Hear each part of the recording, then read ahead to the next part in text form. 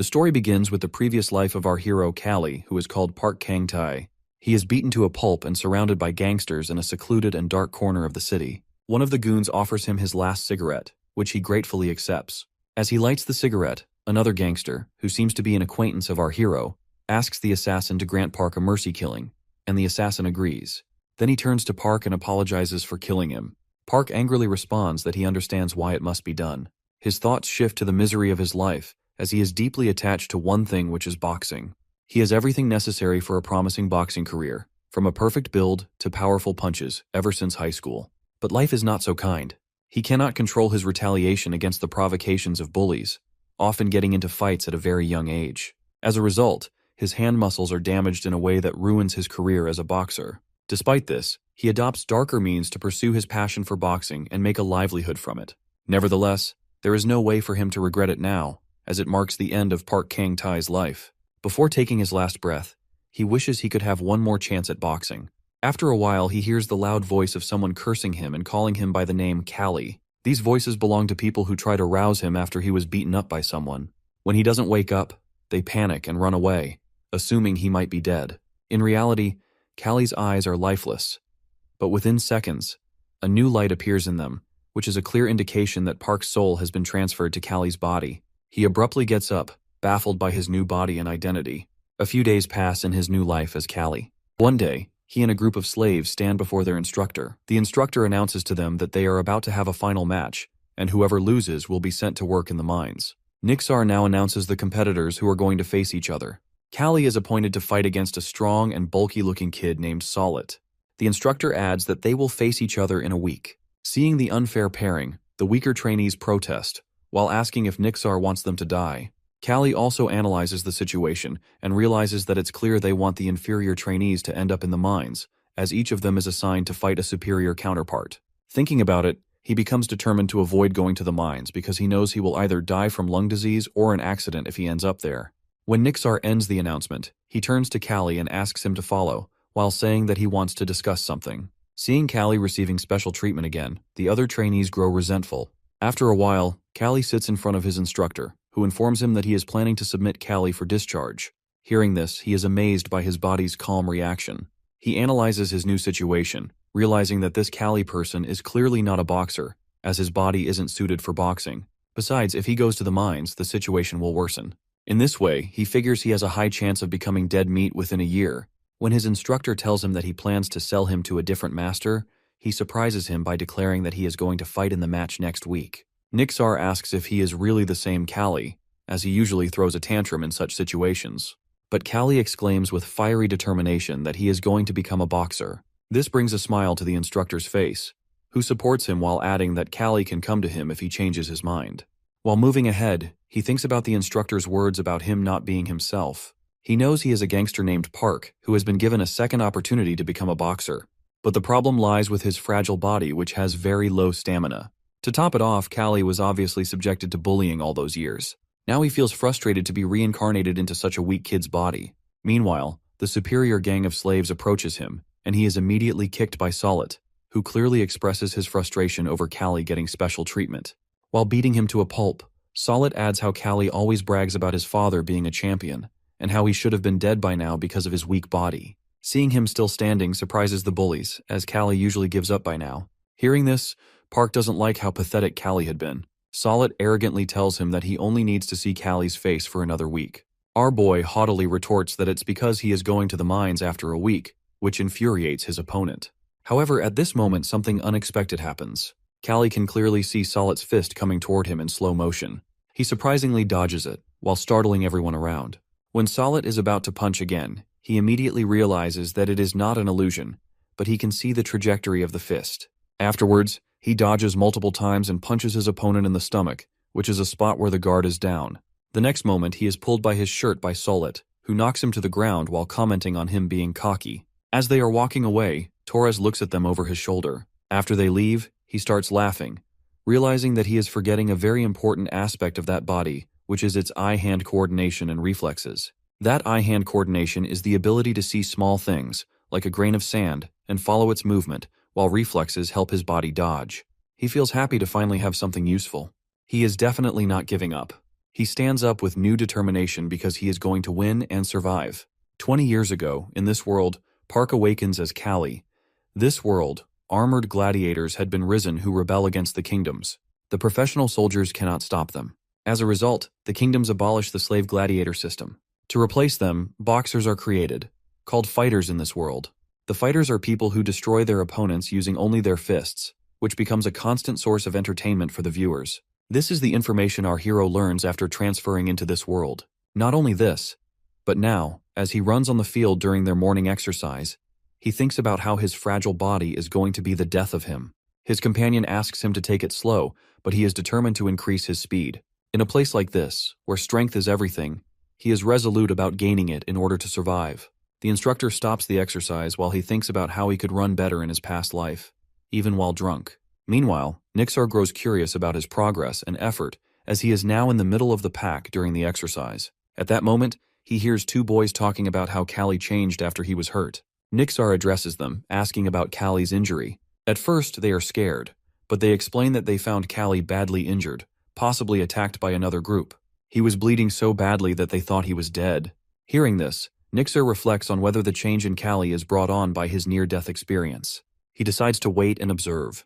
Then he dismisses the boys by assigning them 50 more leaps. On the other side, Kali watches other slaves working hard after their individual training. He knows they are doing this to avoid being sent to the mines, and he realizes he must do the same.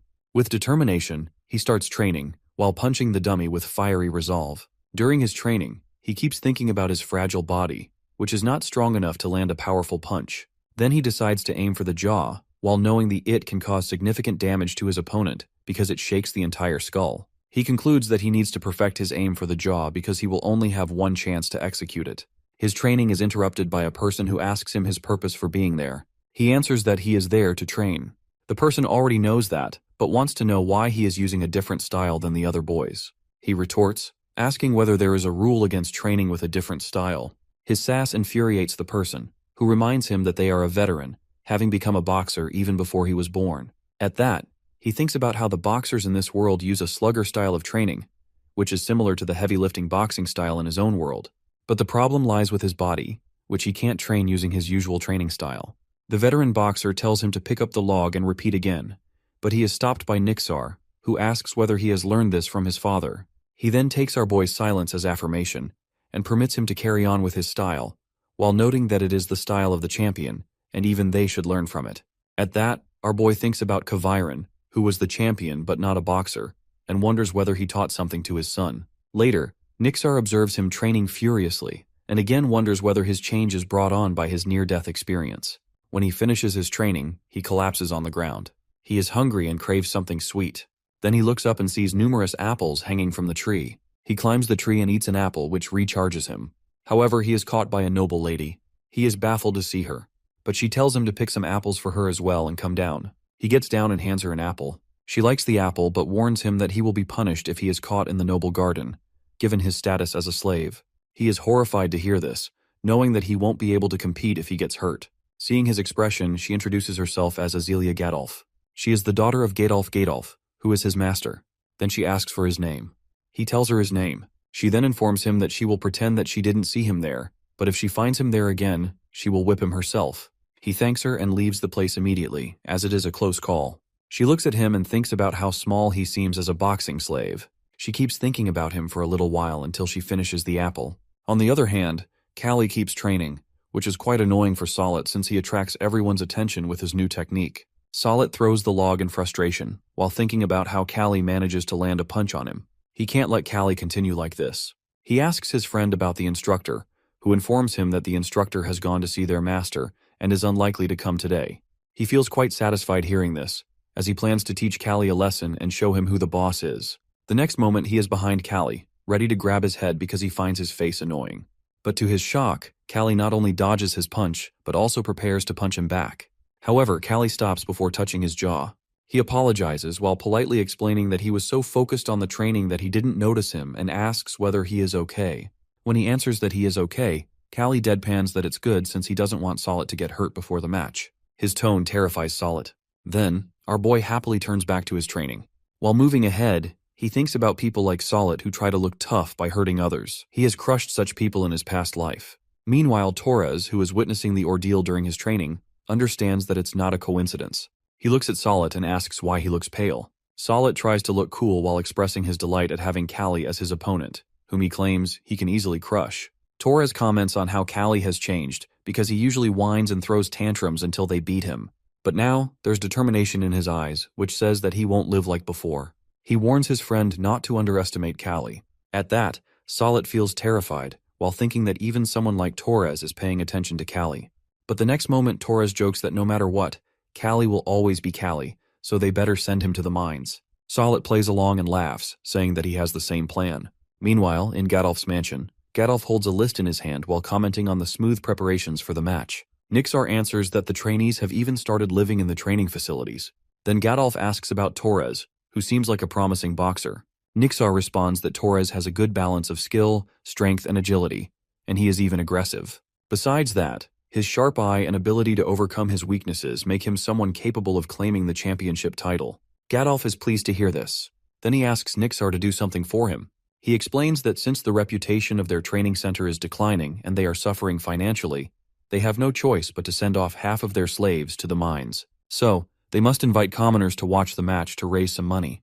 He instructs Nixar to arrange a match that can hook the commoners. Outside, Nixar complies with his master's wishes, but inside, he knows that his master's greed is the sole reason the training center's reputation is declining. His thoughts are interrupted when Azealia asks her father to reserve a seat for her as she wants to watch the match. Her father reminds her that she considers these things barbaric. She insists that she can take barbaric as well. Nixar interjects that these things can be stimulating for her, to which she replies that it can be fun. Her father quips that she is really persistent about watching the match. She smiles, but her reason for wanting to watch is to see how our hero is going to box in the following match. Finally, the day of the match comes, and Callie is more than ready to tackle the challenge ahead with determination in his eyes. On the day of the match, Torres wins the match with flying colors. Everyone cheers for him. Meanwhile, Gadolf is quite satisfied to see the match and praises Torres, while saying that he can become a champion in 1 year. The next match is announced, featuring our boy and Solid. As they enter the ring, Azealia wonders whether Callie can become a great fighter with his small body, especially when everyone else has a muscular build. At that moment, Nixar comments that while good physique is indeed a strong factor in fighting, but there is also another way. Inside the ring, Solid taunts Callie to give up in order to save his health. But Callie retorts that if Solid were as good a fighter as he claims, he would already be the champion. Now looking at his opponent, Callie analyzes his next strategy to defeat him. He knows that because of the difference in their physiques, he can't aim just anywhere, but must focus on his jaw. The match begins, and Solid starts throwing punches. Callie tries to dodge every attack from his opponent.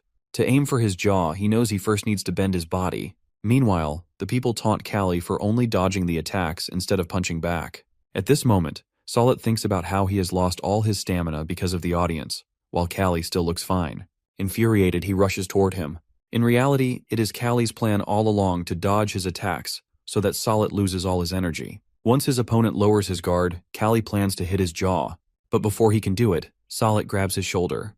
Callie protests that it's cheating, but the next moment, he is hit in the ribcage and knocked to the ground. The audience shouts for Solid to crush him, which makes Callie wonder whether everyone knows that he is cheating since Solid grabbed him with all his fingers. The referee begins counting down, and Callie tries hard to get up. Before the count ends, Callie finally stands. The referee asks whether he can continue fighting. With determination, Callie thinks that he has already died once, so he will survive this time. Solid warns him that he will regret getting up. Callie, on the other hand, knows he can't move as freely as before because of his broken ribs, but he stops Solid's fist with his forehead. This counterattack surprises Solid, and Callie decides to use this opportunity.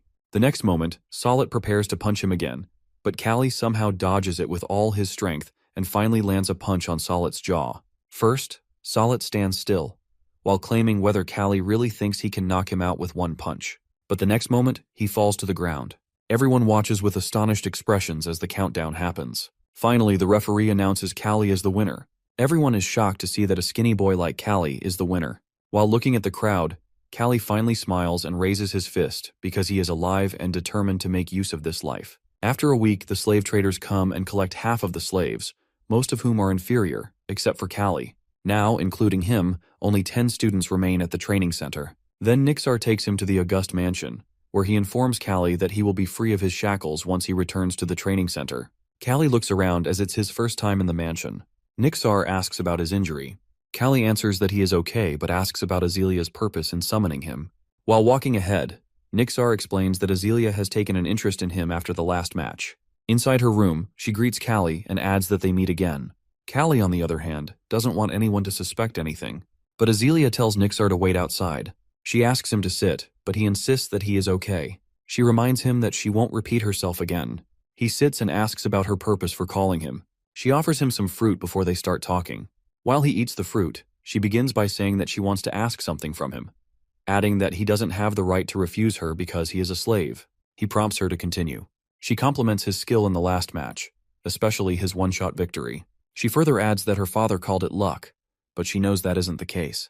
Listening to this, he understands that she is smart, as only Solid's punch was a coincidence. He then shakes his head and explains that if someone hits the chin perfectly with their fist, the head will shake, causing the person to lose control of their body. However, this is only applicable if the impact is powerful. After listening to this, she smiles and wishes him the best of luck in becoming a professional boxer. She even coaxes him, while saying that if he becomes a champion, he can gain his freedom. After returning to the training center and being freed from his shackles, he thinks about what Azalea told him. On the other hand, during his training, Torres is also thinking about freedom, which is his ultimate goal. At 14 years old, he remembers Nixar telling him that he has the potential to become a boxer. It's the reason Nixar brought him from the farmhand. Then he encouraged him to work hard and become a champion so that he can gain his freedom. While training, he thinks about Callie, who never had any motive in his life before. But suddenly Callie changes, defeats Solid, and survives. His thoughts are interrupted by another boy, Kijo, who coaxes him to join him in teaching Callie a lesson because Solid was sent to the mines because of him. But Torres turns his back to him, while showing his indifference to the matter. He thinks that if Callie wants to change himself, he won't interfere. He was just annoyed by Callie's begging. Callie, on the other hand, has ribs that are healed, and he has gained some muscle while exercising. After a while, he faces Kijo and his gang, who claim that he won easily against Solid by luck. Callie indifferently tells them that it would be problematic if they hurt themselves. But Kijo believes that Callie will go easy on him. At that, Callie's expression darkens. Kijo starts attacking him constantly, but Callie dodges every attack. Then he finally lands a punch on Kijo's jaw while thinking about how Kijo believes that he won by pure luck. In the end, Callie thinks about how complacent they are. Kijo, nicknamed Mantis, has a tall height and overwhelming reach, which is advantageous for boxing, as it can help him land punches without the opponent being able to reach him. However, Mantis doesn't know how to take advantage of his reach because of his large movements and bent swings.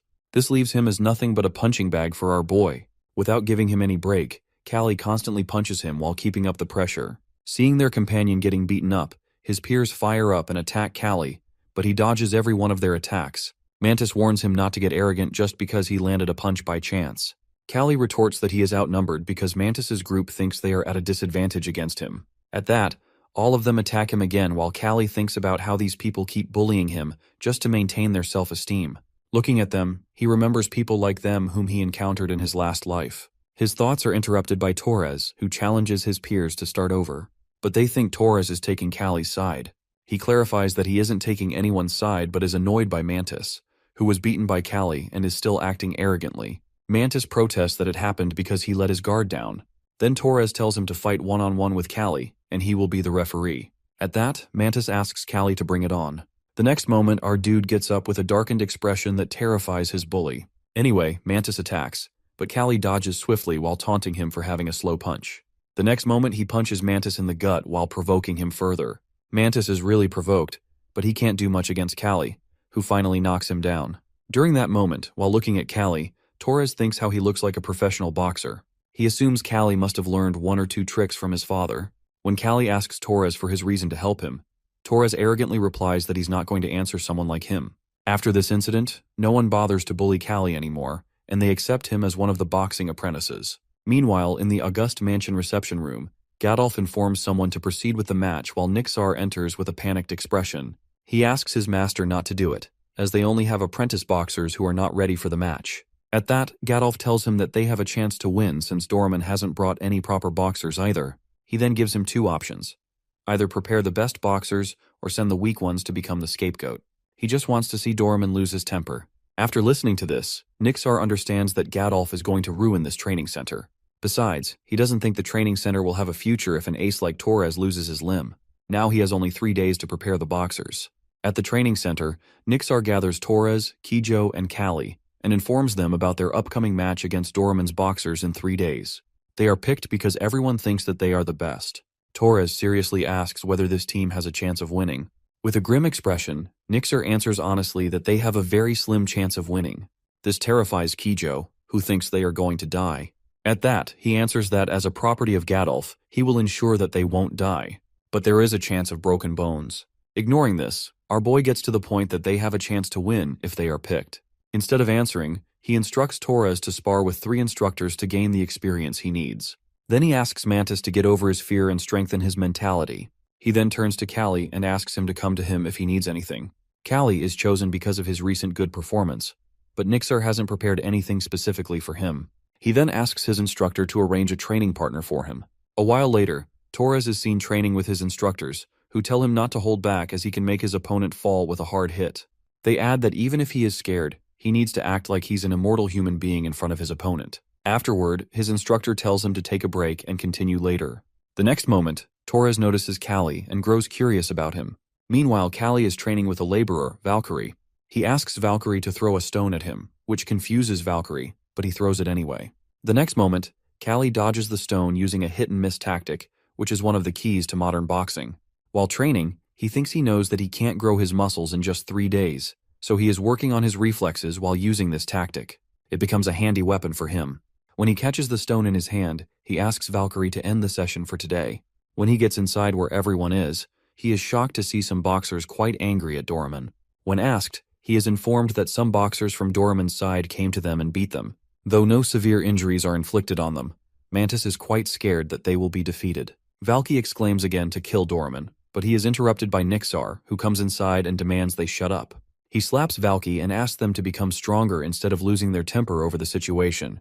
While looking at his peers, Callie realizes the bond he had formed with them. Because this time, the fight will occur to sate Gadolf's pride besides being entertainment for the citizens. In other words, it will be a fight between 2 training camps. Finally, the day of the match arrives, and everyone gathers in the August Estate arena. It seems like half of the estate's people have come to see the match. Nixar gives the boxers herbal tea to calm their nerves and strengthen them. He then asks them to raise 2 fingers high if they think they are going to lose. It would be better for them to let their pride hurt instead of being broken down. When he says this, Kijo is the first one to go. He spills his tea and gets scared. However, Nixar encourages him to go ahead. Before Kijo steps forward, Callie advises him not to let his opponent get close to him. At that, Kijo shouts back at Callie, saying that he needs to get close to them in order to hit them. A moment later, Kijo is inside the ring and absolutely terrified. He is up against a warrior who has 14 wins in his training center. The warrior taunts Kijo, saying that just having long arms and height won't make him stronger. Torres is also cursing at Kijo's stiff posture. Meanwhile, Doraemon taunts Gadolf while saying that even though Kijo is tall, he's still just a kid. This makes Gadolf think that Nixar should have sent someone who could actually win. The match starts, and Bas tries to punch Kijo, but Kijo dodges it. The crowd shouts for him to fight back, and the pressure mounts on him to respond. The next moment, Bas aims for Kijo's head, and Kijo raises his arms to shield himself from the attack. However, Bas punches him in the gut while knocking the air out of him. Bas follows up with a punch to his face, and Kijo falls to the ground. The audience is furious to see this, while his peers are worried about him. Meanwhile, the countdown has started, and Kijo ponders whether he should give up. He looks at his master's grumpy face and gets up. He knows that if he fails without even landing a single punch, he will be kicked out of the training center. His opponent taunts him, while asking if he still has the will to fight. He furiously answers that he is a fighter too. The next moment, he tries to calm himself down while thinking about what his instructor told him. Nixar asks whether he has thought about how he lost to someone like Callie. He answers that he has no idea. Nixar points out that he has a great advantage as a boxer, so he basically shouldn't lose this fight because of his height, long arms, and legs. But he lost the fight because he lost his temper and let Callie get too close. If he does it again, it will be over for him. He tells him to always stay calm and overcome his fear. He shouldn't let his opponent get close to him while he intercepts their next move. Finally, Kijo uses his long arm and lands a hard punch to his opponent's face. His peers are happy to see it. Kijo himself is initially baffled by how his punch worked, but then his face breaks into a grin. Kijo is quite happy to finally land a punch on his opponent. Encouraged by his first punch, he constantly lands punches on his opponent's face, which Bas tries hard to dodge. The audience is also happy with this progress. Meanwhile, our guy analyzes that Kijo is always fast and flexible because his stress is released in his muscles, which makes his attacks more threatening. Now, he has finally deserved the name of Mantis. Bass, on the other hand, is anticipating the moment when he can land a hit on Kijo, but because of his tall height, he can't do it now. Even defending himself becomes difficult. Now, he is ready again to hit Kijo, but Kijo dodges it at the last moment. Kyo is also waiting for this moment and immediately punches Bass hard in the face while knocking him down. He looks at the satisfied face of his instructor and exclaims that he has won. At that moment, Gadolf laughs manically as his apprentice wins, taunting Doraemon with the victory. Doraemon tries to downplay it by reminding him that there are still remaining matches. With a haughty expression, he instructs Valkyrie to tell Nixar that the loser will go to the mine. When Valkyrie delivers the message, Nixar turns to his apprentice and relays the message. He adds that the master is drunk, so he will pursue him later, but they need to surrender immediately if they sense danger. However, Torres dismisses his concern by telling him that he will definitely win. While looking at the fire in Torres's eyes, our boy thinks about Torres's opponent, Mulga, who is on the next level compared to Bass. Inside the ring, Mulga advises him to give up, but Torres is determined to continue the fight. The fight starts, and to everyone's curiosity, both of them land a hard punch on each other. Mulga tries to hit Torres, but Torres dodges it, only for Mulga to land a hit on him the next moment. Torres acts tough, taunting Mulga about how many hits he has landed on him. While looking at him, Mulga remarks that it seems like Torres is used to fighting active fighters, but he declares that it won't help him win. With that, he attacks Torres again, but this time hitting his head with his elbow. Torres' tone darkens and he reminds him that using the elbow counts as cheating. But Mulga, in a nonchalant tone, tells him that it was just an accident. He shakes his head and his expression darkening because if it turns out like this, he will also do everything. Mulga thinks about how he has defeated 18 people and become that veteran fighter, even though he can't become A-class fighter. But now he is having a hard time fighting Torres, even though Torres is only an apprentice. Torres is constantly hitting him, which makes Mulga wonder why he isn't going down. Meanwhile, the audience is fired up to see the match as they compare Torres to a wild boar. Our hero is thinking the same. Then, after hitting Mulga without giving him any break, Torres finally knocks him out. When Torres is outside the ring, he is praised by Nixar for his boxing skills, as well as his performance in satisfying the audience. When our boy is about to go back to the ring, Torres stops him and reminds him that their victory depends on his performance, which prompts him to assure Torres that he will end it well. On the other side, Burrito is the last fighter from Doraemon's side who has 11 victories. To see him, people taunt about how their own kids are bigger than Callie. Valkyrie wishes him the best of luck, which is noticed by Azealia. She asks him about his acquaintance with Callie. Valkyrie answers that he has helped him train as he throws a pebble at Callie, which Callie dodges. While looking at Callie, Doraemon remarks that this time his boxer has a chance of winning. This raises a mocking remark from Gadolf again. Meanwhile, Azealia is also looking forward to Callie's fight. Burrito apologizes to Callie that he can't let him win, and with that, he starts fighting. Analyzing his speed, Callie becomes cautious as that is something he didn't anticipate, because Burrito's speed can be dangerous. Burrito doesn't understand why Callie is able to dodge his punch. Callie, on the other hand, is thinking about an escape plan if things go south. When Callie punches Burrito, he scoffs at him because it's a weak punch. Meanwhile, the audience is provoked by how someone like Burrito, with 11 victories, isn't able to land a punch on someone like Callie, who is literally a kid. Callie also provokes him to just use his fists. Burrito understands Callie's tactic, while realizing that Callie is using the audience to get to him. He doesn't understand his motives, but he is going to crush him anyway. Afterwards, Burrito constantly tries to punch Callie, and Callie dodges each of them every time. Everyone is astonished to see this fight. While fighting with Callie, Burrito thinks that Callie can't really be an apprentice because his senses are quite sharp. Doraemon is also furious with Burrito for not hitting someone like Callie, who is an apprentice. Hearing this, Azealia thinks about how Callie is not just a random fighter. She encourages him in her heart, confident that he will show them that he is different from the other fighters. During the fight, Callie analyzes the enemy's movements. He notices that the opponent only uses his right hand while fighting. He also studies the pattern of the blows. Callie avoids the left hook and then the right uppercut, but he questions if it's okay to keep dodging. He wonders if letting the hits land would be better, as his fragile body struggles to handle the strain. But at the same time, he remembered a tip from his friend that he can't win without landing a hit. So immediately he decides that dodging is the best way to analyze the opponent's movements and observe patterns while waiting for perfect moment to hit back. He focuses on the enemy's footwork, chest, shoulders, and waist, finding it helpful to anticipate punches and prepare for a counterattack. Meanwhile, Burrito prepares another strike, searching for Callie's weak point. Callie doubts whether his fragile body can endure the blow, but his experience in boxing and aim to win give him confidence in his victory. Next moment, Callie slips under the raised fist and lands a hit on Borat. He strikes a second blow, stronger than the first. Everyone is amazed to see a child with weak strength fighting against an experienced fighter. This is only possible because he reads the patterns of his opponent. Burrito cannot believe that such a fragile-looking boy can deliver such strong blows. Callie was wishing that Burrito should now give up, while knowing that his right hand is badly injured. But suddenly he found Burrito standing back up. He glares at him with anger, while Callie ready himself to face the next attack.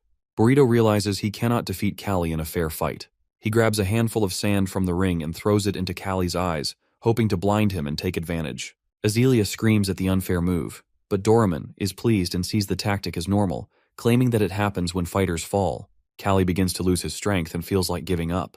Practically blind, he becomes vulnerable, which allows Burrito to deliver a strong blow, knocking him to the ground. However, Callie gathers his remaining strength and rises again, determined to continue. The enemy, who is filled with rage, rushes toward Callie, intending to end the fight decisively. Callie remains calm, having already finished analyzing the moves of Burrito. He concludes that the opponent always starts with his right hand. Timing his move perfectly, Callie ducks under the attack and counters with a powerful blow which knocks him out. Callie emerges as the winner of the fight. He feels pleased with pride and a sense of relief washes over him. He exclaims with joy. Azealia is amazed and does not regret coming to watch the match. The coach stands in disbelief. He was proud that his training center has claimed victory. After the fight, Baron Doraemon leaves the territory, and Gadolf treats them with 3 whole pieces of pork. 2 months later, the harvest season arrives. The students collect potatoes from the field. Kiyo dislikes the task, but Callie considers carrying the potato boxes a form of muscle training. Now Callie's body undergoes many changes, becoming larger and stronger. The peasants ask him to carry some loads with him, praising his hard work. They then question whether the students are the boxers for Duke Wesley's Harvest Festival. Kiyo clarifies that they can't come, because as apprentices, they are not allowed to participate and must wait another year. They begin to wonder what they will do at the Harvest Festival. The main feature of the festival is boxing. Gadolf, who is a relative of Duke Wesley, organizes the event. The training center of Doraemon and Auguste compete under the Duke's sponsorship, but the students are excluded from participation. Callie thinks that he will have to wait a year to join the battles, but the year passes quickly. In the reception room of Gadolf, Nixar asks his master for giving him 1 more year to train his students.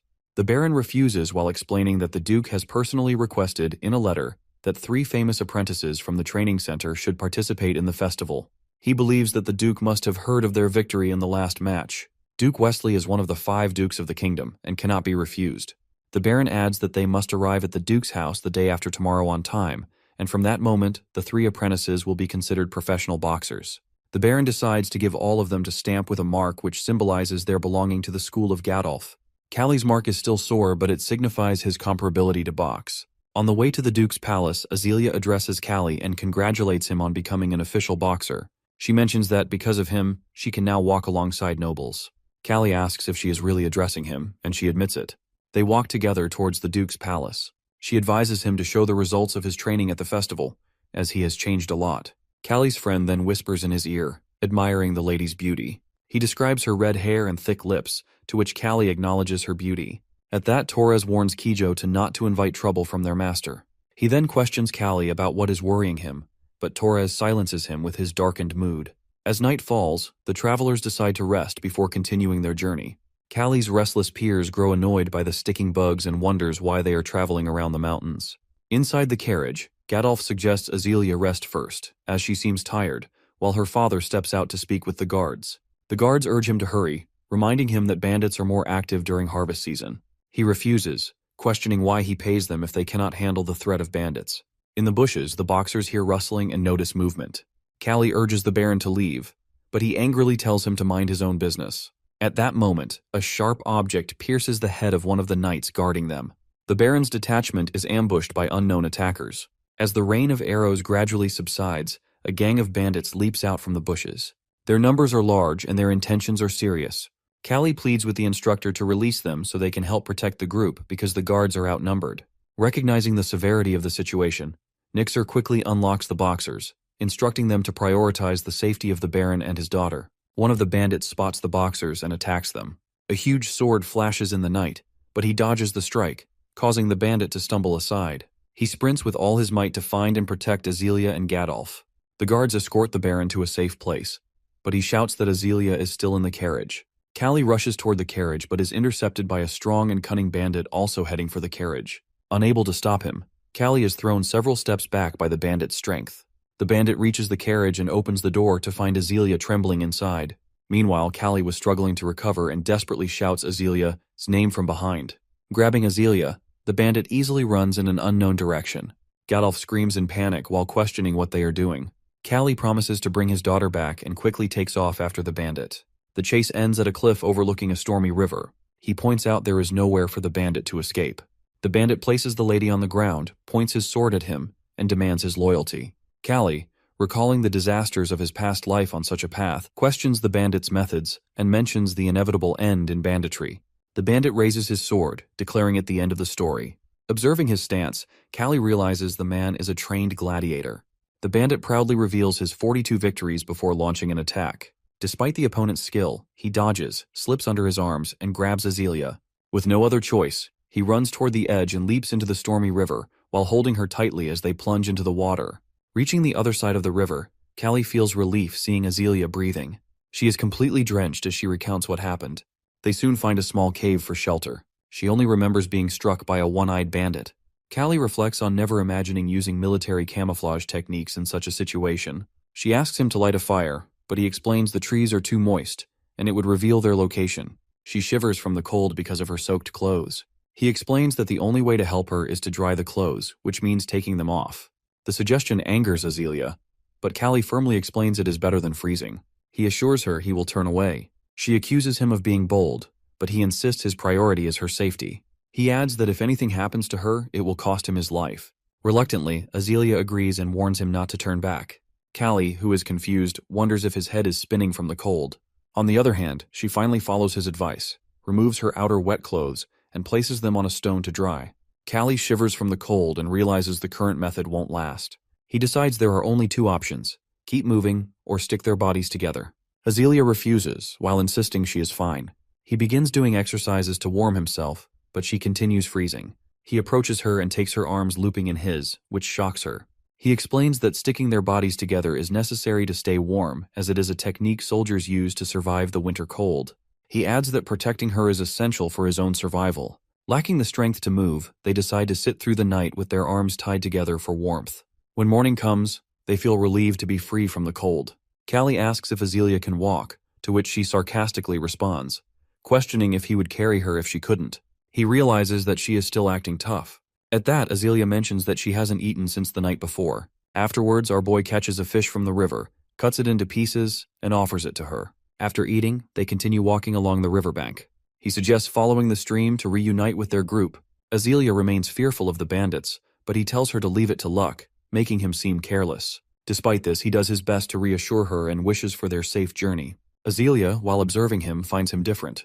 She thinks how he doesn't act like a slave, nor does he seem like other ordinary boys. His mysterious nature intrigues her, and despite everything, she feels safe with him. The bandit was sitting hidden in the bushes, waiting for them. He was thinking he can ask ransom money for Azealia. He plans to end the young boxer as soon as he sees him. Rustling in the bushes, he watches as Callie and Azealia approach, discussing how they will soon meet the soldiers. The bandit sees them as an opportunity sent by fate and feels elated. Callie was unarmed, but he prepares to protect himself and Azealia with all his strength. The bandit laughs at that, while mocking him for being defenseless. He threatens to kill Callie and take the girl, suggesting he will spend time with her before selling her. Despite the threats, our boxer remains determined to defend himself and Azealia. Though he knows the loss of his shackles in the stream leaves him vulnerable, the bandit points his sword at him, delivering swift and deadly blows. Callie quickly dodges the first strike, but the bandit taunts him, asking how long he can last. The long reach of the sword poses a deadly challenge as they continue like this for a while. Callie falls to the ground as Azealia screams, urging him to dodge the attacks. Suddenly, he remembers a past fight where he achieved victory. He realizes that to win barehanded against an armed opponent, he must move toward the enemy. The bandit sees Callie charging and thinks he is sealing his own fate. With unwavering determination, Callie closes the distance, while knowing that he must endure the threat of the blade to succeed. He uses the enemy's blind spots to his advantage, and he punches his gut, which infuriates the bandit who comes to him once again. However, our boy is ready as his fist connects with the bandit's jaw with crushing force. Without wasting time, he immediately hits him with his elbow that sent him flying to the ground. The sword drops from his hand as he collapses. He then sits on the ground while feeling exhausted. The bandit, clutching to life, considers another attack. Before he can act, Azealia quickly takes the sword from his reach and drives it into his chest, while considering the fact that he tried to disgrace her. Callie, observing her resolve, realizes she is far from typical lady. Exhausted and drained, he finally allows himself to rest. Then a rescue party appears, which was sent by Gadolf to find Azealia. While tending to his wound, Nixar comments how lucky Callie is that the injury didn't hit higher, as it could have blinded him. Despite the scar, he thinks it makes him look more manly. While he sits there, Gadolf arrives and thanks him for saving his daughter. Callie humbly responds that it was his duty. The Baron orders him to rest, while saying he has earned that right, unlike those unaware of the battles he has fought. Gadolf then inquires about the secret technique that allowed Callie to defeat a gladiator. He explains that appearing weak has its advantages, as it makes opponents underestimate him and waste their techniques and strength. After rescuing Azealia and proving their loyalty, the boxers are allowed to travel by carriage. They eventually reach Wesley Dukedom, where Duke Wesley warmly welcomes Gadolf and Azealia. The Duke asks about their journey and, upon seeing Azealia, comments that how strikingly she resembles her mother. In a flashback, it is shown that when everyone sets up in their camps, Azealia visits Callie's camp. She tells him one of her servants is sick and asks him to accompany her, as she finds the other men too aggressive and intimidating. She considers Callie a perfect choice, though he is thinking that he needs to train. Later, during dinner, the Duke asks Gadolf if it is true that his training center has won all recent boxing matches. He also asks about the contributions of the apprentice boxers. Gadolf confirms that the apprentices have now become official boxers. Meanwhile, Azealia was getting bored at the dinner table. She whispers something to her father and then asks Callie to follow her outside. The two walk through the streets of the city while observing the bustling crowds. Azealia admits she feels suffocated at the dinner and never wanted to come to this place. Callie realizes that she seems unwell. She shares that her father expects her to find a suitable husband, and she wonders if it is awful to be tied down at such a young age. Callie, however, questions why his opinion would matter to her. Instead of answering him, Azealia gives him a piece of candy, while suggesting he may not have tasted anything like it before. Callie, who has only eaten fruits as sweets, takes a bite and finds it surprisingly delicious. As he savors the candy, he begins to notice Azealia's beauty, which captivates his eyes. Her charm also draws the attention of others passing by. Amid the crowd, Callie notices an old woman staring at him intently. The woman approaches them and asks Azealia to let her read her fortune. He refuses, but she insists on hearing her fortune because it sounds interesting. As they walk toward the fortune teller's tent, Azealia mentions that she will ensure they get a discount. The fortune teller begins her reading and predicts that Azealia's life will not be smooth. She finds this intriguing, reasoning that a life identical to others would lack excitement. She then asks about her marriage fortune, believing that fortune-telling often excels in such matters. The fortune teller reveals that her life partner might be someone very close to her, but this love will not be accepted by everyone. Azealia is shocked and left unsure how to respond. The fortune teller then suggests reading Callie's fortune as well. He initially refuses, but Azealia persuades him by pointing out that it is free. The old woman starts her reading for our boxer, while stating that he comes from a far and unknown place. When he questions her about the place, she admits that she has no clear understanding. Azealia grows curious and asks the fortune teller what she means. The woman describes visions of a chunk of metal in the sky, a carriage without horses, and humans inside a box. Callie is stunned, unable to comprehend how the old woman knows these things.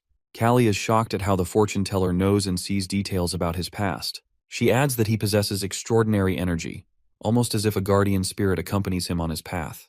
Azealia remarks that perhaps this is why he manages to win every time, which is ideal for a boxer. Callie dismisses this and calls it a superstitious, and tells her that believing in it makes her appear foolish. Azealia, though already aware of this, feels both angry and shocked at the way a slave speaks to her. The fortune teller, however, cannot believe Callie is a slave, thinking that someone with such energy could never be a slave. Over the next 3 days, Callie tries to ease Azealia's anger. One day, after leaving the palace, Callie returns only to find the guards refusing to let him enter. They mock his fragile physique, which puzzles him, as he tries to understand why they are provoking him. He doesn't remain silent and demands passage, asking the guards if they have ever experienced the blow of a boxer. One guard, angered, rushes toward him with a large arrow, but Duke Wesley intervenes. The Duke orders the guards to stand aside, declaring Callie to be a guest and the property of Gadolf. The Duke then begins a casual conversation with Callie, while expressing his disbelief that such a seemingly fragile young man could win a match against Doraemon's boxer. As he places a hand on Callie's shoulder, he notices the strength in his build, but insists it is insufficient to defeat a veteran boxer. This makes him suspect Callie is hiding something significant. Before departing, the Duke mentions he will be watching Callie during the next match. Callie is left shocked by the Duke's behavior. Back at the slave and boxer's quarters, Callie immediately resumes his training, while using it as a way to clear his mind. For him, training is the best solution to every problem. During a break, his friends ask about his time in the castle, and he tells them it felt suffocating. Soon, their coach gathers all the boxers and informs them that not only Doraemon but other skilled boxers are also training nearby. He advises his students to avoid the match, explaining that the number of participants may already be filled by those who register first. At that, Torres questions whether it is truly lucky to avoid the match. Nixar confirms. Torres, however, is determined and asks if Nixar intends to keep them confined to the training ground. He appears ready to fight anyone, but the instructor kicks his guts back, while warning that brash fighters like him are often eliminated quickly in the preliminary rounds. He explains that facing a boxer with 10 victories means going up against someone who has already defeated 10 others. The students gather, and Torres approaches to apologize. He explains that no matter how strong someone is, a single wrong move can lead to their downfall. Then he turns to Kijo, who tries to assure him that he is just fine. Suddenly, the sound of people murmuring about an ogre echoes through the camp. Everyone murmurs that it is Doraemon's ogre. While looking ahead, Nixar mentions that Doraemon seems to be going all out to bring the ogre there. Even Kijo begin questioning whether ogre is truly human, but their coach reminds them that he is often compared to a monster. Callie wonders if ogre is really human.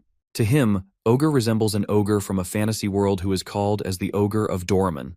This ogre, who is a formidable fighter, wins 76 matches in a year. The boxers actively discuss him, with one pondering how such a feat is possible. Callie speculates he must fight 3 to 4 times daily. Rumors circulate that the ogre can tear someone apart with his bare hands, and his name seems oddly fitting. At that, Kijo, who is apparently terrified, refuses to face him, but the coach reminds him their master believes Doraemon sees their boxers as weak, so they might not even get the chance. This ogre feels like a different species compared to them. At that, Kijo reminds Callie that his fists won't reach the ogres, which makes him speculate that attacking elsewhere seems futile. Kyo finds his reasoning strange, as he remakes, sometimes suspecting he might not be an ordinary human. After a while, everyone is gathered to check match schedule, which is displayed. Baron Doraemon meets Baron Gadolf again, predicting all will surrender before the ogre, but Gadolf trusts the match will decide. At that, Nixar agrees, while warning that provoking could cost him his boxers, and Gadolf assures him he is well aware. He believes that no one is foolish enough to face such a monster. At that, Doraemon reflects on the ogre's fame and claims he was trying to honor 3 fighters last time. Nixar is puzzled while suspecting Doraemon either killed the fighters. Gadolf hears rumors that 3 fighters had to face the ogre, which was considering it a death sentence for them. Then they turn to the schedule, in which Torres fights on the first day, while Callie and Kijo are set for the second. The ogre also fights on the first day against other opponents, who draw pity from Baron Gadolf. The first day arrives, and the Wistry Stadium is packed. The ogre stands opposite a frightened fighter, who realizes he is no match and unlikely to survive. The ogre charges like a massive rock, swift as lightning, driving him aside effortlessly. Baron Doraemon recalls instructing the ogre not to damage the pillar, but secretly rejoices while outwardly apologizing to the Duke and offering repairs. Meanwhile, Callie watches from the side, while pondering why the creature is named ogre, as it hardly resembles a human. The crowd erupts with cries for blood, demanding the fighter's death. Overwhelmed, the fighter surrenders and begs for mercy, but the ogre declares that the spectators want him dead by his hands. The audience appears heartless, and Callie, shaken, realizes he has never witnessed such a horrifying death in a fight. He likens it to a battle between a man and a beast, but notes the ogre lacks professional skill. Kyo asks if Callie still considers fighting the monster, but Callie doubts the chance will come. Kyo warns him against such thoughts and certain that he would lose. Torres adds that the ogre fights solely to kill, and the match ends with the ogre brutally slaying the fighter. The wild boar of Gadolf gathers as the competition begins. Torres competes in the first round, refusing to give up and knocking out his opponent. This becomes the highlight of the day. Callie, scheduled to fight tomorrow, reflects on his techniques. His thought is interrupted by Azealia, who questions him if he likes boys, which clearly startles him. She explains that most boys can't resist her, but he seems indifferent, so she wonders if he's nervous. She also mentions hearing of fighters dying on the first day, and jokes that he may not see her again. He clarifies that he's not famous like her, so it doesn't matter. Azealia comments on his way with words, while attributing it to being a fighter. Then she promises herself as a gift if he wins tomorrow, and Callie assures her of his victory. The day of the match arrives, and the Wistry Stadium fills with spectators. The ring stands ready for the 2 fighters. Callie is prepared, while Nixa notices significant physical improvements in his back and shoulder muscles. The fight pairs Caesar, who is a veteran from Vatiman training camp with 21 victories, against Callie from Gadolf with 1 win months ago. The crowd, unimpressed by Callie's physique, assumes he is poorly fed and from a humble background. Azealia, who is confident in Callie, is approached by a man who praises Caesar's reputation, while suggesting his victory is certain. Azealia declares her support for Callie and places a bet. She bets on Callie, and she proposes that she spends time with him if she loses. When asked what she wants if he loses, Azealia demands a ruby necklace she saw in a craft shop. The man finds the bet intriguing, convinced she will lose. As the match begins, Caesar, confident, blames Callie's master for putting him in this fight. Callie, clearly irritated, accuses Caesar of talking more than fighting and prompts the match to start. Caesar, enraged, delivers a powerful right-hand blow while sending Callie to the ground. Callie realizes Caesar's iron-like muscles and thick skin require a different strategy than aiming for his jaw. Caesar notes Callie's skill at dodging and disrupts his movements, landing a heavy punch that floors him. The man who bet with Azealia brags and questions her about the reward. But his words are interrupted when the crowd gasps as Callie is dodging each punch with efficiency. At that, the nobleman wonders if Callie is the same fighter who defeated the Doraemon man and questions the rumors of his closed-eye strikes. Meanwhile, Azealia watches the match with unwavering calm. The crowd is shocked to see Callie fighting so well. He wonders if he can knock out his opponent in one shot, or if he needs to stack up damage to break through the muscles. He also questions whether his stamina will last until the end. Overall, our boy is determined and decides to target the opponent's weak points, which are his back and liver. The opponent growls in anger and frustration, and Callie stares at him while knowing that he cannot miss this opportunity. He delivers a powerful blow to his middle with all his strength while aiming at the rib cage, which takes heavy damage. The punch lands hard, while hitting deep into the opponent's ribs and muscles. Meanwhile, Nixar notices the explosive force of the punch and the perfect weight shift. He realizes that the results of Callie's constant muscle training are now evident. After the punch, Callie reflects on how he has never delivered such a powerful strike before. This punch isn't based on the opponent's movements, but is an attack fueled by his own full strength. At that, Nixar acknowledges Callie's growth and feels he must keep pushing to secure the victory. Meanwhile, Azealia and the boy watch the match intently. Callie feels pain in his fist from the powerful blow, noting that the opponent's thick muscle armor seems to break him apart. Then he punches him again on his back. This punch is more like a sharp spear piercing through everything. Azealia is thrilled as the fight concludes with Callie landing a punch to the opponent's face. With another punch on his face, the opponent starts bleeding and collapses to the ground. The match ends with Callie's victory. He is overjoyed, a feeling that seems impossible to the boy who bet with Azealia. She humorously reminds him about the necklace from their bet. The boy feels it would be less humiliating if Callie had fought more traditionally. At the same time, Baron Gadolf proudly refers to Callie as his fighter, someone he has nurtured with care that leave Azealia surprised. Callie raises his hand in triumph, and Baron foolishly believes that Callie is dedicating his victory to him out of gratitude. Meanwhile, Callie also acknowledges that Callie has become much stronger now. Nixar praises Callie about giving a very good match, which the public enjoys immensely. Then his instructor throws a cloth at Callie and tells him that everyone must be impressed by his performance, to which Callie thanks him.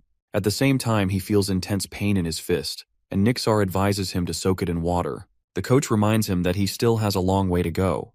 As Callie puts his hand in the water, he realizes that how much pain he has been ignoring. Torres comments that his body is still fragile but acknowledges he has done a great job. Kijo congratulates Callie and nervously states that he will also win his match. Torres stops him, while reprimanding him to stop shaking. The coach asks Kijo if he can punch with the same strength against his opponent. Kyo replies that the noise of the crowd is still ringing in his ears. At the same time, he feels suffocated and suddenly realizes he is losing control. He thinks he might be having a panic attack, which is not surprising given his weak body. Callie advises him not to overthink and simply use his long arms to strike, just as he did in his last match.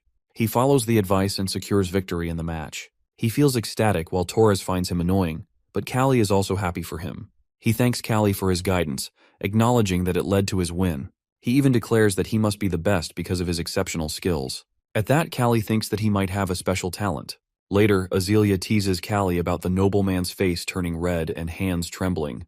Callie asks what she would have done if he had lost, but she confidently believed in his victory. She suggests he could now be her bodyguard, to which he replies that she has a big heart, and she thanks him. She then asks him to accompany her outside. As they step out of the room, her father spots her and approaches in a hurry. He informs Azealia that some guests are waiting for her. Confused, she learns that the guest is the second son of Count Joseph. This boy turns out to be the same one she made the bet with. He introduces himself as Willin Joseph, the second son of Count Joseph. Azealia immediately realizes that he knows she belongs to a powerless baron family. Meanwhile, the Joseph family holds significant influence in central politics. She reflects on how her father constantly searches for potential grooms for her, finding joy in the process, which annoys her deeply. Whelan hands her the ruby necklace which he promised as the reward for their bet, fulfilling his word. The boy remarks that the ruby necklace suits Azelia's red hair, leaving her feeling embarrassed. She acknowledges that he is an honorable person who keeps his promises but admits she feels uneasy accepting it. He asks, despite losing the bet, if she would go for a walk with him. She secretly wants to leave before he finishes his words. He notices her discomfort and nervousness, but Baron Gadolf assures him that they will prepare shortly. Shocked by her father's suggestion, Azealia runs off. As she flees, her father stops her and requests she spend some time with the man, pleading for his sake. He mentions that she might discover good qualities in him and explains his wish for her to live in a better place than the Gadolf territory. While looking at the pathetic face of his father, she reluctantly agrees to go with him once, while vowing never to see him again. Meanwhile, Callie stands a few steps away, thinking of Wieland as a pathetic gentleman seeking Azelia's attention. Callie analyzes that Wieland owns a training center but lacks any real boxing knowledge, only seeking immediate gains. He recalls how Wieland once sold boxers who were assets of his estate, for profit. Wieland was confident in his earlier bet with Azealia, and suspects a scheme to humiliate him and disgraces Callie with his words. He declares that Callie will soon fall and then asks Azealia to join him, which ignites Callie's anger. The weather is good, the sun is hot, and Callie is remembering his past life. Before dozing to sleep, he wonders whether it will be safe to leave Azealia with such a creepy person. He recalls the fights in the ring he has participated in. He was ruthless and arrogant at that time, with no one able to get up after his powerful blows. However, he remembers that cruelty exists in the minds of his opponents. One of them knocks him down using cruel techniques, breaking his fist. After some time, he decides to take revenge for his broken fist. He thinks that if he could go back, he would never do so. His sleep is interrupted, and he is happy to realize it is a dream. He understands that he has a second chance because if he had truly gone back, he would have been just as arrogant. A maid comes and asks for his help. She informs him that Wieland has lost control after drinking wine, and is now demanding a reward from Azealia for spending a lot of money on the ruby necklace. His demand is insulting while asking her to repay him with her body. She then hits his guts, which knocks the air out from him. As retaliation, he strikes her, while causing her to fall to the ground. At the same time, Callie rushes towards them, but Wieland's guards stop him while refusing to let him reach their master. He warns them to step aside or it will not end well for them. One of the guards dismisses him as a low-grade martial artist who only uses his fists for fighting. Next moment, Callie delivers a huge blow to his eye while shocking the others. One of them immediately runs to call for reinforcements, while the rest try to stop him. He, however, runs to save the helpless Azealia. Upon reaching them, he sees Wieland forcing her to repay him for the ruby necklace with her body. She questions whether he feels any shame for his actions, but he continues to hurt her while insisting that she must not resist. Callie strikes him with a powerful blow while sending him to the ground. Wieland is shocked by his strength. Callie demands to know if he realizes what he is doing. Wieland admits his actions while stating that he is only asking for compensation for the expensive necklace. The response enrages Callie, and with all his might, he lands another blow. He then drags him to a water source, repeatedly dipping his face into the water and pulling him out each time and asking whether he is sober now. The news spreads among the nobles that the second son of Count Joseph has been beaten by a slave. Wieland decides to take immediate action to prevent his family from facing ridicule and plans to execute the slave without delay. He also intends to ensure that Baron Agest's family disappears from the political scene permanently. Upon hearing this, Baron Agest becomes furious, being unable to imagine anyone daring to harm his daughter. The master informs him that Callie is being held in the guardhouse and is completely helpless. Gratitude fills him for the slave's bravery in saving his daughter, yet he knows he cannot protect him. Any attempt to do so would lead to the ruin of his own family. Nixar agrees while believing that such is the fate of a slave. Next moment, the door opens and Azealia enters. Her father urges her to rest, but she refuses while insisting that Callie deserves justice for saving her life twice. She reminds him that even a beast is rewarded for protecting its master. However, he remains firm and assures her that the matter will be handled. At that, Nixar intervenes while reminding her that their hands are tied and no choices remain. While in the Wesley guardhouse, everyone praises Callie for having the courage to beat a noble. Many consider him a hero. He asks a person nearby about the reason for his imprisonment, and the man reveals that he is a pickpocket. Callie finds it pathetic. As he sits in the guardhouse, he realizes that once again, he has lost the chance to become a boxer. However, the thought of not saving Azealia fills him with even greater regret. He knows that protecting her was the right choice, no matter the consequences. Finally, the day arrives when he is brought before the courtroom. The judge asks Callie, who was a slave of the Agus family, that whether he admits to hurting Joseph. Whelan Joseph stands nearby, along with 4 witnesses and all bearing bandages and visible marks on their faces. They are present there to testify against Callie and confirm his crime. He admits his guilt. The people in the courtroom grow restless while demanding his execution. They call for his head to be cut off and his body to be displayed before the entire city. To Callie, their words feel meaningless, like mere noise. He wonders if it was truly right for Whelan to harm Azealia without consequence. The judge delivers the verdict while sentencing him to death and asking if he has any objections. At that moment, Duke Wesley enters the courtroom and requests permission to speak. He acknowledges the gravity of Callie's crime but reminds everyone that the Harvest Festival is a time of mercy. While addressing Baron Doraemon, he clarifies that he is not defending Callie's innocence, but insists that he should die like a slave. He proposes a fight between Callie and Ogre, who was a notorious executioner. Turning to Baron Doraemon, he confirms that Ogre has carried out executions many times, to which the Baron agrees. The Duke then announces that the match will take place on the last day of the festival for the crowd's entertainment. His cunning words make it clear that the fight itself will be an execution, which will be pitting a fragile man against a beast. He suggests that dying in combat would be an act of mercy. The decision is made, and Callie is left in shock at the thought of facing such a monstrous opponent. He requests permission from Count Joseph, which is granted. The Duke, who is satisfied with his plan, believes it to be the perfect compromise for both sides. The Duke is well aware of Callie's artistic skills, and would have bought him if not for the current situation. The judge announces in the courtroom that the execution will be replaced with a match between Callie and Ogre.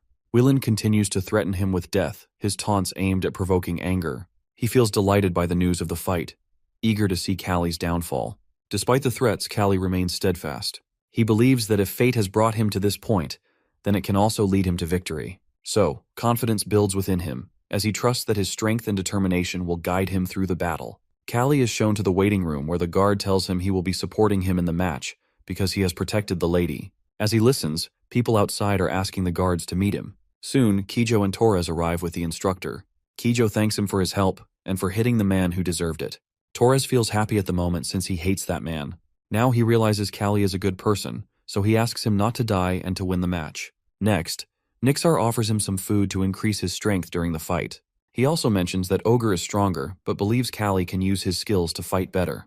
They all wish him good luck. Our boxer then realizes that at least there are people who would be sad if he dies, and that thought is enough for him. Later, Azealia arrives at the guardhouse where he is waiting. She knocks on the door, and he asks why she is there. She responds that she never ignores someone's help. He tells her to take care of her modesty instead of worrying about him, as she has been kidnapped by bandits and caught by the jerk, both of which were very harmful to her. She then asks him to protect her from now on if he really cares. As she steps closer and kisses him, he feels frightened by her actions, but she remains unaware and asks him to promise that he will win the match. He admits that she is making it difficult for him to die, even if he wants to. She reassures him that she will be supporting him in the match. Now it is time for the fight with Ogre. Baron Doraemon asks him to be cruel and kill Callie, as this is an execution. Ogre is fully prepared with all his might to face him. On the final day of the Harvest Festival, Ogre stands against our condemned boxer. The guards bring Callie to the arena, where the crowd eagerly demands his execution. The entire public calls for his death while declaring him a convict and urging the monster to show him what he deserves. Ogre is completely ready while moving closer as Callie's restraints are removed. Standing before him, Callie finds his opponent enormous. He realizes that Ogre does not rely on skill, as his massive physique gives him a natural advantage. Despite this, Callie prepares himself to fight back. As the battle begins, he delivers a powerful blow, but Ogre is so strong that he hardly feels it. His muscles are so dense that a mere punch from his fist stirs up a sandstorm. He continues to intimidate Callie while warning him of his impending death. However, our boxer remains composed while realizing that fate is always fair. Ogre may have the advantage of size and strength, but he lacks intelligence. Callie believes that humans, with their ability to think strategically, can overcome brute force. He understands that skills and tactics can lead to victory, and he is well prepared to use his stiff bones to counter his opponent's strength. Callie arrives, looking toward Ogre, while everyone believes he has lost his mind and gone crazy. Torres and Kijo are also shocked by his approach. Baron Doraemon questions whether he intends to give up and accept his fate. As both contenders face each other, Ogre delivers a massive blow, but Callie swings to evade it. He decides to keep swinging continuously, while focusing on dodging each attack. Realizing that his earlier hesitation made him vulnerable, he resolves to be quicker and avoid any delays. Despite Ogre's enormous size, his speed surprises Callie while making the fight even more challenging. As the match continues, the Duke begins to recognize Callie's extraordinary courage and remarkable skill. He realizes that such abilities could revolutionize boxing. Both fighters engage fiercely, with Callie constantly dodging rather than delivering a final strike. He patiently gathers the courage needed to land a decisive punch while observing Ogre's movements closely. He understands that if the monster becomes too aggressive, it will make him easier to predict and avoid. The crowd watches in shock as the fight unfolds. Eventually, Callie strikes Ogre with a powerful punch, while leaving Duke Wesley thrilled at the potential transformation in boxing. Despite his strength, Ogre retaliates with full force, but Callie counters with precise attacks. He notices that while Ogre possesses immense destructive power, his moves are predictable. Clenching his fist tightly, he delivers a devastating blow that shocks Baron Doraemon and stuns the audience while shifting all expectations in Callie's favor. Kyo and Torres feel overjoyed while witnessing his strategy in action. This time, instead of targeting the brain and neck with heavy blows, Callie focuses on accumulating damage and fatigue. As the match progresses, Ogre begins to suffer from a lack of oxygen while reducing his muscle strength. However, Callie makes a critical misjudgment while underestimating his opponent's endurance. Despite being exhausted, Ogre continues to move while surprising Callie. Although he has drained much of Ogre's stamina, the monster remains dangerous. With renewed power, Ogre strikes with force, leaving Callie breathless and collapsing to the ground.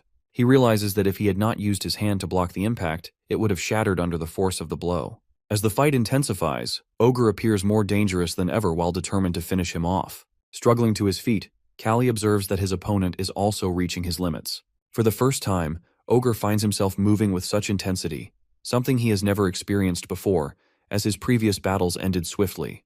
Now completely exhausted and visibly weakened, he begins to falter. Callie, understanding that strength is finite for everyone, recognizes that even the strongest can succumb to fatigue. Ogre's time is nearing its end. Callie realizes this is his final chance as Ogre appears visibly tired.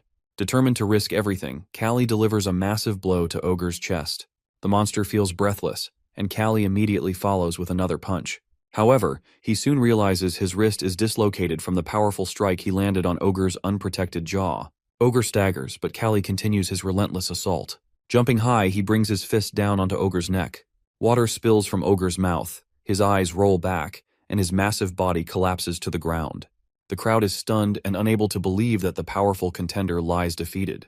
With Ogre now collapsed, our boy secures his victory. His friends cheer with joy and celebrate his triumph. But then, something unexpected happens. Ogre's eyes open, and the monster, despite his injuries, stands again. Our dude is shocked as Ogre regains some strength and delivers a devastating punch. Ogre initially tries to kill him but then pushes him like a football with his paw. Callie is sent flying through the air before crashing to the ground.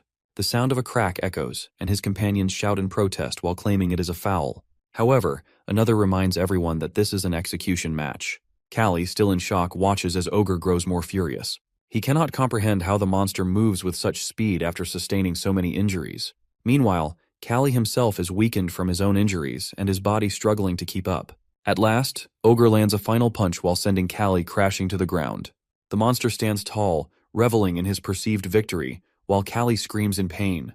Ogre grabs him by the neck while tightening his grip and lifting him high into the air. Callie feels breathless while realizing this is no longer a boxing match, but an act of murder. Callie hangs helplessly in the air while trapped in Ogre's grip and struggling to break free while pleading for release. Ogre grows even more furious, but suddenly Callie bites down on his ear while ripping it off. The monster lets go and Callie crashes to the ground. Blood flows from his mouth due to his barbaric act, but he is surprised to see that Ogre's blood is not green like typical Ogre. He realizes it is red, just like a human's. Ogre, while enraged beyond control, decides to kill him once and for all. Sitting in the corner of the ring, Callie quickly strikes back while delivering a powerful blow that sends sand into Ogre's eyes. He observes that although Ogre possesses immense strength, his body does not react to pain despite cracked bones and a twisted stomach. Seizing the opportunity, Callie drives his knee into Ogre's nose with force.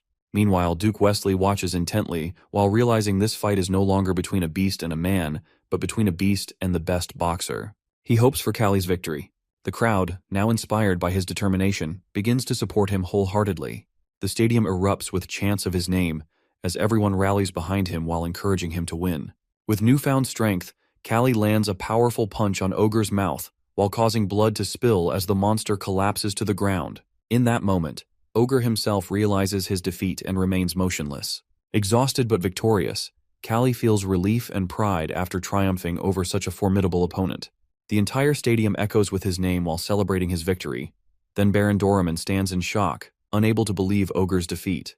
As Callie prepares to leave, Count Joseph's soldiers intervene while demanding that his execution continue. Smiling, Callie understands that the battle might be over, but his fight is not. However, the crowd turns against the soldiers while throwing stones and demanding mercy for the victorious boxer.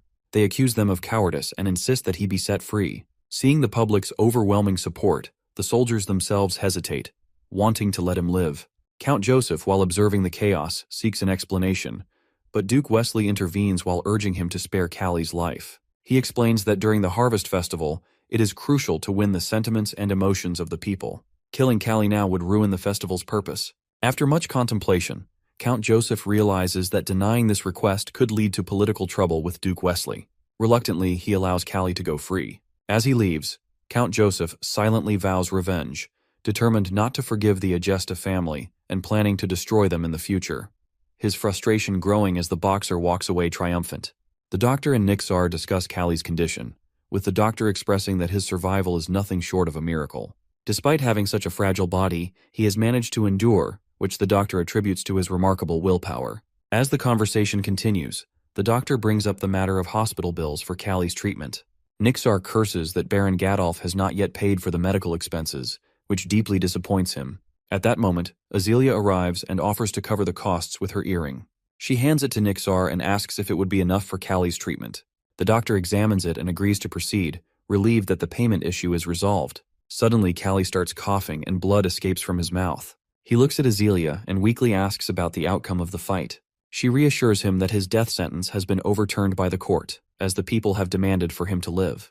Azealia also tells Callie that he has earned this victory through his sheer willpower, and he feels relieved to have survived. A sense of calm washes over him as he finally begins to relax while knowing that he is still alive. A week passes, and it is a pleasant day. Callie remains covered in bandages on his hands and legs when Kijo arrives to visit him. With excitement, Kijo declares him the hero of the Harvest Festival and proudly gives him the title of Ogre Slayer. Although the name feels cheap to Callie and he finds it irritating, Kijo informs him that everyone has already embraced it. Despite his annoyance, he realizes that the title has spread far and wide. Torres also visits and remarks that Callie is lucky to have won the match, but Callie quickly asks him to stay quiet while reminding him that he was nearly dead. The doctor then informs him that his facial bones will heal quickly, and the strained ligament will recover within a few days. However, a serious concern remains, which was the shin bone, that suffered a severe break due to Ogre's powerful punch while posing a significant challenge to his full recovery. Callie acknowledges that it is because of Azealia and Nixar that he was not cast out, but he still feels that he is not receiving proper treatment. He reflects on how exhausting the journey to the kingdom had been, yet the return felt much smoother. Time passes, and after 3 months, winter sets in. The once lively surroundings are now covered in snow, and the air grows colder. Baron Agest, standing by the window, mentions that he has been waiting for 3 months, but before finishing his thought, he suddenly pauses, lost in contemplation. Sensing his hesitation, Nixar steps forward and asks what has been on his mind. The Baron's expression remains thoughtful. Callie enters the room with a stick in hand, his movements slow and deliberate. Baron Agest looks at him and asks whether the misaligned bone in his leg will ever fully recover. Nixar, deep in thought, realizes that the injury has overlapped with Callie's growth period, and that the bone was shattered beyond proper healing. The Baron, while growing impatient, directly questions Callie about the truth of the matter. With a heavy heart, Callie confirms that his leg will never heal properly. Hearing this, the Baron's frustration boils over. He declares that it is over for Callie, as he can no longer work despite his fame. Outside, the snowfall continues, adding to the tension inside the room. The Baron shifts his focus to their current struggles, mentioning the shortage of firewood. Blaming Callie for their misfortunes, he accuses him of provoking the Joseph family and bringing hardship upon them. He even goes so far as to say that Callie should have died instead. Nixar, while listening to all this, grows angry and decides to intervene while arguing that Callie's extraordinary skills could make him an excellent instructor. However, Callie refuses the idea outright, much to Kijo's disbelief. He insists that it is his decision to make. Kijo, while frustrated, reminds him that becoming an instructor is the highest honor for a retired boxer, and that Nixar personally recommended him to the Baron because of his talent. Despite this, Callie remains firm, further angering Kijo, who believes Callie does not understand the healing process. In frustration, He questions whether Callie's fight with Ogre affected his mind. Callie, unfazed, tells him to focus on his own work. Shocked by his response, Kijo reminds him of his 7 victories, and Torres also expresses concern while pointing out the Baron's anger. However, Callie dismisses their worries while stating that he has always been hated, and being polite has never brought him any benefits. He reminds them that the Baron was the first to abandon him. As he reflects on the past 3 months spent bedridden, he realizes that Kijo and Torres have gained fame through multiple fights. He briefly considers becoming an instructor but ultimately decides that if he cannot fight for himself, the position holds no meaning. Callie begins preparing firewood, and the servants thank him for his efforts. They all recognize that he has grown stronger while allowing him to cut many trees with ease. One of the workers remarks that it would be better if his leg were not injured, but the first servant quickly silences him.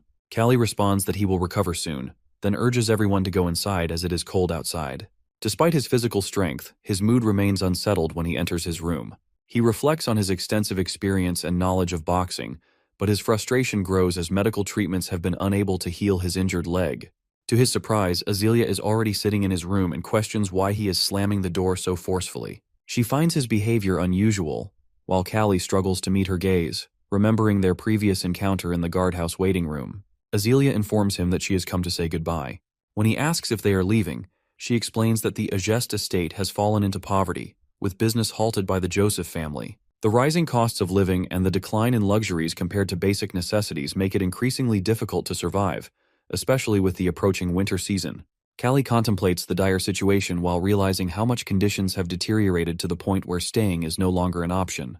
He asks what their next course of action will be, and Azealia explains that they must fend for themselves to meet their needs. Concerned, Callie inquires if the master will accompany them, but Azealia reveals that he has grown weak and is unable to travel. She explains that the master is frightened of Count Joseph and has isolated himself in his room for several days. He is deeply ashamed of the harm inflicted by the Joseph family and has come to the painful realization that power dictates everything.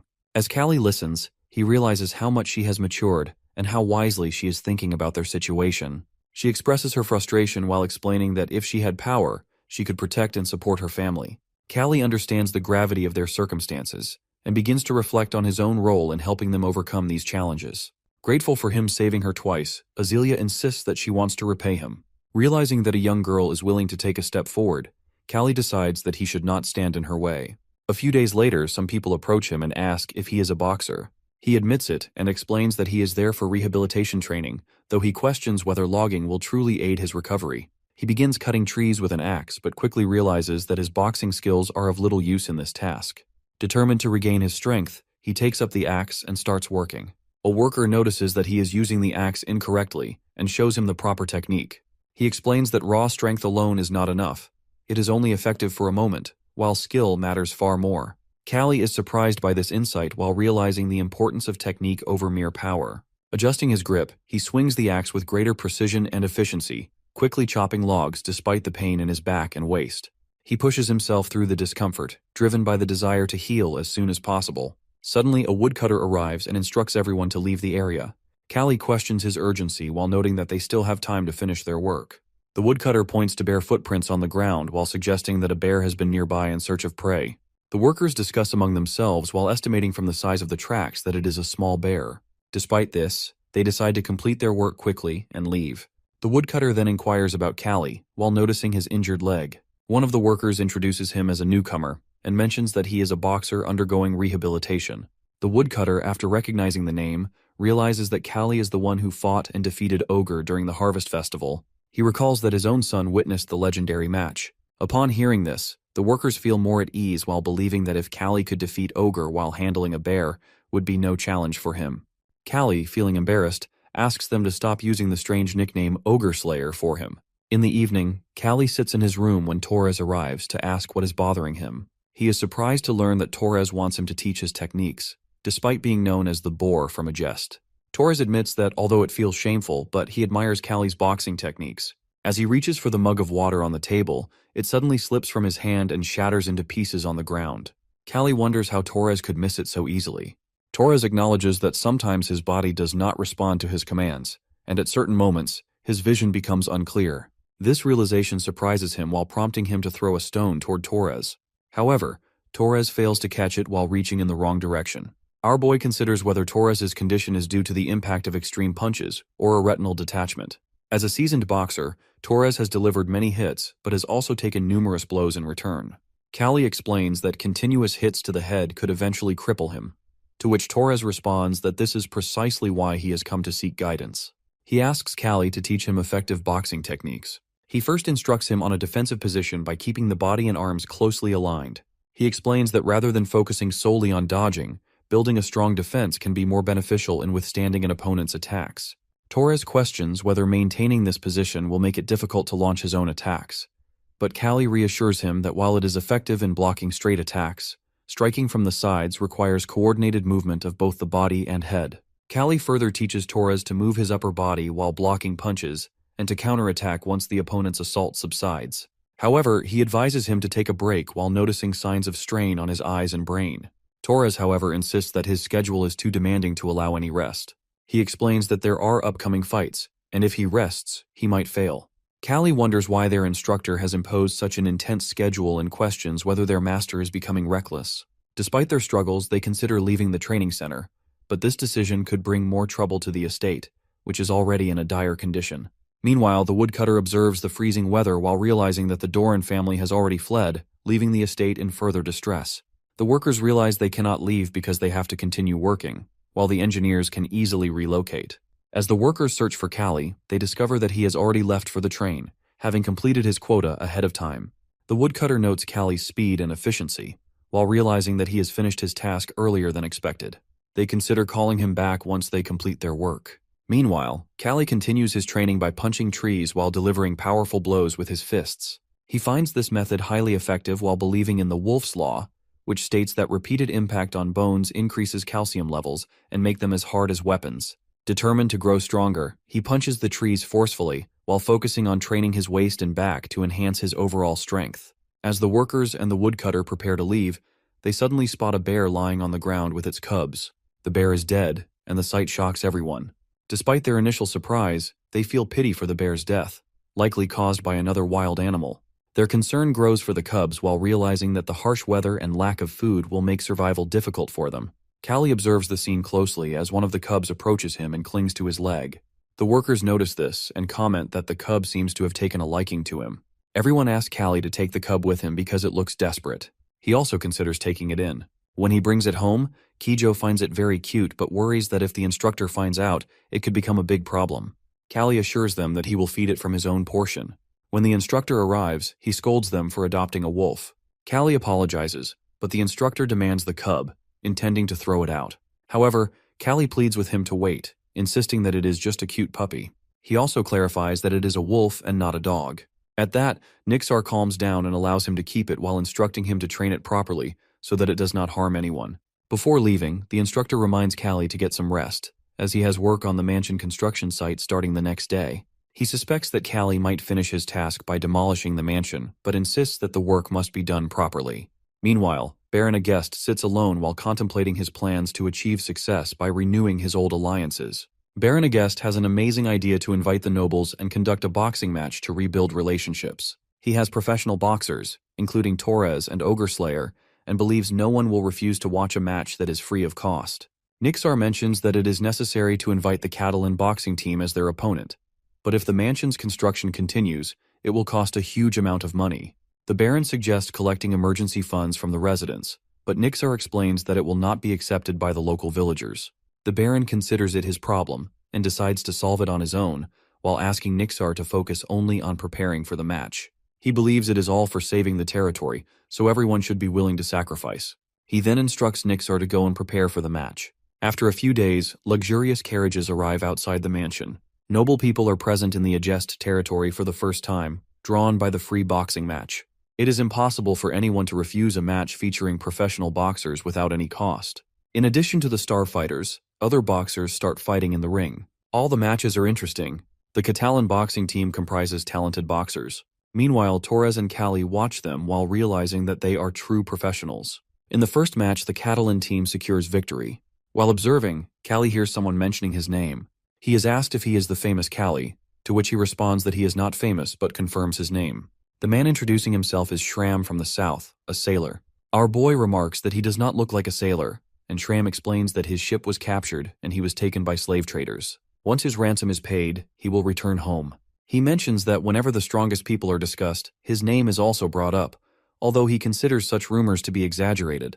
He appears fragile and weak compared to Torres. Furthermore, he advises that as an apprentice, Callie should practice more and avoid judging others so easily. Concluding the conversation, he expresses that it is nice to meet him and shows a desire to have a handshake. He thinks Callie is a cripple and considers crushing his hand to get free. He believes that after pulling sails for more than 5 years, he possesses good grip strength. But something goes wrong. He understands immediately, and confusion appears on his face. He feels his bones are about to break, and Callie asks what has happened and why he looks nervous. Seeing the confusion, he lets go of his hand. Torres remarks another newcomer acting tough in front of Callie while thinking he will never be able to do so again after watching his matches in the ring. Our boy suggests paying his ransom to get free. He should watch the matches carefully. The Adjust school boxers are given the task of finishing all other boxers. Kijo enters the battle while believing he is the best and strongest. He immediately uses his long arms to strike the opponent's jaw. The opponent is shocked to receive such a huge blow from a long distance. Torres is also surprised to see how much Kijo has changed. He has gained significant strength and fights powerfully. Torres realizes that he can even defeat Newell now. Callie, on the other hand, thinks it is true to close the distance if the opponent is tall. But Kijo is doing it forcefully without using any skill. He believes it would be better to wait for Kijo to tire and then strike. As the fight ends with Kijo's victory, Torres praises him for winning. It is now his turn to enter the ring, and Kijo wishes him good luck. He, known as the Boar of Adjust, steps into the ring while the crowd cheers for him to punch the opponent and knock him down. As the match begins, he starts losing focus and feels uncertain about using the techniques taught by Callie. He decides to rely on his usual style and takes a defensive position. He soon realizes that the opponent keeps advancing instead of stopping after a big hit. The opponent also recognizes Torres's resilience, making him worthy of being called the Boar of Adjust. However, the opponent looks furious and is determined to crush him. The opponent, filled with confidence, dodges Torres's blows effortlessly. Callie watches the fight while feeling concerned about his companion's victory. Suddenly, Torres misses a huge blow from the opponent and falls to the ground. The audience enjoys the unique fighting style while recognizing it as the new Whistly style they have never seen before. Callie observes closely, while trying to understand this new approach to fighting. In this style, the upper half of the body avoids the blows. Callie realizes that it is his technique Torres is using in the fight. He thinks that Torres is using the technique he has used in previous matches. This boxing technique is known as the Whistly style, which was introduced by Duke Wesley, who instructed his boxers to adopt it after the Harvest Festival. Now, all boxers can show their techniques, and it is not limited to traditional boxers. Many people think this technique was created by Duke Wesley, but those who have encountered pugilist fights know it was invented by Callie. Torres rises from the ground with difficulty. He rushes to attack again, not worrying about his feelings. His opponent asks whether he knows about the Whistly technique, but he doesn't seem to know about it. Torres is now furious, and his opponent understands that this time he is different. Ready to give a final blow, the opponent finds the technique interesting. They exchange positions, and Torres dodges the first blow. The new defensive position helps him ignore the opponent's blows, which only makes him angrier. He is frustrated to see that, no matter how hard he hits, Torres doesn't move. He also thinks that he has covered his whole body, but if he gets closer, he can surely knock him out. Only Torres's side and abdomen are exposed, and the opponent believes that, by closing the distance, he can land a powerful punch. Then the opponent realizes that he should avoid Torres's blow. Although his fist is slow, it moves with all his strength, and his leg is firmly planted on the ground while making him more stable. He decides to defend and block all of the opponent's blows, a new trick he has learned during the fight. Torres delivers a huge punch while sending his opponent to the ground. The spectators in the stands are happy with Torres' victory.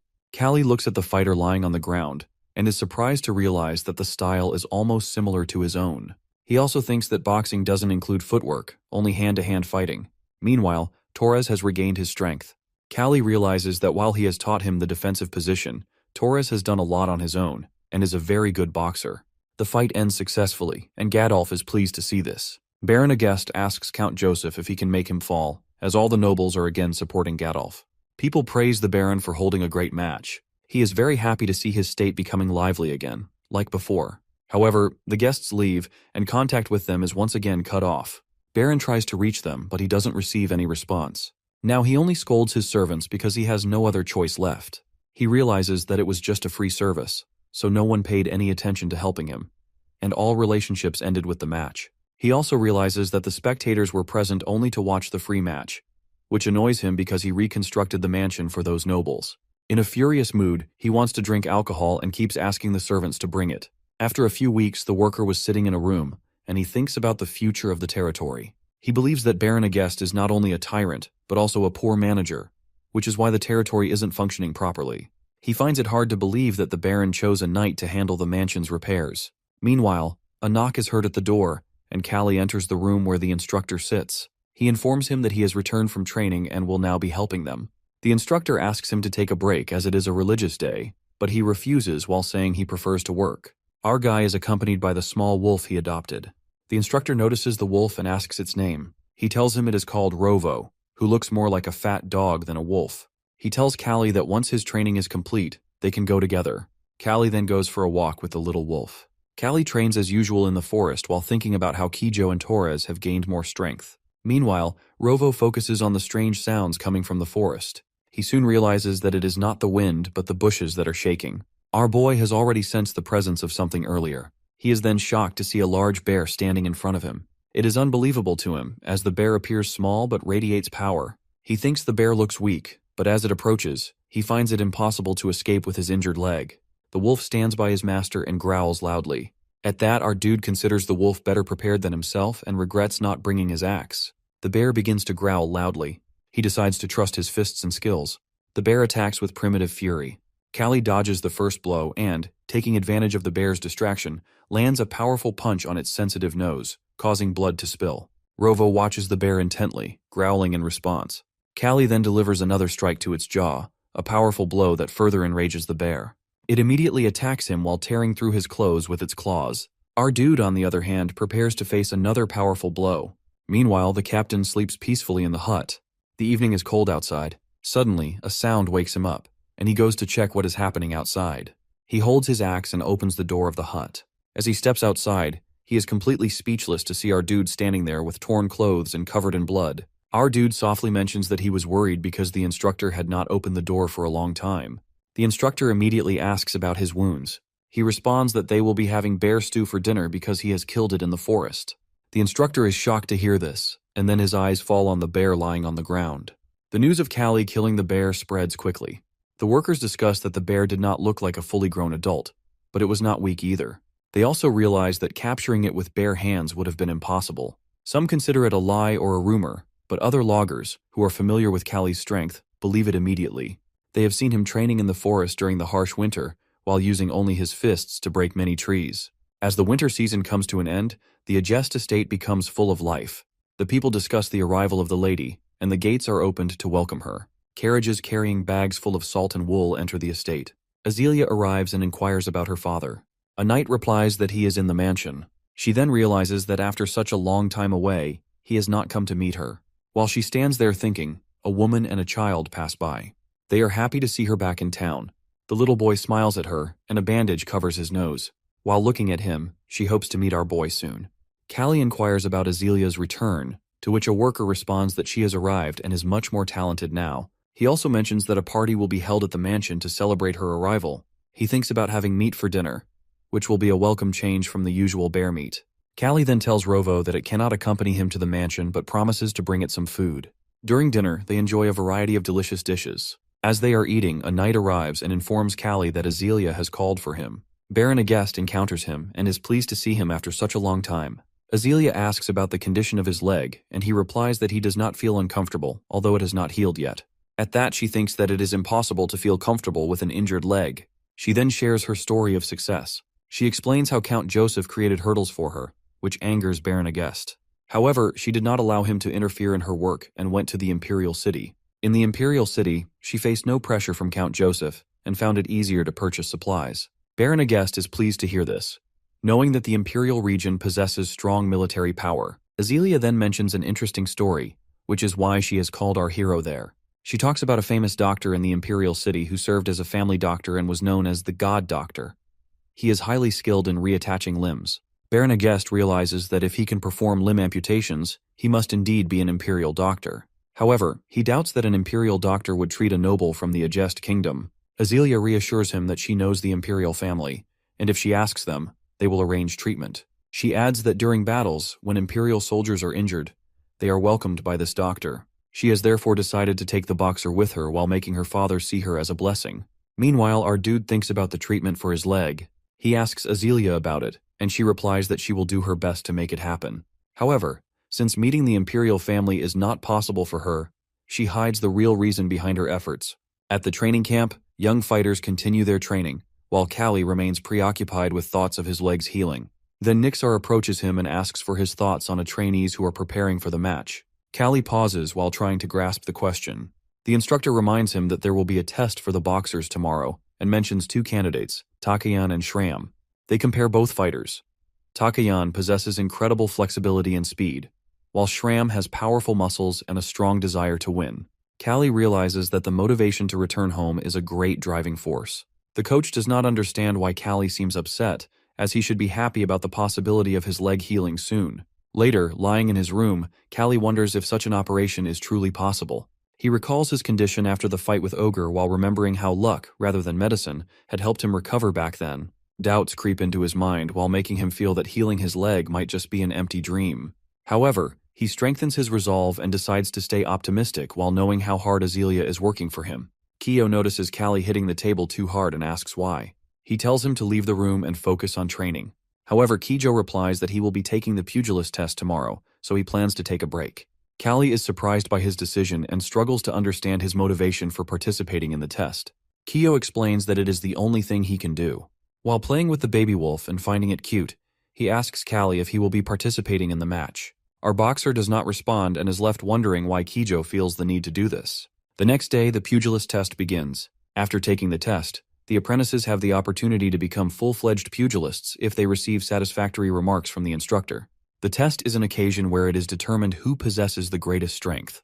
Apprentices who pass will officially become pugilists, which is a fact that many people are unaware of. Each student selects an opponent by drawing lots, and the choice falls on Kijo. He is pleased to be the first to take the test. Kijo demonstrates his exceptional footwork techniques. He swiftly jumps toward his opponent, causing the opponent to miss his blow. Callie observes him closely and realizes that he can never compare himself to Kijo and Torres in terms of strength. Both have become incredibly strong, and although his own training has been rigorous, but his injured leg prevents him from fully utilizing his skills. He is unable to perform them at all. However, he resolves to become stronger despite the pain in his leg. Next, it is Shiram's turn. He approaches Callie and asks him to fight. He insists that Callie should not avoid the fight because of his injured leg, and his words have an effect. Callie accepts the challenge and agrees to the match. Callie is fully prepared for the fight. Nixar discusses that although he could be disqualified, they also want to see if he can perform with his injured leg. They believe that he is just bluffing and stalling for time. However, our boy asks Shiram why he chose him as an opponent. He replies that since Callie defeated him last time, he now wants to take revenge and prove his strength. At that, our dude assures him that he will not avoid any attacks, then wraps a leather strap around his fist. Both contenders now stand face to face in the ring. Shiram wonders why Callie wrapped his hand with cloth. Callie asks if he has enough strength in his abdomen. Shiram remembers that Callie is known for combining techniques and skills with his powerful fists. He considers himself lucky because Callie's injured leg has weakened his abilities. Shiram throws the first punch, but Callie easily dodges it. Frustrated, Shiram attacks again, but Callie counters with a powerful punch while sending foam flying from his opponent's mouth. The spectators watch in shock. Meanwhile, Torres observes the match and wonders when Callie gained such strength in his fists. Meanwhile, he continues to land devastating blows with his wrapped fist, and the opponent collapses to the ground. At that, Nixar asks Shiram if he is alright. He admits that he feels weaker and that his ribs are broken, yet he prepares to continue fighting. Callie realizes that although his fist is wrapped in leather, he has been striking the right spots. Callie then questions whether Shiram relies more on his determination than his physical strength. He begins to understand that Callie's strength is real, and the rumors of him killing a bear are likely true. However, he remains annoyed and refuses to accept defeat against an opponent with an injured leg. Shiram takes a hit from Callie on his side, and his leg is also affected. Sarcastically, he asks him whose leg is not working properly now. Shiram, who is filled with anger and shock, is astonished by Callie's strength. At that, his peers question why he is not moving and seems stuck in one place. However, he insists that he can still move, unlike Callie. Taking a step back, Shiram prepares to attack again. He keeps pushing forward while throwing powerful blows, while Callie counters with his own. Eventually, Callie delivers a decisive punch, causing Shiram to fall to the ground. Callie tells him that choosing him as an opponent was a mistake. Shiram now realizes that Callie is truly the ogre slayer. Frustrated, Shiram accuses the instructors of deceiving him by saying Callie is not as strong as before. The instructors respond that no one lied to him. Callie has always relied more on technique than raw strength. However, they admit that they have never seen him display such powerful fists before. The opponent wonders how Callie managed to develop such incredible strength in just one season. He begins to think of him as an ogre, a monster in human form. Torres, while observing the fight, is equally surprised by Callie's transformation. He did not expect him to shift his focus from technique to sheer strength. The boxer declares that he has changed his fighting strategy while choosing not to dodge but to strike at any cost. Torres, while noticing that Callie's leg is not functioning properly, recognizes his strength and determination. Intrigued, Torres wants to challenge him to a fight and test their strength against each other. Callie decides to accept the challenge while determined to prove his strength once again. He knows it will be a burden to fight with an injured leg, but remains resolute. After the students finish their test, Spring arrives after a brief rest. The mercenaries brought by the lady leave the territory. They make a halt, and Callie watches them. A girl in a mercenary attire notices our guy and thinks their mistress's favorite is handsome. He explains that his face does not grant him any advantage since he is a slave, but the girl doesn't mind as she simply likes his face. The girl introduces herself as Sullivan of the Sullivan mercenary group. She's the captain of these mercenaries, and according to her, they aren't bad guys. Our guy tells her his name, and Sullivan has already heard about him. She asks if he is the one who killed the bear. One of the soldiers calls the captain to help set up the tent. Callie offers to help, but Sullivan, aware of his leg problems, refuses. At this moment, Azealia approaches and asks our guy about some important matters. She mentions that everyone knows about his health issues and that he shouldn't strain himself to assist the mercenaries. Callie realizes that Azealia is also responsible for spreading information about his condition. She tells him that they can't leave his inconvenience in the past and instructs him to follow her, while warning him to be ready for what happens next. Callie widens his eyes in surprise and Azealia smiles, saying they will have dinner together. As they walk, Azealia explains that the mercenaries are very young. Most of them are teenagers, and the oldest is 20. No group of mercenaries would typically follow a young girl like Azealia. Additionally, there is a belief that having a woman as a captain brings bad luck. Callie strongly denies this notion, but myths like these persist. Azealia shows her desire to team up with young mercenaries who were similarly disregarded because of their age. Inside the tent, our guy brings food, and Azealia insists he have dinner with her. Callie feels embarrassed about the situation. Azealia asks his purpose to fighting. Callie replies that, like any other slave, he fights to gain freedom. Azealia doesn't believe him. She notes that Callie is different from other slaves, suggesting he could run away or find himself in a better situation. Callie has no response. Azealia continues, saying that she doesn't understand why Callie still wants to be a boxer. She argues that his life won't fall apart if he quits wrestling. She then asks if he had to choose between a healthy leg and freedom, which would he pick? Callie dislikes the word if and directly says so. At that, she then tells him that if he stops ignoring his injured leg, she will convince her father to set him free. Callie, however, doesn't care about freedom. He only wants to prove that he is the strongest by winning one match after another. He prefers seeing defeated boxers lying in front of him more than having gold, silver, or jewelry. So he chooses a healthy leg over freedom. Azealia ends the conversation, tired of the discussion, and leaves the tent. That night, as she goes to bed, she thinks Callie is a fool. She believes that when he falls in love someday, it will be too late because he wasted his life fighting. Later, Sullivan stops Callie and notices he looks gloomy. She assumes it's because of his leg and reassures him to be patient for a little longer. Soon, they will head to the free city of Corin. Callie has never heard of Corin, so Sullivan explains that it's a city without hereditary lords. It's a special trading area where the lord is elected by the people. Rich traders spend enormous sums on election campaigns, and activities like bribery, kidnapping, and even murder occur behind the scenes. Despite this, the city appears lively and beautiful. Upon entering Corin, Azealia undergoes security checks. The senior officer reviews her documents, which state her stay is for 7 days, but can be extended at City Hall. Callie's wolf scares the guard, who understands that it is a wolf. Callie assures him that it's a dog, likely a wolf hybrid, as wild animals are prohibited in the city. Callie instructs Rovo to bark, but it refuses. Despite this, the guard lets them pass. Sullivan laughs at that, amused that Callie can lie so convincingly and pass off a wolf as a dog. After the group moves on, the guard ensures everyone has left and informs another guard that people from the Agest family have entered the city. The Corin city is very lively, with many smiling people on the streets. At the pier, Sullivan is captivated by the smell of the sea, while our guy thinks about how much he wants sashimi and soju. Suddenly, the wind carries a poster into Callie's hands. He starts reading it, and Sullivan happily exclaims that the Corin boxing tournament is starting. In tournaments, unlike regular fights, boxers must pay an entry fee to participate. However, if a boxer wins, the prize money is significant. Sullivan, who loves watching boxing matches, eagerly tells Callie she wants to go with him. Their conversation is interrupted by loud screams as a mass fight breaks out in the square. A group of soldiers surrounds a detachment of mercenaries, including Leonardo, the chief of the Corin Guards. Leonardo greets Lady Azealia, while claiming that he has received a message accusing her of transporting contraband weapons. He asks her to accompany him for just a minute. Azealia firmly denies the accusation while saying that she has already been tested and everything is in order. She refuses to go with Leonardo, but he insists that she comply if she wants to resolve things peacefully. In the reception area of the security office, Leonardo admits that the accusation is false. He believes Azealia has upset the Joseph family and reveals that he has orders to detain her trading group from Agest by any means necessary. She demands to know why Leonardo wants to speak with her alone. Leonardo smiles and hints that they understand each other. He names the amount he wants, which is 10,000 gold. The mercenaries are stunned by the size of the bribe. They protest, saying that it's impossible to raise 10,000 gold, even if they sell everything they own. Azealia knows their trading group has a tight schedule traveling across the empire. She sits in deep thought, fully aware of the situation. She only has 5,000 gold on hand. Where can she find the remaining 5,000? She realizes that the Joseph family is likely trying to sabotage her efforts. Our guy then turns to Sullivan, meanwhile becomes despondent, worried that the trading group is finished and that she needs to find new employment.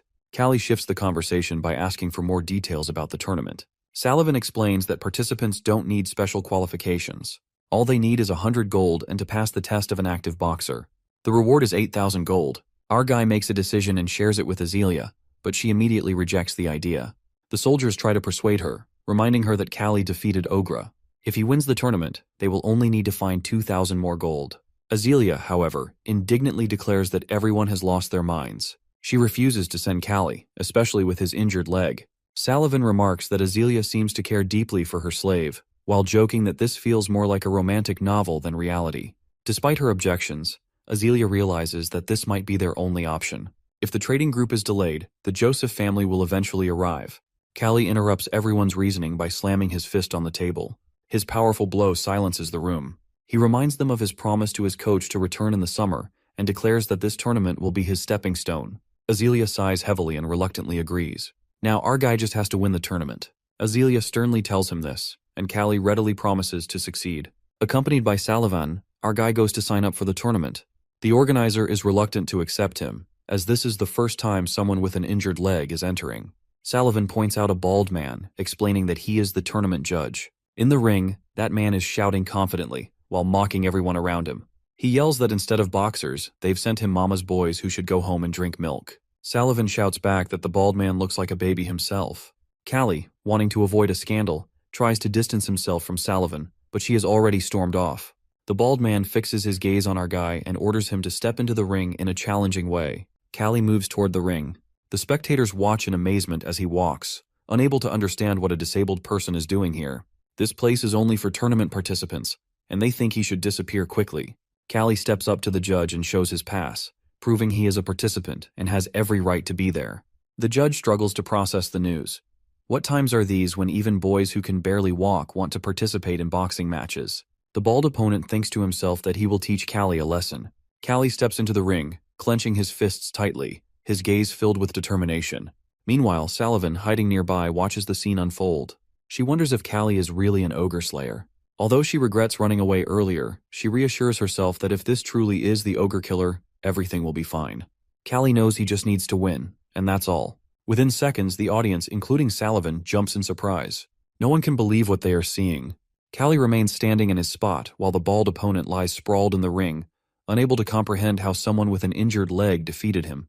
Callie calmly asks if his opponent wants to continue. Sullivan bursts into laughter, celebrating Callie's victory. She realizes that this win isn't a fluke, that it's the first time she's seen such a powerful blow. However, Callie isn't as optimistic, while attributing his success to his opponent's carelessness. Sullivan argues that lowering an opponent's guard is a skill in itself and calls Callie magnificent. Suddenly, she looks at Callie with her inner vision and sees his aura. She realizes it is nothing like the aura of a slave. It is bright and dazzling. Now Sullivan understands why the noble lady has fallen for this guy. As Callie lays asleep that night, he reflects on the fight. He thinks his opponent was easy to defeat because his opponent relied solely on his size and strength. However, Callie worries that if future opponents exploit his lack of mobility, it will create problems. The next day after lunch, the tournament officially begins. A list of participants is posted, and strong trained fighters prepare to compete. The training room reeks of sweat, and Azealia covers her nose in disgust. Callie doesn't understand why she is following him here. Sullivan, also covering her nose and mouth, accompanies them. The draw begins to determine the first matchups. Callie pulls the number 4. His opponent is number 3. Sullivan explains that this tournament differs from regular fights. Callie will have to fight every day, except for the women's bouts in the semifinals. To win, he must secure 5 victories in a row. She worries about what will happen if he faces a strong opponent early on. Callie realizes that this could be a disadvantage since injuries could accumulate. The draw ensures fairness and prevents manipulation, especially with the large prize money at stake. As they talk, numbers 1 and 2 are called onto the stage.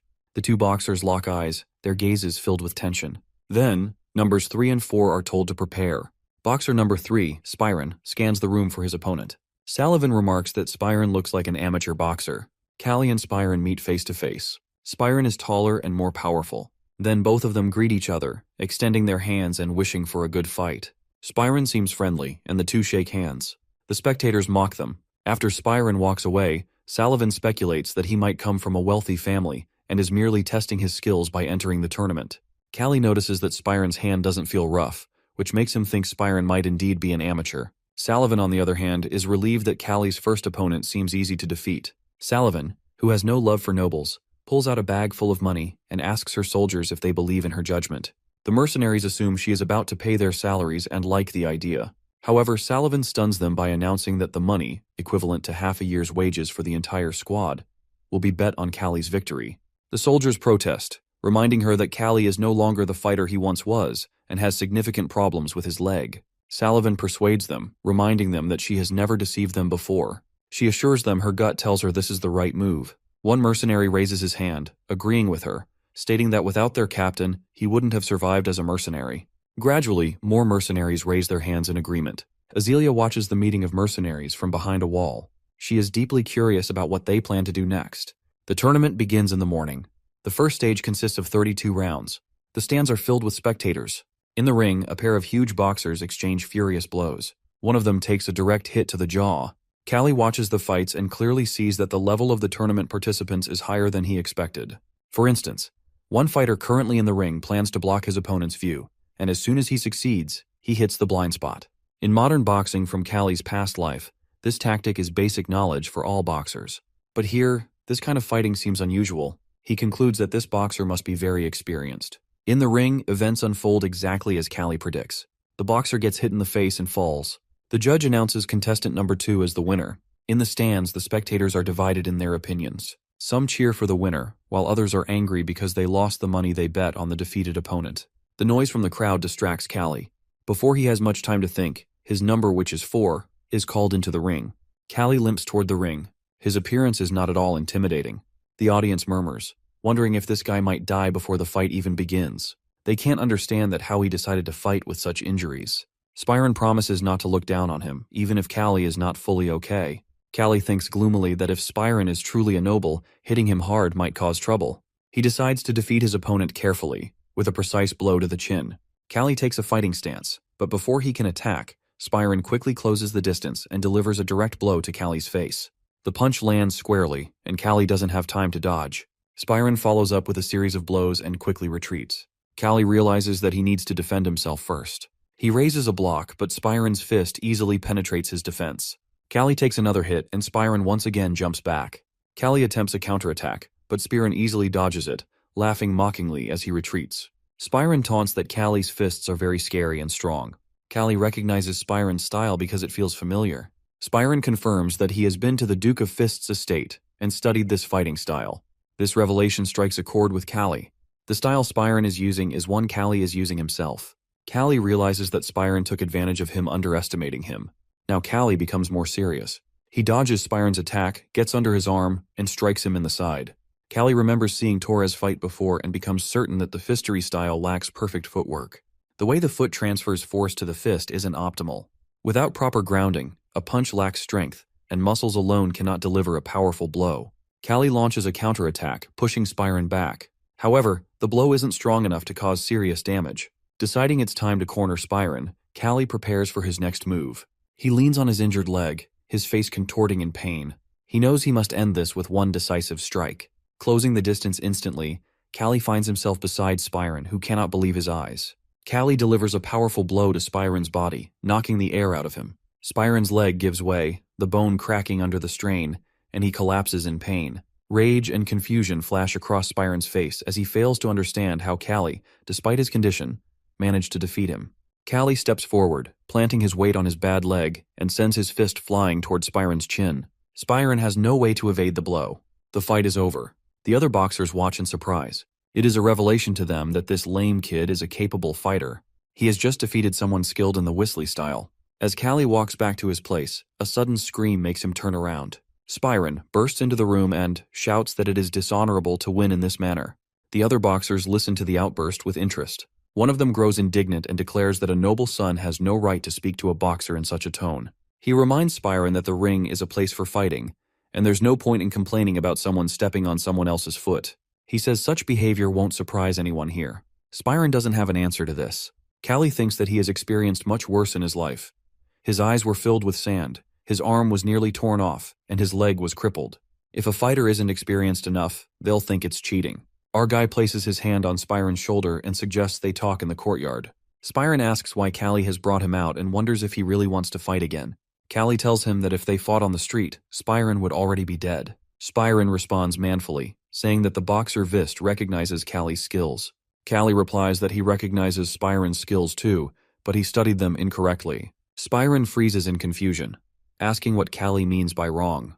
Callie explains that moving quickly doesn't mean moving correctly. The way Spyron moves shows that he'll tire out first. Our guy demonstrates the correct stance and tells him to use his leg strength when striking. Spyron adjusts his feet into the proper position and delivers a quick blow, which turns out much stronger and faster than before. Callie tells him to keep practicing, emphasizing that it's hard to make a strong punch using only upper body strength. Spyron thanks him warmly, realizing Callie is actually a great guy. They part on a friendly note, with Spyron wishing Callie victory. As Spyron walks away, he suddenly remembers hearing Callie's name before but can't recall where. 2 days later, Azealia and Sullivan watch as Callie leaves the ring. Azealia is speechless. Callie's opponent in this match wasn't weak at all, and Callie looks very worn out, but he still wins. Callie feels relieved that everyone is tired from the previous battle. Azealia thinks bitterly about how much Callie has suffered again. Nearby, they overhear 2 spectators complaining that they could have won if it weren't for the lame kid.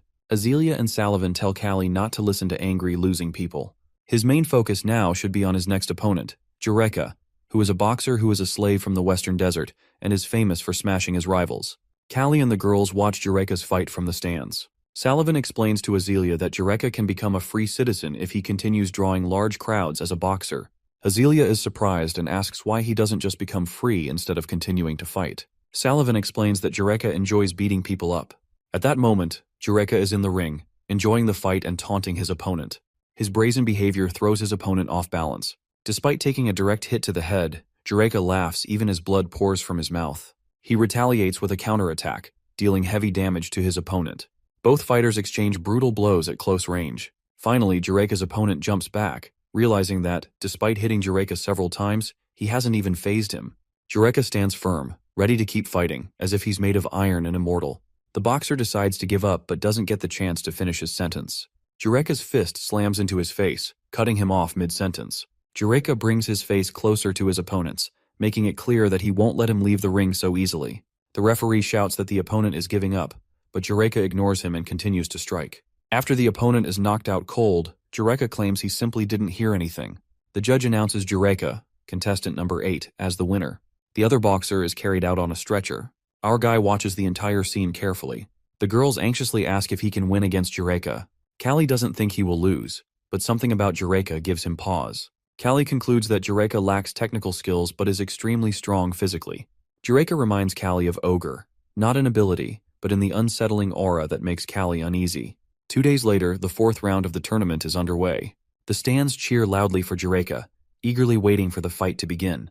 They shout for him to push forward and finish his opponent. The mercenaries sit silently with Azealia and Sullivan. Azealia feels upset that everyone is supporting Jureka, thinking it might give him an advantage. Sullivan reassures her that our guy isn't the type to be affected by such an atmosphere. Sullivan bets everything they have on Callie and eagerly looks forward to his victory. Our guy hears the enthusiastic screams of the spectators, but that isn't what worries him. He knows Jureka doesn't strike randomly. Instead, he targets vital points.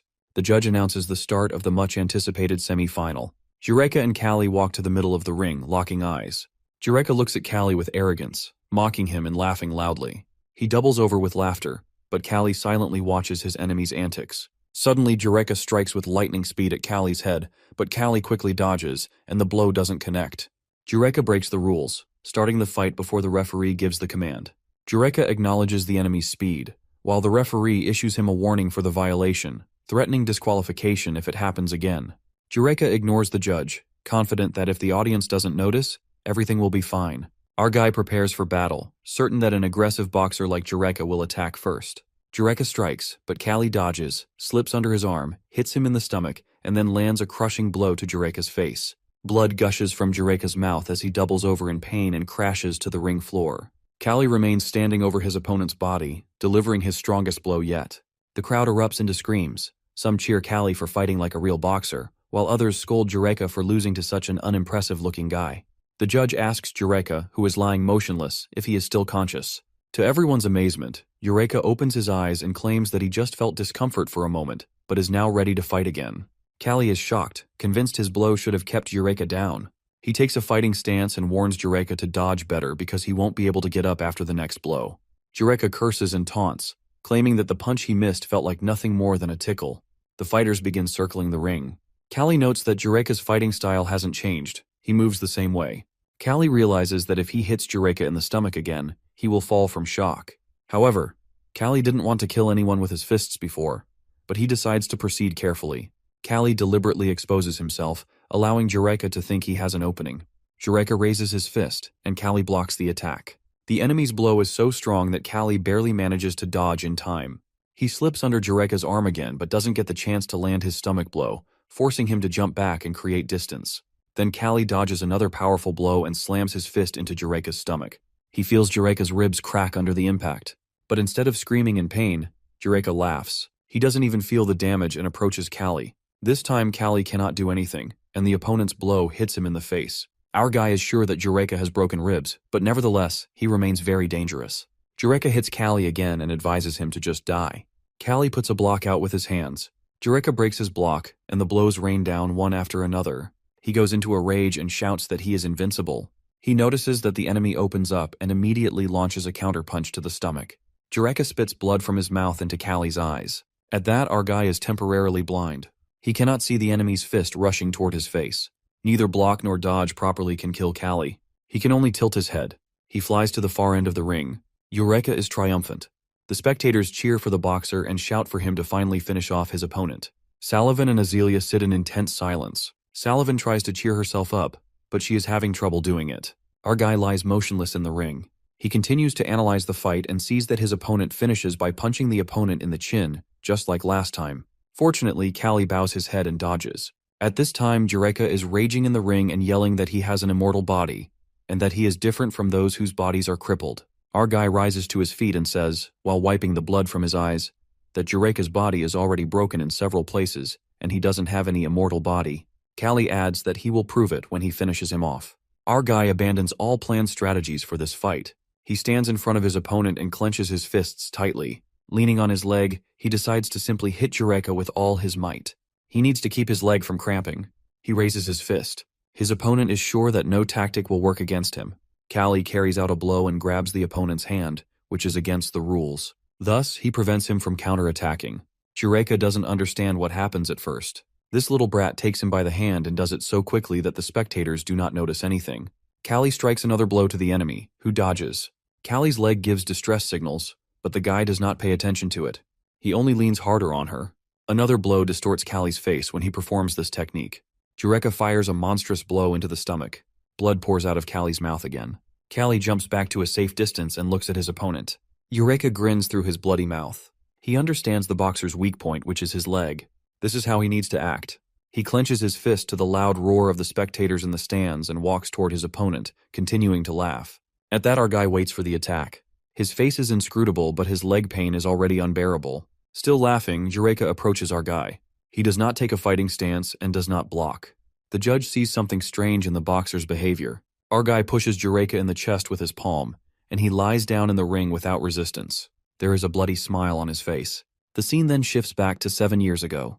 In the western desert, 15-year-old Jureka is working in a quarry. A large stone falls down where he is working, and the boy is hit by this stone. 3 days later, he opens his eyes and feels as if he has received God's blessing. He becomes stronger than anyone else, and his body no longer feels pain. He beats up the overseers and leaves the western desert, then comes to Korin. Now he is the strongest, invincible, chosen one of the gods. The said strongest chosen one of the gods lies in the ring, and the judge feels his pulse. After a few seconds, he announces that Jureka cannot continue the fight.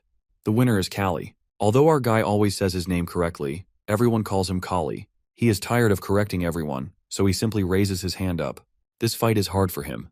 The stands erupt in cheers, and everyone repeats the name of the winner.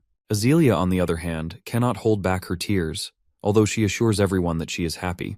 Salavin tactfully pretends not to see the lady crying. Spyron also watches the battle. Suddenly he remembers where he heard the name Kali. This is the ogre killer which stuns the guy. The next day, at the place where he is settled, Kali and a group of mercenaries shout. Kali is resting after the battle and cannot understand who is yelling like that. A crowd of people comes to greet the famous ogre killer. People admire the boxer. Kali really doesn't want to be recognized. Now everyone knows who he is. Meanwhile, somewhere in the back alleys of Korin, Volton, a pugilist participant in boxing matches, does not believe that the lame man is the ogre's killer. His comrades say that Volton himself saw how the guy defeated Jureka. The guy can't be ignored.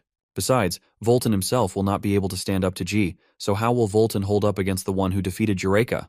Out of anger, Volton pulls out a knife and puts it to the man's throat. He immediately apologizes profusely. Volton orders him to find a couple of efficient guys. If he wants to win, he needs to come up with the perfect plan. For example, cutting off a scoundrel's leg. I advise the same thing to Kali, the doctor to whom Salavin takes him. The bandit and the doctor have the same thoughts. Kali really doesn't like the treatment method. The doctor says that it is impossible to heal the knee. The broken bones are digging into the flesh. Just cut it off.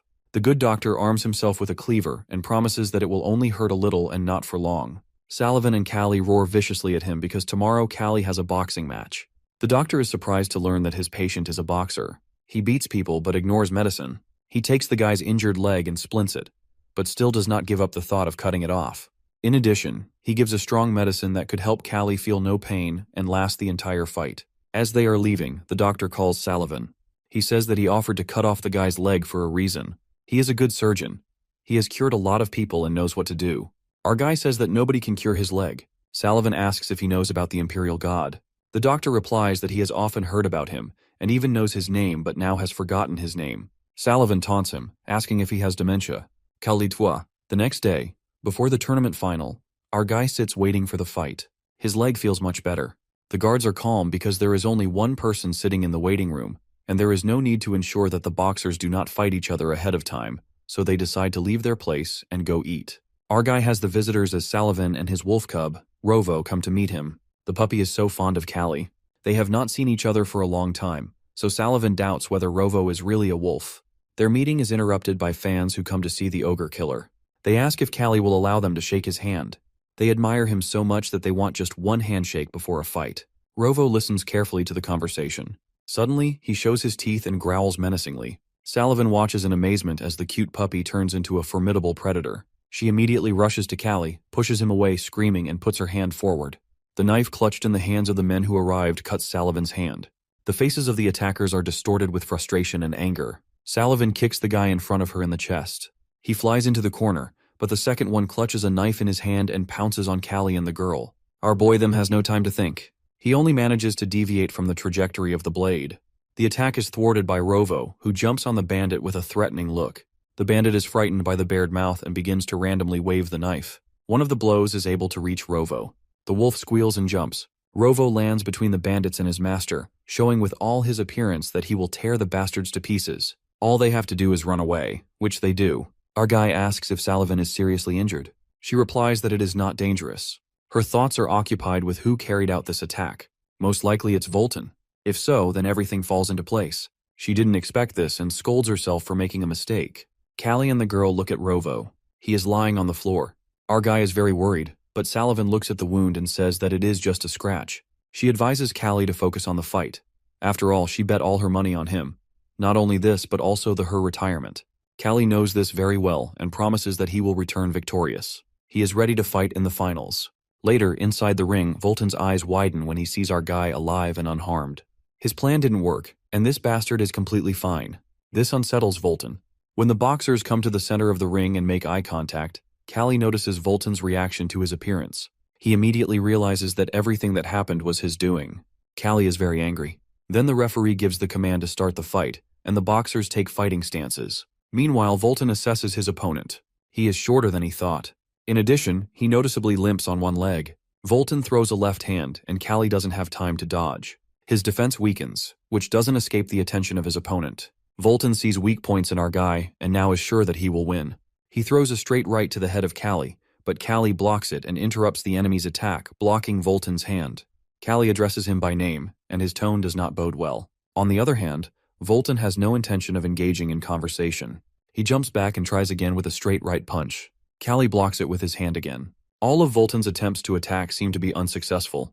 Callie leans on the stone wall. Voltan loses his calm and becomes agitated. His attacks become erratic. He puts all his strength into the blow and tries to hit his opponent. Our guy immobilizes the enemy's hand with an instant blow and slams his fist right into Voltan's open mouth in surprise. Then Callie unclenches his fist. Voltan cannot move from the pain, and Callie tears out all of Voltan's teeth. The teeth fly into the ring. Voltan covers his face with his hands and staggers to the corner of the ring. Callie promises him that Voltan will never be able to eat meat again. As Callie unclenches his fist, he rips out all of Voltan's teeth. Blood pours from Voltan's mouth as he becomes demoralized and tries to surrender. But Callie, who is fueled by fury, ignores his pleas and continues his relentless assault. Voltan struggles to defend himself, but his injured hand fails him. Blow after blow, Callie's powerful fists strike with unrelenting force. Finally, with one last mighty punch, he tossed Voltan out of the ring. For a moment, the crowd falls silent while staring in shock at the scene before them. But soon, horror spreads across their faces as they take in the brutal match. Voltan lies motionless on the ground and completely defeated. The judge, while seeing Voltan unable to continue, raises his hand and declares our boy the winner. He stands tall in the ring, being victorious. Just then, a sharp pain shoots through his injured leg, and frustration fills him. The timing couldn't be worse, and despite his triumph, the pain reminds him of his limits. The next day, at the closing ceremony, everyone congratulates Callie on his victory. The mayor warmly invites him to visit Corin whenever he has free time while assuring him of a warm welcome. Azealia receives a prize on Callie's behalf, which was a heavy bag filled with money. The soldiers express their gratitude while thanking him for not letting them down and for helping them earn wealth through his success. They insist that he deserves proper treatment. Callie laughs when Guard is recalling how, after being knocked down by Jureka, he once thought of returning to a jest and becoming a professional woodcutter. Suddenly, the door opens, and the Captain Guard steps in. His presence catches the attention of Callie and Sullivan, who both stare at him curiously. Azealia steps forward, greeting him politely while mentioning that she has been expecting him for some time. She admits that she initially doubted Callie's chances of winning the match. The captain glances at Callie and asks if he is really a pugilist, but Azealia avoids diving into the topic. Instead, she places a bag filled with 10,000 guild on the table. The captain lowers his eyes while sensing there is more to the offer. He questions why she is being so straightforward, while realizing that simply taking the money would not be a profitable deal for him. He reflects on how he had bet on Jureka while believing him to be the strongest, unaware that Callie, who was known as the Ogre Slayer, would be his opponent. Had he known, he would have placed his bets differently. Callie listens while finding the conversation absurd. Azealia, without hesitation, raises a finger and signals Sullivan to bring another bag. With both bags placed before him, a total of 20,000 guild now sits on the table. The captain stares at the wealth in disbelief. In a flashback, it is shown that Azealia, being determined and fearless, had bet all the merchant money on Callie's victory. The Lady Knight was standing beside her, hesitates and questions if she is afraid Callie might lose due to his injured leg. However, Azealia confidently interrupts while stating that Callie will never lose. She remembers how he has always triumphed, even when his body was covered in injuries. Sullivan watches in awe while finding Azelia's boldness unsettling. In present, she then looks at the captain and asks with a smirk if this offer is still not enough to satisfy him. As Azealia asks if the money is enough, the Captain Guard hesitates before admitting that it is indeed a huge amount. He picks up a few coins from the bag and says it will suffice. She is surprised by his response. Just then, a knock echoes at the door. Another person requests entry, and a familiar voice greets Callie. It is none other than Spyron. Our boy is shocked to see him and asks about his well-being. Spyron, while turning to the Captain Guard, remarks that he will no longer overlook his schemes. As the Chief Guard of Corin, he is expected to support only Spyron. yet he wonders what will happen if his uncle hears about this situation. The captain guard grows visibly nervous. Sullivan, while observing the interaction, realizes that Spyron is of noble descent. Spyron, with a smirk, comments that he is being too neat to be a boxer. He expresses his curiosity about how a boxer with an injured leg, who had been inactive for so long, is now competing again. He then reveals that he used an alias to participate in the tournament. Introducing himself by his real name, Lorvin Karina, he explains that his uncle is the head of Korin. The knights are taken aback by this revelation while realizing that Lorvin belongs to the prestigious Karina family, one of the founding families of Korin. The captain guard, while sensing trouble, decides to take his leave. Before departing, he tells Lorvin about his plans to bet on Callie next time. But Callie, who was still irritated, shows no interest in his words. Lorvin then listens as the entire situation with Count Joseph is explained to him. Understanding the challenges faced by a jest, he decides to offer his support. However, he warns Azelia that the Joseph family might retaliate by raising the prices of their goods. Despite this, he chooses not to interfere directly in their business affairs. Azelia, grateful for his assistance, expresses her appreciation. She realizes that with Korin's support, Count Joseph will no longer be able to harm a jest. Callie stands outside the room when Lorvin calls him over. Curious, he steps inside and asks the reason. He assures him that he can speak freely and acknowledges his strength and worth. He admits that he has watched all of Callie's matches and knows he is a true boxer. Callie, with a hint of amusement, reassures him that he has no intention of hitting him. Lorvin then reveals that he tried to buy him from Azelia, but she refused. Callie is surprised to hear this and questions his intentions. Lorvin clarifies that he doesn't see Callie as a mere commodity, but believes his skills are being wasted in servitude. He wants to set him free. However, Callie responds calmly while saying he is content with his status as a slave. He understands the risks involved, but to him, his life holds meaning only through fighting. Lorvin is taken aback while struggling to comprehend why Callie values battle over freedom. Our dude explains that, in his eyes, it is better to die fighting than to live with failure.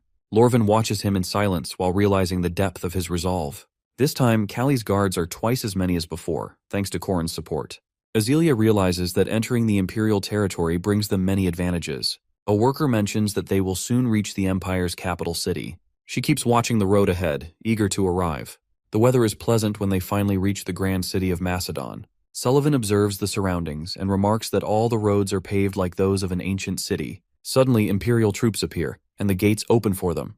The Lady Knight is amazed by their presence.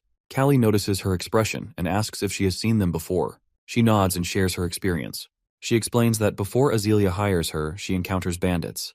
At that time, the Imperial troops are returning from a campaign, and she is fortunate to cross paths with the prince, which ultimately saves her life. Callie is surprised to hear about the prince's involvement. The troops clear their path while allowing them to proceed. Azelia hands a letter to a soldier and instructs him to deliver it to Iskandar, who is the third prince. She then turns to Callie and asks him to meet her in her room once they arrive. Upon reaching their destination, Callie goes to her room, where the lady and her knights are present. She dismisses them, leaving only Callie behind. Concerned, he suggests she rest, but she refuses. Instead, she informs him that Prince Iskandar will be coming to meet them soon. It becomes clear to Callie that Iskandar is the prince she mentioned earlier. Azelia reminds him that they have come all this way for his leg treatment. She instructs him to follow the prince's orders without question. Finally, she warns him that if anything happens to her, he must remain still and silent, no matter what. Callie feels disturbed by Azelia's words.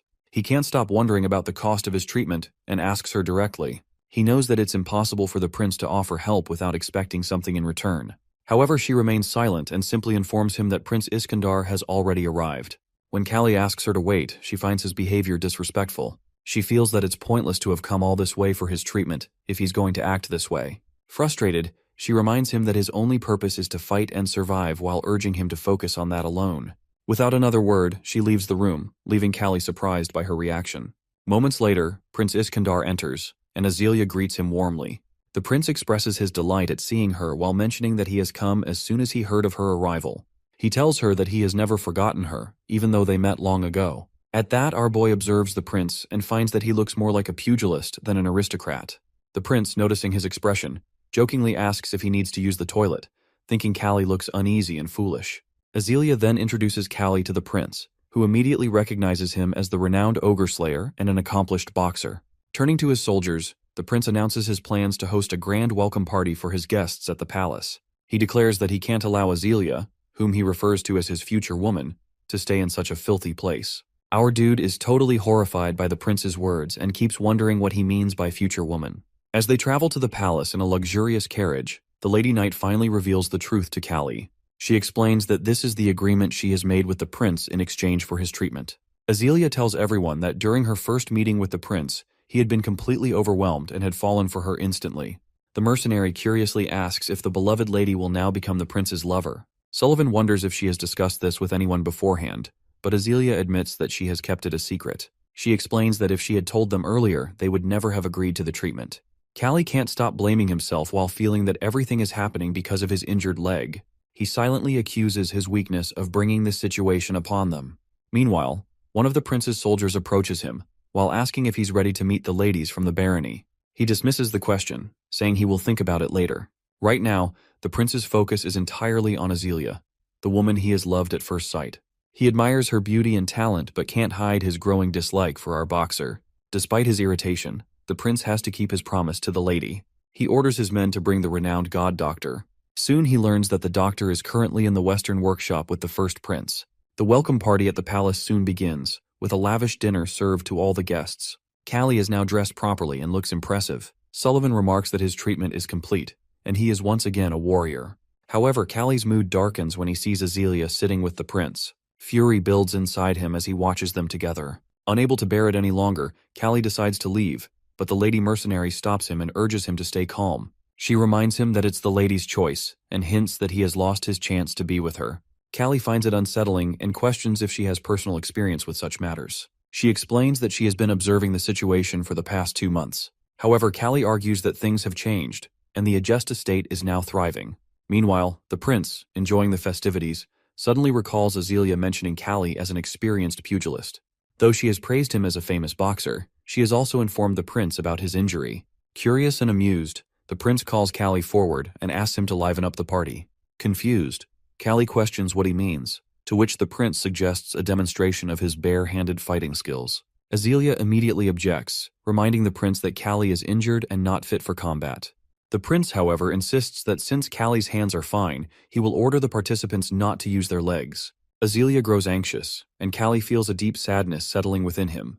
To the prince, it's all entertainment for his guests. He even warns his soldier that if he loses to Callie, he will be dismissed. Then, turning to Callie, he commands him to showcase his skills. Despite his anger and frustration, Callie realizes that the only way to protect Azealia is to fight and win. Callie stands ready for the fight, his stance firm and unwavering. His opponent, sizing him up, notes how young and disciplined he appears. Confidence flickers in the opponent's eyes as he remarks that if Callie collapses, the match will be over. The tension in the air thickens as both fighters prepare themselves. Our boy clenches his powerful fists, determination burning in his gaze. His opponent believes he can provoke him into making a reckless move. The prince, watching from his seat, suddenly throws his wineglass to the floor and signals the start of the fight. The opponent launches a powerful punch, but our dude effortlessly dodges it. Responding swiftly, he strikes back, his opponent raising his arms in defense. However, with the next opening, Callie delivers a devastating blow to his chest, his fist landing with crushing force. Pain shoots through the opponent's ribs as he staggers and collapses to the ground, unable to continue.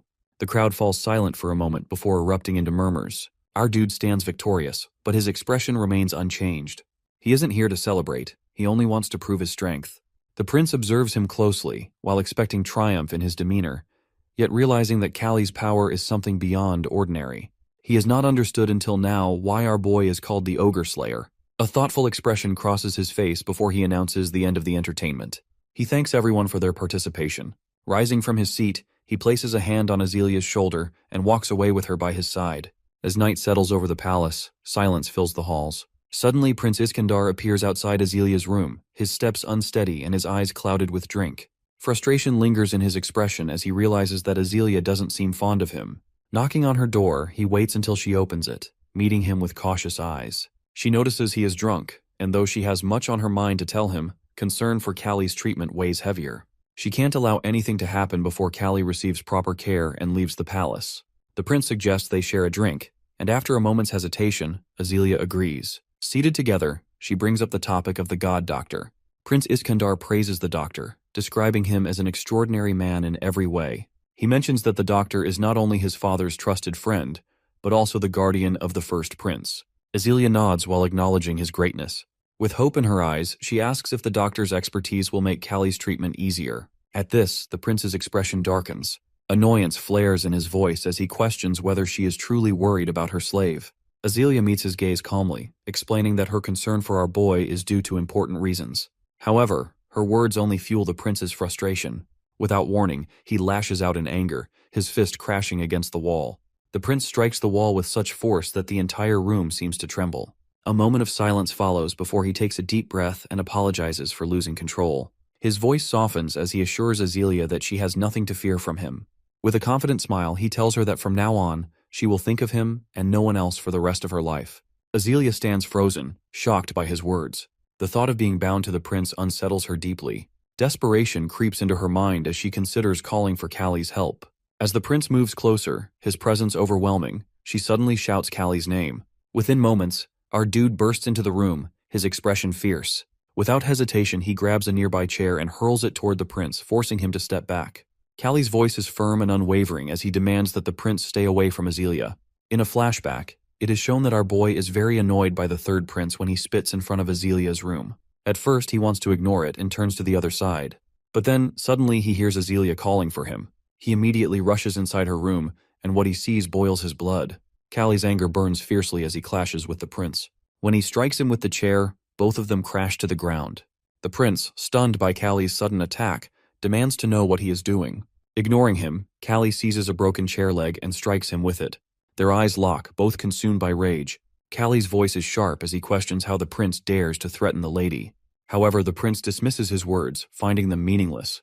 His gaze shifts to Azealia, who sits quietly, watching the confrontation unfold without a word.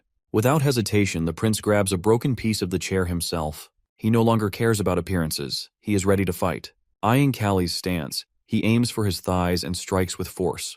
But before he can react further, our boy lands a powerful blow to his head, sending blood spilling from his mouth. Despite the impact, the prince remains standing, retaliating with a powerful push that sends out Dude crashing into the wall. As he falls to the floor, Callie realizes the prince's strength is greater than he had expected. The prince smirks, his voice filled with newfound understanding. He claims that Callie's actions have revealed everything he needs to know. Then, with unwavering confidence, he declares that from this moment on, Azealia belongs to him. Determined to put an end to the fight, our boy focuses on his next move. His eyes lock onto the prince's jaw, which is his target. Without hesitation, he charges forward and delivers a devastating punch straight to the prince's face. The impact sends shockwaves through him.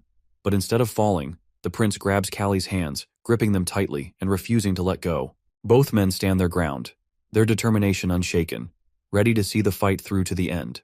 The prince demands that our guy follow his rules and, without warning, locks his arms in a crushing grip. His hold is so tight that Callie struggles to break free. Pain radiates through every joint in his left arm. He feels the strain intensifying, realizing that if the lock continues any longer, his arm might break. Just as desperation sets in, the prince suddenly releases his grip, staggering back in pain. Blood trickles down his forehead as Azealia strikes him with a lamp, her expression tense and determined. Before they can react further, the sound of armored footsteps echoes through the hall. The knights rush in, their eyes scanning the scene before surrounding Callie. The prince, his face dark with rage and humiliation, clutches his bleeding head. The soldiers close in, ordering Callie to surrender. Prince Iskandar and Azealia stand in the grand hall before the first prince, Philippos. With a stern expression, Philippos asks his brother how it all happened. Iskandar, feeling that his brother has arrived at the worst possible moment, hesitates. However, Philippos demands the full story, warning that if he doesn't speak the truth, he will ask Azealia and punish him just like in their childhood. Reluctantly, Iskandar confesses everything, that how he made a deal with Azealia to treat Callie in exchange for her companionship. She is stunned to hear him admit the truth so openly. She expects him to lie, but he reveals the entire situation without hesitation. Despite her concern over Callie's actions, she remains hopeful that he can avoid the death penalty. Philippos, furious with his brother's behavior, decides to teach him a lesson. He takes up a stick and begins beating him, ignoring Iskandar's pleas to stop. He scolds him harshly, while reminding him that a prince should never act so irresponsibly. He questions how Iskandar could enter a woman's room at night, especially in a drunken state, pointing out how any woman would naturally be terrified. Iskandar endures the punishment in silence as his brother continues to reprimand him. Once Philippos finishes disciplining him, he announces that a trial will be held on behalf of the emperor. He orders Callie to be brought before him. When Callie stands in front of the prince, Philippos examines him closely and asks if he is a pugilist. Callie nods in response. Philippos notes that Callie is taller than he expects. Iskandar, still reeling from the scolding, tries to downplay the situation by calling himself incompetent and claiming that Kali defeated him effortlessly. But Philippos silences him with a sharp look. Turning to Iskandar, he demands to know how he could exploit the services of the god doctor by making such an inappropriate demand from Azelia. Philippos continues scolding his brother, telling him that his actions are shameful, including sneaking into a woman's room in the middle of the night, which is beyond disgraceful. Meanwhile, Azelia, who has come from her kingdom and entered into a covenant with the third prince without truly accepting it in her heart, has also committed a serious offense. As Philippos raises his hand toward Azelia, Kali's anger flares, and he clenches his fists in frustration. Azelia, while realizing the gravity of the situation, admits that everything is ultimately her fault. Philippos then turns to our boy, his expression stern, and reminds him that the crime of attacking the third prince is severe. Prince Philippos wonders how much courage Kali possesses to fight his brother despite his injured leg. He acknowledges that while Kali has acted impulsively, third prince has every right to claim himself as Azelia's future husband. However, the prince emphasizes that the matter ultimately concerns the lady and the third prince. Turning to Kali, he urges Kali to understand that if he truly considers himself a warrior, he must stand by his responsibilities until the very end. He asks our boy about his final wish. However, Kali firmly states that he has no regrets, as it is his duty to protect the lady. To everyone's surprise, Philippos uses his sword to cut the ropes binding Kali. He praises the boxer's courage and loyalty while commending him for his brave actions. With a stern yet approving look, he instructs our boy to always protect the lady, while acknowledging his worth as her guardian. Prince Philippos then declares that, according to royal law, there will be a match, and the one who loses will have to accept defeat. Both Kali and Prince Iskandar want to claim Azelia as the prince orders the match to take place.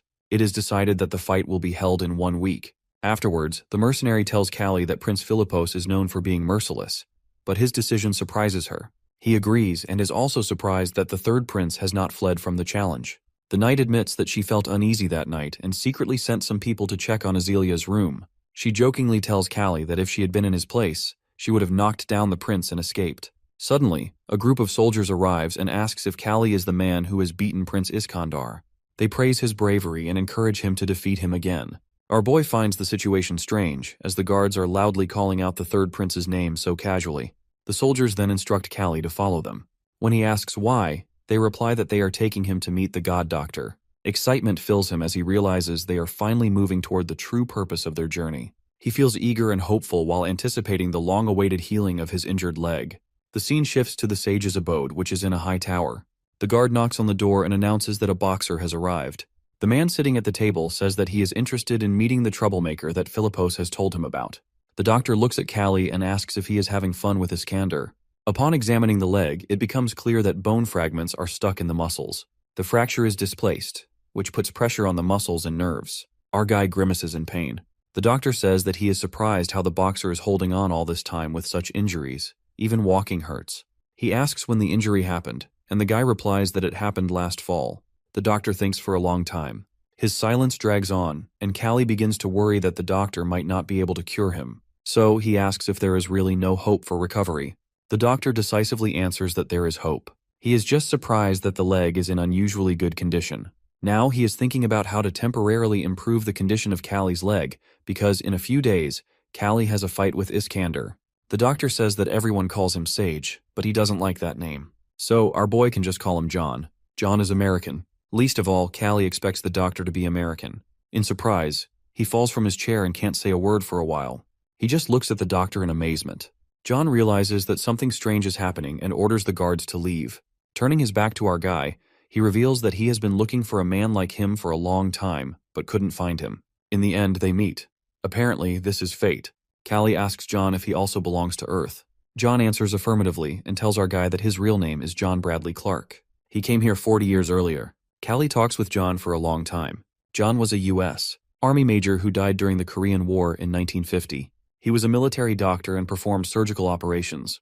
He helped the emperor with his knowledge and began to be compared to a deity. Not only this, John is interested in events on Earth because 60 years have passed since his death. Kali is surprised that 40 years here is really equal to 60 on Earth. John isn't sure. He wants to compare everything with other data.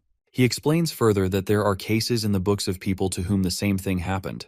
Every one of them lose consciousness, and when they wake up, they find themselves in a different body. Many succeed in their new lives. As Kali has already explained that before his death, He regretted not practicing boxing. John had similar regrets about medicine. Perhaps they are brought here by melancholy that surpasses the fear of death. But now, the main thing is the leg.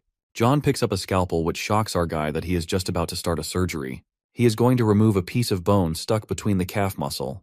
This is the only way to reduce the pain. The doctor begins the operation. Of course, there is no anesthesia at this time, and Callie hisses in pain. The doctor complains that he is already old and cannot quickly and deftly wield a scalpel. The operation comes to an end. The doctor stitches up the wound, and Callie feels that the discomfort in his leg is gone. If the pain is this weak, he can handle the fight. John explains that would ban the fight altogether from a doctor's point of view, but he cannot give Philippos orders. Instead, he gives Callie healing ointment. Callie catches the ointment and assures John that there's no need to worry about the fight. Then the guard asks the sage if he knows the boxer. John replies that they are fellow countrymen. A few days later, our guy is walking through the castle when Philippos calls him to talk. The castle walls have ears, so Philippos calls Callie to follow him. He asks how the visit to the sage went, and Callie replies that the sage treated his leg. Philippos says that he was born only thanks to the sage's skill. Otherwise, both mother and child would have died during childbirth. Although they have been communicating for 30 years, Philippos doesn't know much about the sage. He has knowledge and inventions of unknown origin. He explains further that how the emperor doesn't care, but Philippos can't turn a blind eye to it. Now Philippos heard that Callie comes from the same place as the sage. At that, he deadpans that over the past 20 years, the sage has never left the empire, and Callie is only 20 years old. Philippos commands him to reveal who actually this person Callie is. A few days before this conversation, John hears the question from Callie that, why doesn't Prince Philippos kill Callie on the spot? Even though he hit the prince, and the punishment for this crime is execution. According to John, Prince Philippos can raise local civilization to several levels. He is the ideal ruler that John has been training all his life. But the problem is that Philippos strives for a republic, not one-man rule. But if he ascends the throne, bloodshed will engulf the empire. There is no guarantee that a hero from the battlefield will become an excellent leader. Therefore, Philippos needs someone who won't compromise on principles. Callie is that talented, someone who challenges authority. He concludes that Philippos will not harm our boy. In the present, the prince's conversation with our boxer continues. Philippos is sure that Callie is hiding something. He won't force Callie to tell him everything, but if Callie decides, he can come to him any time. Callie replies that he knows nothing, but if he finds out, he will tell the prince. Philippos suddenly bursts out laughing. He recognizes the courage and bravery of his interlocutor. He gives Callie a book to strengthen his spirit. It is a collection of imperial fighting techniques and tells him that Iskander is a master in this area. Callie doesn't understand. Is Philippos waiting for his brother to lose? Prince explains that Iskander is Bus' beloved younger brother. The prince will be glad if Iskander wins, but if Callie wins, the boxer will be in Philippos's debt. Both options benefit him. After a while, inside his room, Callie notes that Philippos is very smart and much scarier than John thinks. He tries to read the book the prince gives him.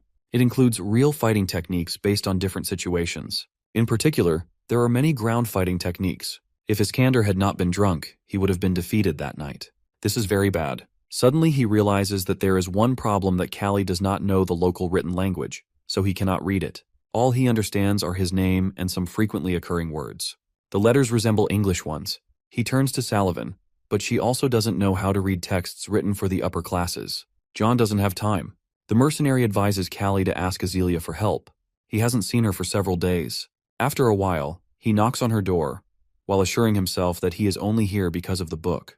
Azealia opens the door with a scared look on her face. She half thinks that Callie has gotten into something again. The first thing she asks is how his leg is, and Callie says it feels much better. Azealia fills with joy, and our dude also blushes with shyness. He asks Azealia to read the book to him. She is surprised that Philippos treats Callie so well, even giving him such valuable instructions. He asks her to read the important parts of the book to him, since he cannot understand everything from the pictures. At that, Azealia was worried that Callie blames her for everything that has happened, but Callie doesn't blame her. Then they begin parsing the text and comparing it with the illustrations. One part explains how to start a fight when the fighters are facing each other. It suggests a dirty method, spitting in the enemy's eyes. Our guy decides he will not spit in Iskander's eye. After that, the book suggests quickly knocking the enemy down with a grab. It says if the enemy hits at high speed, it can be fatal. But if he is distracted, he won't have time to react to the boxer's movements. Azealia reads the entire book aloud. Our guy realizes that everything written in the book must be tested in practice. Otherwise, the book is useless. After a while, Azealia finishes reading and asks how our guy plans to win because he is a boxer, and the fight isn't designed for that. Callie promises that everything will be fine. He gets ready to leave and says goodbye. Azealia realizes that if Callie loses, she will have to live with Iskander, and she won't be able to change anything. She grabs Callie by the hand and begs him not to leave. She really asks him. Both of them throw themselves into each other's arms and kiss passionately.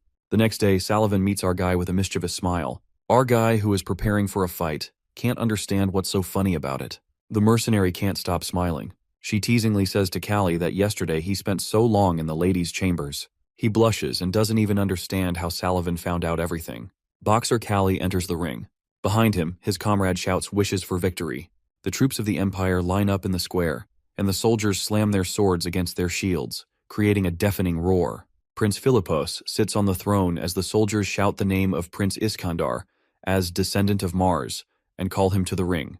Under the enthusiastic cries of the army, the prince walks to the battlefield. The prince says, while anticipating victory, that it is good weather today to give someone a beating. Callie comes out from the other side and walks to the place of the fight. Philippos stands and proclaims the terms of the battle that the winner will get everything, and the loser will lose everything. Iskandar takes off his shirt as he thinks that this isn't just about Azealia anymore, because our boy is the only one who can resist him, and now it's time for payback. Callie understands perfectly well that this isn't boxing but wrestling, but he always overcomes obstacles and will do it again. The soldiers stand in a circle, outlining the combat zone. He and Iskandar stand in the center. Our boy immediately attacks the prince with a direct blow to the face and quickly jumps back, breaking the distance. Iskandar notices that the Callie's leg is better now. He throws a right hand, but Callie manages to dodge.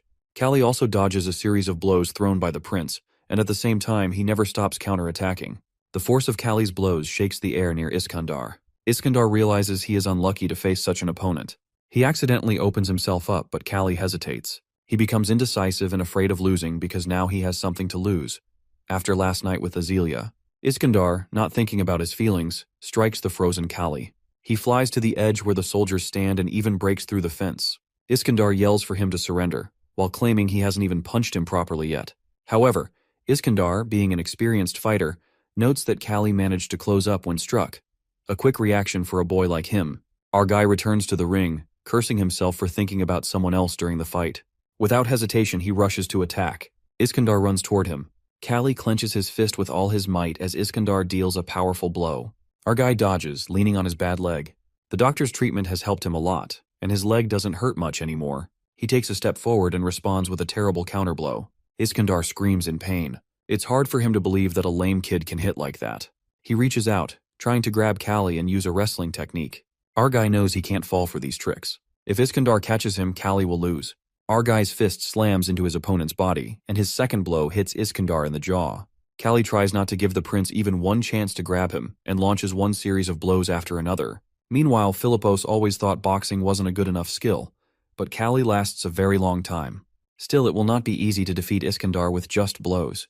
Philippos believes Iskandar will do whatever it takes to win, and has no doubt about who the victor will be. Basically, all the princes of this empire undergo brutal training with warriors. No one is recognized as a prince if he is physically weak. The emperor and members of the imperial family must always come first. Members of the imperial family are seen by warriors as loyal comrades in arms, fighting alongside them. The Prince Philippos is thinking that how Iskandar is a born warrior. When he meets a strong opponent, he isn't afraid, but tries to defeat them. Now he meets his equal in Callie. Our guy sees that Iskandar is looking for the best opportunity to strike. He doesn't leave Callie any choice. Callie rises to his feet and staggers. Iskandar realizes that his enemy's legs have reached their limit of endurance and rushes at him. Prince Philippos clearly sees that it's a trap and regrets that his brother is such an idiot. The prince charges at Callie like a bulldozer. Callie stands motionless, waiting for the attack. He knows that if his timing is off, he's finished. Calculating everything down to the second, Callie throws a right hand at Iskandar's head. The blow is strong and accurate. Iskandar staggers, blood spraying from his mouth. His eyes light up with red fire. Instead of falling, he grabs Callie and knocks him to the ground. After such a blow, Iskandar shouldn't be able to get up, but it's not Iskandar lying on the ground, it's Callie. The prince raises his fist over Callie, intending to finish him off. Blows rain down endlessly on the fallen Callie. Iskandar manages this because of his rigorous training. He unknowingly uses a technique designed to knock down and immobilize the enemy, mercilessly destroying them. Our guy urgently needs to free himself. He tries but can't, as Iskandar grabs his arm in a painful hold. Our boy feels like his arm is about to break. Lying on the ground, unable to do anything, He notices a fresh wound on Iskandar's shoulder, which is the one Kali inflicted that fateful night. Bending over, Kali hits the prince in the wound. Iskandar's face contorts in pain. He growls and unclenches his hands, allowing Kali to free himself. Before Iskandar can react, Kali punches him in the jaw from below. Iskandar jumps back, and Kali manages to get back on his feet. Our guy feels the ligaments in his arm are stretched, but he keeps going. Iskandar is also in bad shape, staggering. Kali shouts, mocking him, asking how it feels to be in his position. Iskandar notes that Kali is surprisingly persistent. Philippos observes the fight and notices that Iskandar looks pleased. He's never seen a member of the imperial family put so much effort into a fight. He hopes that Kali's skill matches his courage. At this moment, Azelia arrives to watch the fight. She sits next to Philippos and apologizes for being late. When she sees the beaten Kali, she can't contain her feelings and becomes overwhelmed. Philippos, seeing her reaction, unexpectedly asks her to sell Kali to him for any price. Azelia is so stunned to listen to this that she can't find anything to say. The prince insists that Kali will be better off with him. Azelia sarcastically replies, showing that His Highness has a very nice way of joking. She adds that Kali is too good for her and that their relationship goes beyond master and slave. The prince taunts her while asking if they are going to get married, then remarks that she was the one who switched to Iskandar's side at one point. Azelia responds firmly, saying that she will do everything Kali wants, whether it's freedom, struggle, or even marriage. She promises to repay Kali for everything he has done for her, no matter how hard it is. Meanwhile, the prince admits to himself that his opponent is stronger than he expected. He resolves to survive at all costs. With his injured hand, he knows he can only strike once. On the other hand, Kali's leg too has reached its limit, sending him distress signals. Despite this, he is determined that his victory over Iskandar in such a state will be spectacular. He will defeat the enemy here and stand triumphant, showing everyone his true strength. Kali rushes to attack. Meanwhile, he can proudly say now that his life in his own body cannot be compared to the life he had in Park Gang's body. Kali's life is far more valuable. He channels all his years of struggle and rage into this one decisive blow, knowing this is his moment to shine. Iskandar attempts to apply a grappling move again, but he ducks under his hands, leaving Iskandar grabbing at the air. At the same moment, our guy knees Iskandar in the stomach. Iskandar staggers and exposes himself, giving Kali the chance to strike with his left hand. Even though Iskandar is battered, he remains standing and raises his fist, ready to finish our guy. But he strikes first, while delivering a crushing blow with his injured right hand to the prince's chin. However, Iskandar lowers his head just in time and blocks the punch. Immediately, Iskandar counters by headbutting Kali, while showing his fierce determination. Our guy is thrown back by the force of the blow. As he crashes to the ground, Iskandar declares himself a descendant of the god of war and the most handsome man in the empire. Under these triumphant shouts, Iskandar throws him far back with a deafening roar. Kali lies on the ground, stunned by how far he was thrown. He then catches sight of Azelia, who looks at him sadly and pleads silently for him to bring her victory. With great difficulty, our guy gets up and returns to the ring. Iskandar too looks exhausted and unsteady, but he does not fall. Mockingly, he asks Kali if he knows why he's still standing. Our guy retorts that it's because the prince's head is only good for eating, as it has already taken so many blows. If there were brains in it, Iskandar would have had a concussion by now. Iskandar corrects him, claiming it's because he's a descendant of the god of war and protected by a sacred radiance. Iskandar rushes to attack, but Kali feels confident that he will win. This is because now Azelia is by his side. Azelia stands at the edge of the ring, watching with hope. Kali recalls the words from the book about how to start a fight when facing an opponent, by spitting in their face. Our guy realizes that Iskandar will do anything to win, and his suspicion proves correct. The prince prepares to spit at him. Kali is ready for this move and dodges the spit. Pressing his hand against Iskandar's surprised face, Kali delivers a powerful uppercut to the prince's chin. Then Iskandar begins to fall and screams. At that, Kali, smugly, replies that he heard the voice of Lady Luck. Iskandar collapses to the ground, and Kali remains standing over him. Next moment, Philippos rises from his throne, declaring that everyone, including him and the proud imperial soldiers, witnessed this victory. Boxer Kali is victorious. Azelia cries with happiness and joy as she hears these words, unable to hold back her tears of pride. The prince confirms the victory in the name of the empire and the god of war, declaring Kali the winner. Our guy is found lying on the bed in an injured state. The doctor examines him and explains that his leg is severely hurt. He mentions that how both our guy and his opponent are incredibly resilient compared to ordinary people. The doctor remarks that while most individuals would need over a month to recover from such an injury, Kali managed to wake up in just 3 days. Feeling confused, our guy asks about Iskandar. Then the doctor responds by explaining that Iskandar has been through numerous illnesses since he was an infant, which made him much stronger over time. He also notes how Iskandar is now eating everything without restraint. The doctor expresses surprise that our guy, whose injury is far worse, is worried about Iskandar. Our guy then asks how long it will take for his leg to heal. The doctor observes that his muscles are unusually strong and elastic, which may explain his fast recovery in the past. The doctor advises him to think carefully about what he said before leaving the room. As Kali sighs and leans back on the bed, the door suddenly slams open, and Iskandar storms in. Furious, Iskandar grabs him by the collar and demands an explanation, accusing him of studying a technique textbook. Iskandar cannot believe that our guy managed to defeat him without some unfair advantage. He, still confused, explains that he received the book from the prince. Hearing this, Iskandar grows even angrier and declares that whether the prince is his brother or not, he will make him pay for such betrayal. At that moment, the prince enters the room, amused by Iskandar's anger. The prince calmly mocks him, while questioning whether Iskandar truly plans to confront him. Iskandar demands to know why his ringer technique textbook was given away. The prince responds that it would be unfair for someone to face a ringer without a chance to prepare. He suggests that Iskandar should feel satisfied now that the fight was more balanced. The prince turns to our guy and congratulates him, adding that he heard about his leg injury. He mentions that the treatment will take at least a year. This frustrates him, who begins thinking of alternative ways to heal faster. The prince acknowledges his determination but points out that there is a significant problem as his status as a foreigner. He explains that foreigners like our guy and Azelia are not allowed to stay in the empire for more than 3 months unless they hold diplomatic positions. Iskandar challenges the prince, arguing that there are many foreign guests in the palace who stay longer. The prince ignores his comment and instead clarifies to our guy that there is indeed a way to remain in the empire for treatment, as he must become a free man. The suggestion shocks our guy, who questions whether he should pursue his freedom.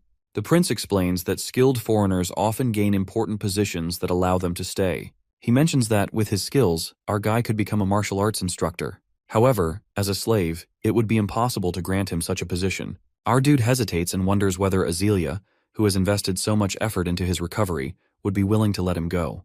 The prince taunts him, while questioning his relationship with her mistress. He adds that Azelia might give him more than freedom if he asks. The prince advises him to speak to her directly and persuades him that pursuing freedom is the best path forward. Determined, Kali decides to confront Azelia. Using a walking aid, he makes his way to her. Observing his approach, some people nearby tease him and quickly step aside. Azelia senses something unusual and asks about his condition. He explains that he cannot move freely yet, but reassures her that he is managing. After an awkward pause, she asks if something is troubling him. Struggling to find the right words, he explains the prince's suggestion about gaining freedom to stay in the empire for treatment. Hearing this, Azelia feels a mix of confusion and sadness, but eventually agrees to prepare the necessary documents. Our guy promises her that once he is fully healed, he will return to defeat the champions of both the kingdom and the empire. Azelia finds his determination amusing but supports his decision. She jokes that he does not need to return, as the prince can offer him more than she can. However, our guy makes it clear that it is not about what the prince offers. He emphasizes that he will live life on his own terms, free of restrictions, and vows to return someday. A few days later, our guy gains his freedom, though he feels surprisingly indifferent about it. Salavin bids him farewell, mentioning her plans to open a store in Korea. She asks him to visit her someday, and they part on friendly terms. Azelia also comes to see him, showing concern for his condition. Our guy reassures her to stay safe and jokes about her not getting kidnapped by bandits again. Azelia humorously replies that she will call him if she ends up having children with bandit leaders. Before leaving, our guy entrusts Rovo to Azelia's care, explaining that he will not be able to look after him during his treatment. He instructs Rovo to watch over her, confident that the animal will understand his words. Although he initially expected his stay in the empire to be short, it extends to 2 years. By the time he leaves, Philippos VII has taken the throne, and our guy's presence becomes a forgotten part of the empire's history. The former emperor of the empire steps down from the throne following the end of the northern conquest when his strength diminishes. The first prince, Philippos, takes the throne as emperor. He ruthlessly eliminates any opposition, even from his own bloodline. During his reign, 4 of the 7 princes lose their lives. The second prince, Aurides, who stirs rebellion within the royal family out of dissatisfaction with the empire, is killed by Kali under Philippos's orders. However, rumors circulate that barbarians are the ones responsible for his death. Now, 2 years later, our guy questions Philippos if he plans to use that as an excuse to keep him, reminding him that it was supposed to be only for 1 year, but now he is being stubborn. Philippos admits that he sometimes misses the innocent Kali from 2 years ago. Our guy responds that he is tired of being deceived. Philippos expresses regret, saying he wishes Callie could stay with him, but our guy brushes it off, advising Philippos to find a girl and get married. Later, in Dr. John's office, John asks Callie if he is merely a martial arts instructor, expressing doubt about how our guy manages to execute Philippos's mission so flawlessly. John remarks that it feels like just yesterday when he treated Callie's leg. Our guy replies that it was an awful experience and vows never to go through it again, making John sigh. He then tells John that Philippos is curious about his abilities and true identity, but John shakes his head, explaining that the time to reveal it hasn't come yet.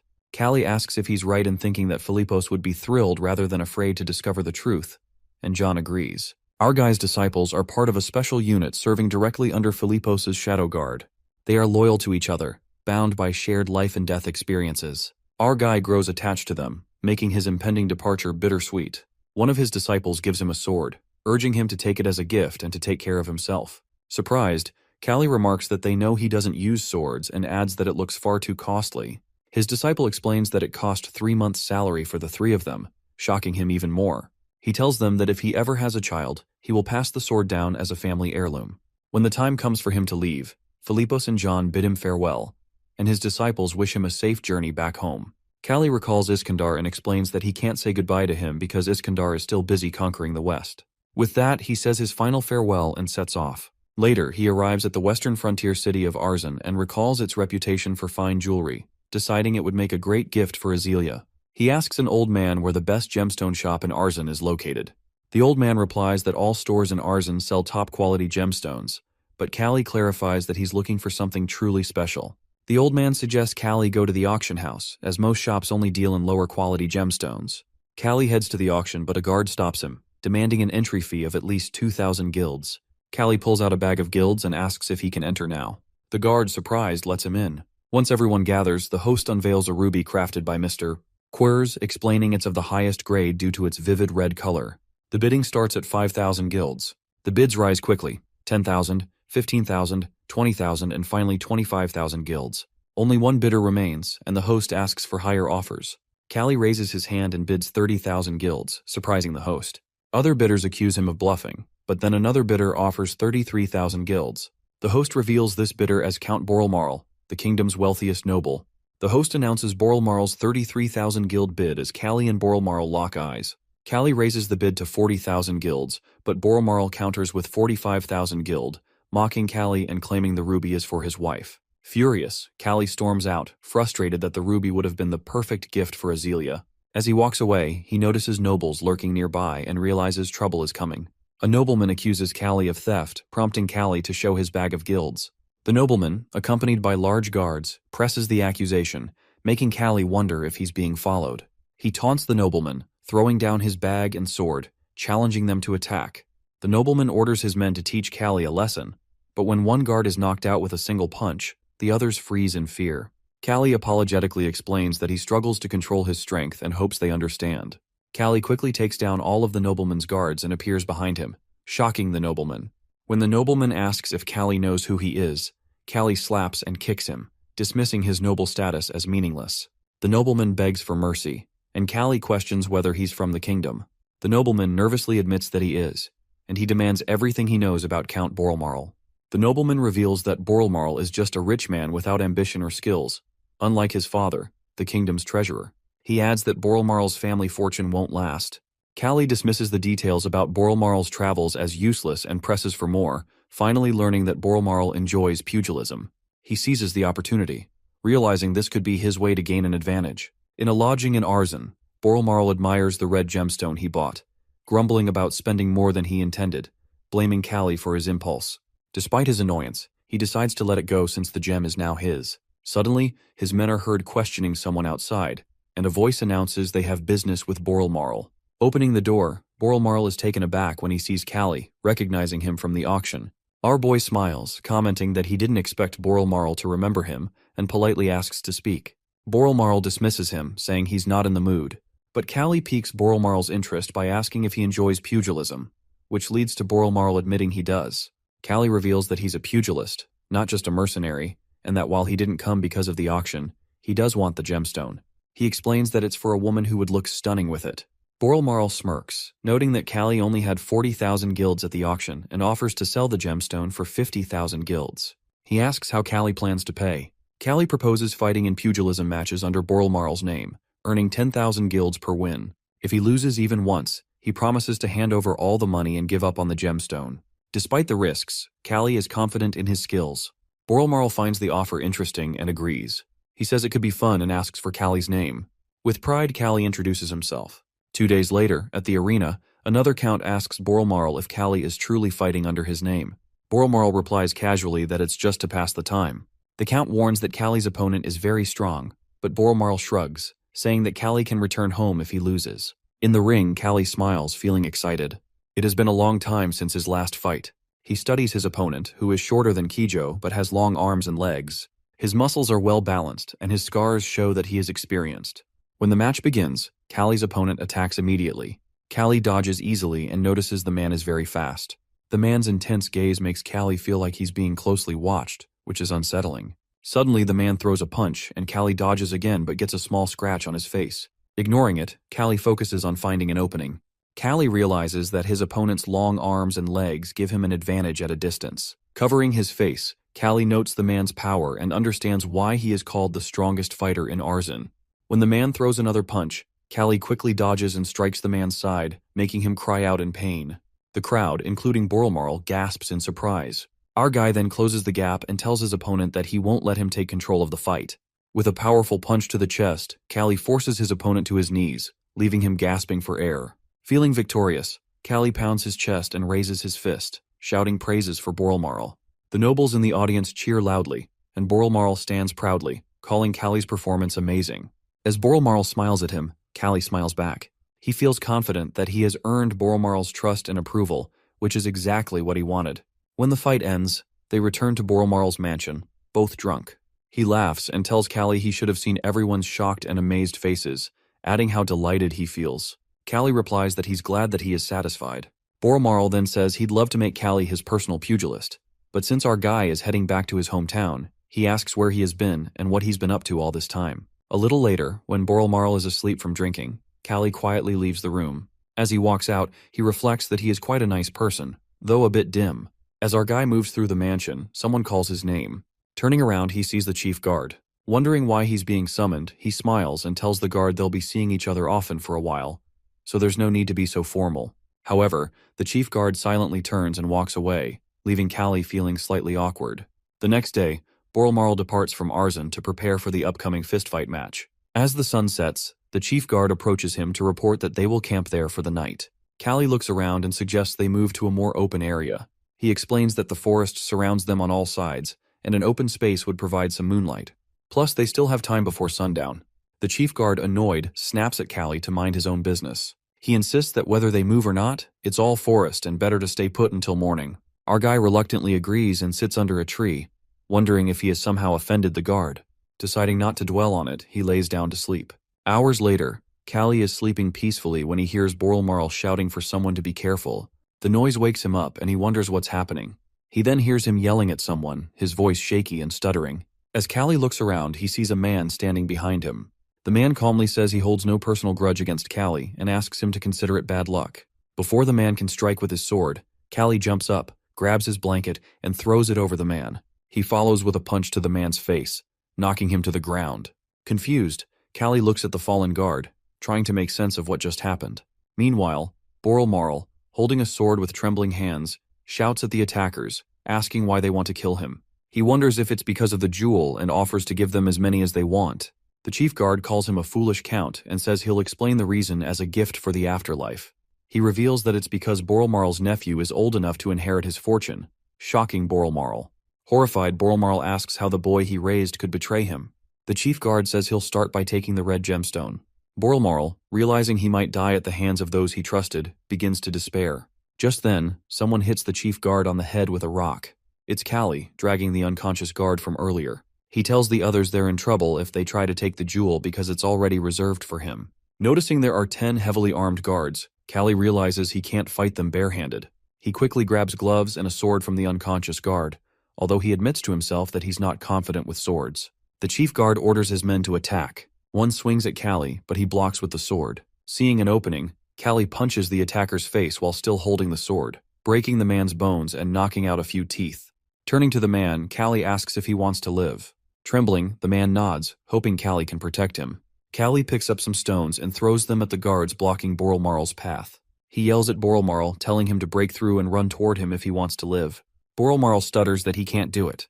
Realizing he needs help, Callie knows he must deal with the guards himself. He shouts at him again, urging him to move if he still wants to survive. Boralmarl, sweating and shaking with fear, stands frozen. Count Boralmarl's life is like a neatly packaged road, smooth, tranquil, and devoid of any obstacles. Living comfortably in a world shaped by his ancestors, he has never achieved anything through his own efforts. Callie's words pierce his heart, shaking him from his complacency. With newfound determination, Boralmarl swings his sword repeatedly while running past the guards. The chief guard yells at the others, calling them stupid jerks and demanding to know why they aren't stopping him. He manages to catch Boralmarl and raises his sword to kill him, slashing one of his arms. Shocked and in pain, he drops his sword but keeps running toward our guy, tears streaming down his face. Our guy rushes to meet Boralmarl, who begs him to save him. He grabs him, compliments his spirit, and carries him on his shoulder.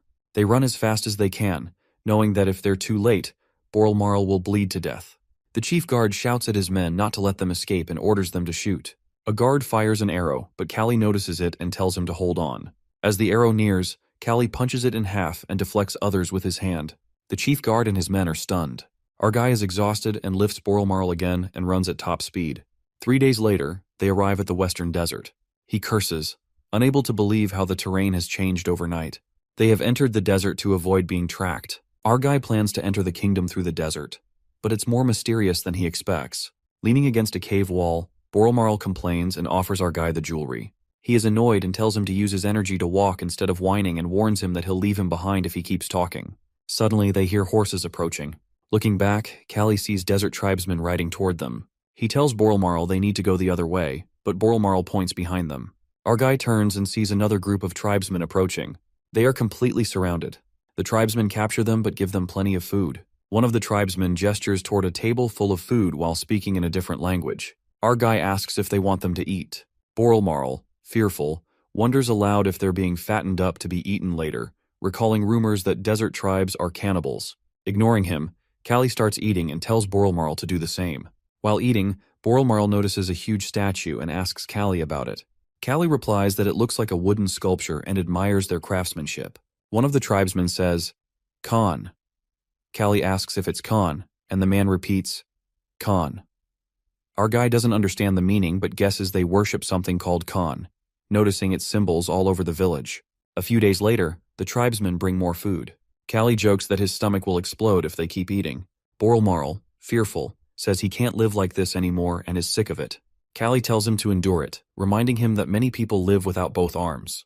He replies that not everyone is as strong as Callie. Callie tells him that no one is born strong. Strength is developed. Suddenly, the tribesmen burst into their room, speaking in a different language. They drag them outside, and Boralmarl, stuttering, shouts that he knew they were going to eat them. One of the tribesmen hits our guy on the nape with a stick, making him collapse. Boralmarl worriedly calls out Callie's name as the tribesmen drag them to a cliff. At the cliff, they see a huge pillar with a horn. Boralmarl wonders where they are being taken. The tribesmen tie them to the pillars and chant Dakan in front of a cave. After that, they run away, leaving them behind. Boralmarl panics and asks what's happening. He hears a deep growling sound coming from inside the cave. Trembling, he tries to wake our guy and tells him about the strange sound, but Callie doesn't respond. Boralmarl begins to cry in fear. Despite his terror, he tries to gather himself, realizing it's now up to him. It is almost dawn when Callie wakes up. Boralmarl explains how they are dragged there when he faints. He further adds that there must be some monsters inside the cave. Our guy also hears a growling voice and concludes that it must be Dakan and that they are presented there as a sacrifice. But they don't understand why the monster doesn't eat them yet. Boralmarl explains that it must be warming them up with the daylight. Suddenly, our boy notices Count's bleeding lips. Count explains that how he had cut Callie's ropes with his teeth last night, and with that now he can escape. Seeing that, he immediately thanks Boralmarl and gets free from the ropes. But the next moment, a huge gorilla appears before them. When Boralmarl shouts at him to run away, Callie takes a fighting stance because it is just a monkey. Boralmarl tries to reason that there is a huge power difference. At that, Callie understands that it is the same situation as him and the ogre. But no matter how huge the monster before them is, it is just a monkey. The next moment, both of them clash, which makes Callie realize that the monkey's range is longer than he expects. Then he throws sand into the gorilla's eyes and punches it hard in the face. The gorilla is furious at the but it only gets a nosebleed from his punch. It then throws our boy far away. He, on the other hand, thinks about how little chance he has to win. As the bones pierce his body, he realizes that at this rate, he could die from bleeding. Then he gets up and decides to attack again. While looking at it, he understands that the monkey is quite intelligent, as it observes the bone in his hand as a weapon and halts its movement. He rushes toward it, while knowing that he doesn't have time to delay the battle. This time he pierces the bone into its thick skin. In retaliation, the gorilla tries to pry it away, but he comes back and pierces the bone completely into its stomach, while making it growl in pain. Borlmarl, who is witnessing this scene, is astonished to see Callie battling someone stronger than him. Our dude once again punches the Monkey King and dodges its attack immediately. He then takes the ropes and rushes toward it with blurry eyes. He makes a loop with the ropes around the gorilla's neck and tightens it while sitting on its back. Now, the gorilla is having difficulty breathing. It tries to loosen the rope, but Callie's grip is firm. But our boy is also struggling to keep strangling the gorilla because of its power, so he takes out the bone knife and attacks its eyes. Finally, after some struggle, the gorilla collapses on the floor, and our boy comes out of the cave, victorious. Borlmarl immediately asks about his well-being, to which he replies with sarcasm. Anyway, he unties Borlmarl, who expresses his disbelief at Callie defeating the monster. But the next moment, our dude dozes off from exhaustion. Borlmarl then scoops Callie onto his back and steps ahead. After a while, he finds a large group of people coming toward them. He guesses whether they are assassins or the desert tribe, but they are too many to be an assassin group. Suddenly, he recognizes the flag of the army and tries to turn his back on them. But one of them spots him and demands that he identify himself. He introduces himself, and the soldiers immediately notice his missing arm, which makes some of them chuckle. Then, someone asks about the beast that the barbarian there is worshipping. This person turns out to be none other than Iskander, who is the leader of the Western Conquest Army of the Empire. As he gets down from the horse, he is shocked to recognize Callie on the count back. After that, he is even more shocked to learn that Callie is the one who defeated the monster he intended to defeat. He kicks Callie from the bed and shakes him vigorously, which panics the army physician, who tries to reason with him that Callie is injured. But he nonchalantly replies that our boy is a monster himself, so he wouldn't die from a stomach wound. The next moment, Callie wakes up and punches Iskander hard. In return, he kicks him out of the tent, while reminding him that he is the one who treated him. Callie then asks his reason for being there. Iskander explains that he comes here to conquer this region. He also reminds him that Callie left the Empire without even saying goodbye to him, which makes him grumpy. Seeing Callie's casual behavior with Iskander, Borlmarl is quite shocked. Later, inside Callie camp, he tells Borlmarl to get back as soon as possible. The Count expresses that at first, he is scared by the fact that his nephew tries to assassinate him, but now he really wants to listen to him face to face. Callie also agrees with him on that. Back at Borlmarl Castle, the Count's nephew Began is sleeping peacefully. Next moment, he wakes up when our boy calls his name and confronts him, while calling him ungrateful for trying to kill his own uncle. As soon as Began understands the situation, he tries to call for help, but our dude shuts him up and asks whether he should finish him off quickly. After a while, Callie stands in front of the guards, holding Began hostage. Began orders his guards to step aside. Our boy also tells them to follow their master's order as they head toward the castle gate. When they reach the castle gate, our boy orders the same thing to the gate's guards. Began warns him that they are surrounded by guards and even tries to lure him with a large sum of money. But Callie is not interested in money and instead commands the guards to open the gate. When guards don't budge, he then asks whether Began wants his left or right arm, which Began doesn't understand. He then breaks his right arm and warns him that if he wants his other arm intact, he should order his guards to open the door. Began complies immediately. The gate opens, and Borlmarl stands in front of it. He orders his guards to lower their weapons, warning that they will be executed otherwise. The guards are shocked to see that Count Borlmarl, with this new personality, who was once a timid person, has become daring. At that, Began tries to claim the Count title, but Count Borlmarl furiously challenges him to a duel for the title. Began protests that the duel is unfair because of his broken arm. In response, Borlmarl shows him his own ripped right arm. At first, Began picks up the sword with a smirk, but when he sees the fiery expression on his uncle's face, fear overtakes him. He then drops the sword and apologizes to his uncle. Count Borlmarl, on the other hand, orders his guards to take his nephew to the prison. Afterwards, he reclaims his rightful position as Count and executes the traitor. A few days later, our boy is ready to depart from the Count, who remembers that he is none other than the Ogre Slayer, which embarrasses Callie. He then shows him the necklace he has prepared hastily but wholeheartedly. This necklace is made with the same ruby our boy wanted. While taking the necklace, our boy reminds the Count that it's better he doesn't regret not to be paid for it with matches, but the Count assures him that he has paid him enough. With that, they bid farewell to each other. Meanwhile, in a jest mansion, a servant informs Azealia about the arrival of Lord Jethro, who is the merchant group leader. She lets him in and he praises her beauty. After that, they sit down, and Lord Jethro conveys that he has checked the barony, which is in poor condition while the farmers are struggling. Meanwhile, she thinks about how Lord Jethro, despite coming from a common background, has become a powerful merchant. He is famous for making other people miserable. She asks about his purpose for being here. He then demands that she pay back his 30,000 guild, which he needs immediately because he is short on money. He even adds that with interest, the amount has become 40,000 guild, but he has given her a discount of 5,000, so it is now 35,000. She is infuriated to learn that the interest amount has increased so much within half a year.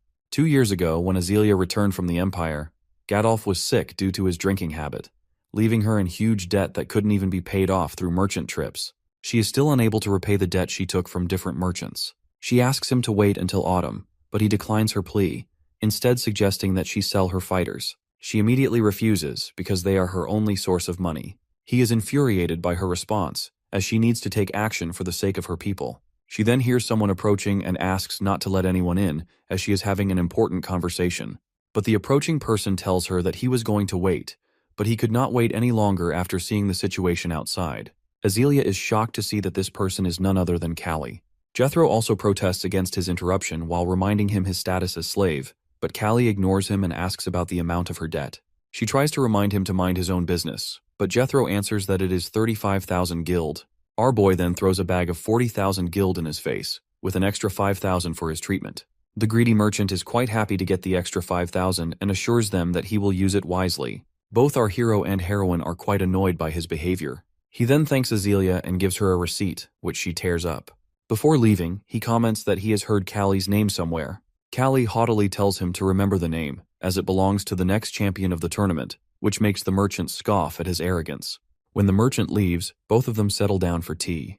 Azealia assures him that she will repay his money, which he tries to shrug off. She expresses her disbelief at his return, but he reminds her that, despite being late, he never breaks his promises. He then looks at her beauty and blushes. She then explains her situation after her father's death and asks about his 2 years in the Empire. He answers that he was working for Philippos. She asks whether he came here to fulfill his promise. He answers affirmatively, as he doesn't have anything in this place. After listening to this, she asks whether he is going to continue fist-fighting. When he answers affirmatively, she asks him to leave his place. This infuriates him, but she coldly tells him to leave. He asks whether she is seeing another man, but she denies his claim. Then he understands that she must not want to involve herself with a slave, which she confirms, while stating that she can't involve him with her if he can't offer anything to her territory. Disheartened, he asks about her confession 2 years ago. She answers that it was the naivety of her young age. However, she offers him to take a rest and meet his friends while he stays there. When he leaves, she is broken, while thinking that she can't hold him with her family. Callie goes to the bar where he drinks himself while looking at the ruby necklace. He is addressed by Jethro and his companions. He tells them that he has no money left, so they shouldn't bother him now. While looking at his drunken state, Jethro quickly quips that he must have been rejected by Azealia. He then turns the conversation to our boy's title of Ogre Slayer, but Callie immediately knocks him down, which infuriates his companions. At first, Jethro is angry at his outburst, but then he controls his emotions and even asks the bartender that he will pay Callie's bill. Our boy then reprimands himself for venting his anger and even apologizes to Jethro, who brushes it off. Meanwhile, Jethro is thinking about monopolizing Callie's fame because people are eager to see him fight after 2 years of his disappearance. Then Callie asks about Azealia and her 2 years while he was away. Jethro tells him that she is not in good condition, as other families severed ties with her Baron family due to pressure from the Joseph family. Since her only situation to better her circumstances is to marry into a prominent family, but she has rejected potential proposals, now every young lord has turned their back on her. Callie then inquires about the Joseph family. Jethro informs him that they have lost interest in the Agest family because of their dire financial situation and debt complexities, which cannot be solved by money alone. Our dude comments how he didn't expect her to face such hardship, which prompts a comment from the merchant that it was because of her father that she had to hide from society. After he gets outside, he reflects on the information he got from Jethro and concludes that Azealia must be hiding something from him. Inside the training center, everyone is very happy to see Callie back. He then turns to Nixar, who welcomes him warmly while expressing his envy over not being able to be as active as Callie because of his leg and old age. Callie observes him, noticing how he has lost his muscles and gained white hairs. Callie then asks about his companions, and Nixar answers that Kijo is at the lodging and Torres is away. Torres, who will soon become a free man after winning 67 matches, has going to paid off his debt. Callie asks whether Torres will leave the territory. Nixar assumes that he is a loyal person, so he might stay. Their conversation is interrupted by Kijo, who greets Callie warmly. When Callie turns to him, he is startled to see that Kijo has lost one eye. Kijo explains that how he gave the biggest loss to his opponent, who attacked his eye. While reminiscing about Kijo's fighting style, he confirms that Kijo must be at a disadvantage in fighting. Both of them are happy to see each other after so long. Then he asks about Rovo. Kijo answers that when Rovo grew up, it went to the forest, which brings tears to Kijo's eyes. He then turns the conversation to Azealia and asks whether she comes often to the training ground.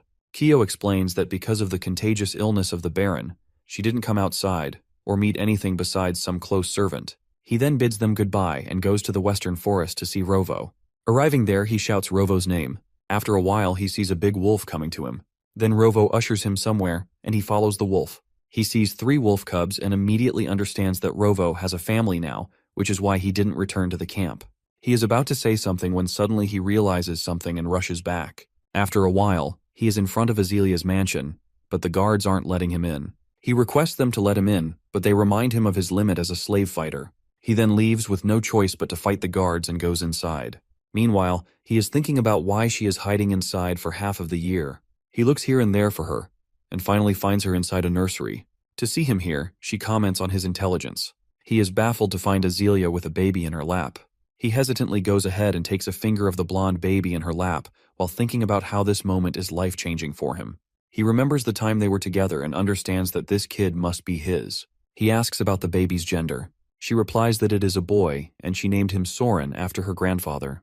He asks about her reasoning for hiding him from him. She argues back that it was better this way, as she didn't think he might take responsibility. When he protests, she asks him to quit fighting and take over the estate. He pleads with her not to ask something like this. She tells him to leave, as she is not going to tell her child that his father was killed during a fight. They argue for a while, with Callie insisting that he always wins. But Azealia is persistent that he always pushes himself to his limit, and she can't take the risk. She offers him to become a baron by marriage, but he is still hesitant. Later, he reflects on everything. How Azealia hid her pregnancy because she wanted him to pursue his dream. Besides, she is also dealing with bad year, debts, and uproar from citizens. His thoughts are interrupted by the fist of Kijo. While observing his fist fighting, he concludes that Kijo has a different sense of distance. He thinks about how he suggested to Nixar that Kijo should stop fist fighting because of his eyes. But Nixar explains that he has offered him to be an instructor, but Kijo wants to do some more fights. He then asks his friend to quit fighting, but Kijo protests, while saying that he didn't stop when he injured his leg. When Callie reminds him that his situation was different from Kijo's, he hears colorful accusations from him. But when he calmly asks Kijo his reason for wanting to be a free man, he calms down. Later, they settle down on a bench, and he informs her about seeing a cookwoman at the training center. But the problem is that he can't marry her because of his status as a slave. Callie dryly remarks that he also has a woman problem, but then he asks about his most important thing, and Kijo confidently replies that it is her. Something snaps in our boy. While listening to this, he remembers Kijo, who didn't have such determination before. He comments on how Kijo wants to be with someone now. After a while, Azealia finds Callie in front of her. She tries to dismiss him, but he catches her attention by declaring that he is ready to be a baron while gritting his teeth. Meanwhile, Azealia thinks about how she never wanted his feet to unable to move forward. She always hoped he wouldn't come back. But now, she throws herself into his arms because now, when he returns, it's proof that she is really important to him, more than his dream of becoming a champion. Afterwards, their marriage news spreads like wildfire. Some support it, while others scoff at it, as it is seen as a kind of rebellion against aristocratic society. Count Joseph also hears the news. A few days later, Callie finally joins his duty as a baron and receives the list of participants in a friendly match. He asks about Torres, but Nixar informs him that he won't be able to make it until the match. Callie comments that the situation is not good because they don't have any veteran fighters except Kijo. Nixar agrees with him, while adding that friendship won't make them money. Callie answers that they have to make it work, as they are in a worse situation. Besides, there are also people who don't like him becoming a lord. This is his chance to prove himself as a lord to them, so they need to win this. He doesn't want history to repeat itself because they have a match with Doraemon within 7 days. He then asks Nixar to put Kijo's name on the list and asks him to pay fully for this match. Nixar reminds him that their condition doesn't allow them to free him right now, no matter how close he is to Kijo. Then Nixar thinks about how Callie can join the match, but rejects this idea because he left the boxing behind.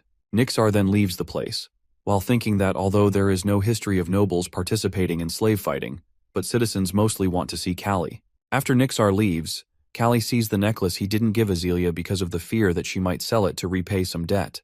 Besides, there are debt complexities he can't handle carelessly. He concludes that he needs a competent treasurer. While thinking, he goes on the road.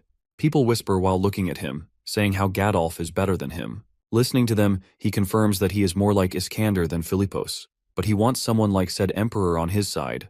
He finds that person in the bar, who turns out to be none other than Jethro. He asks him to help him. Jethro immediately tells him that he doesn't have money to lend him. When he is about to leave, Callie immediately stops him angrily, which scares him down, and he agrees to discuss business with our boy. He then asks Jethro to roll money under him, which leaves him totally baffled. More annoyed is Azealia, who doesn't like that person. Callie reasons that he doesn't have knowledge of economics, so he wants Jethro's cunning.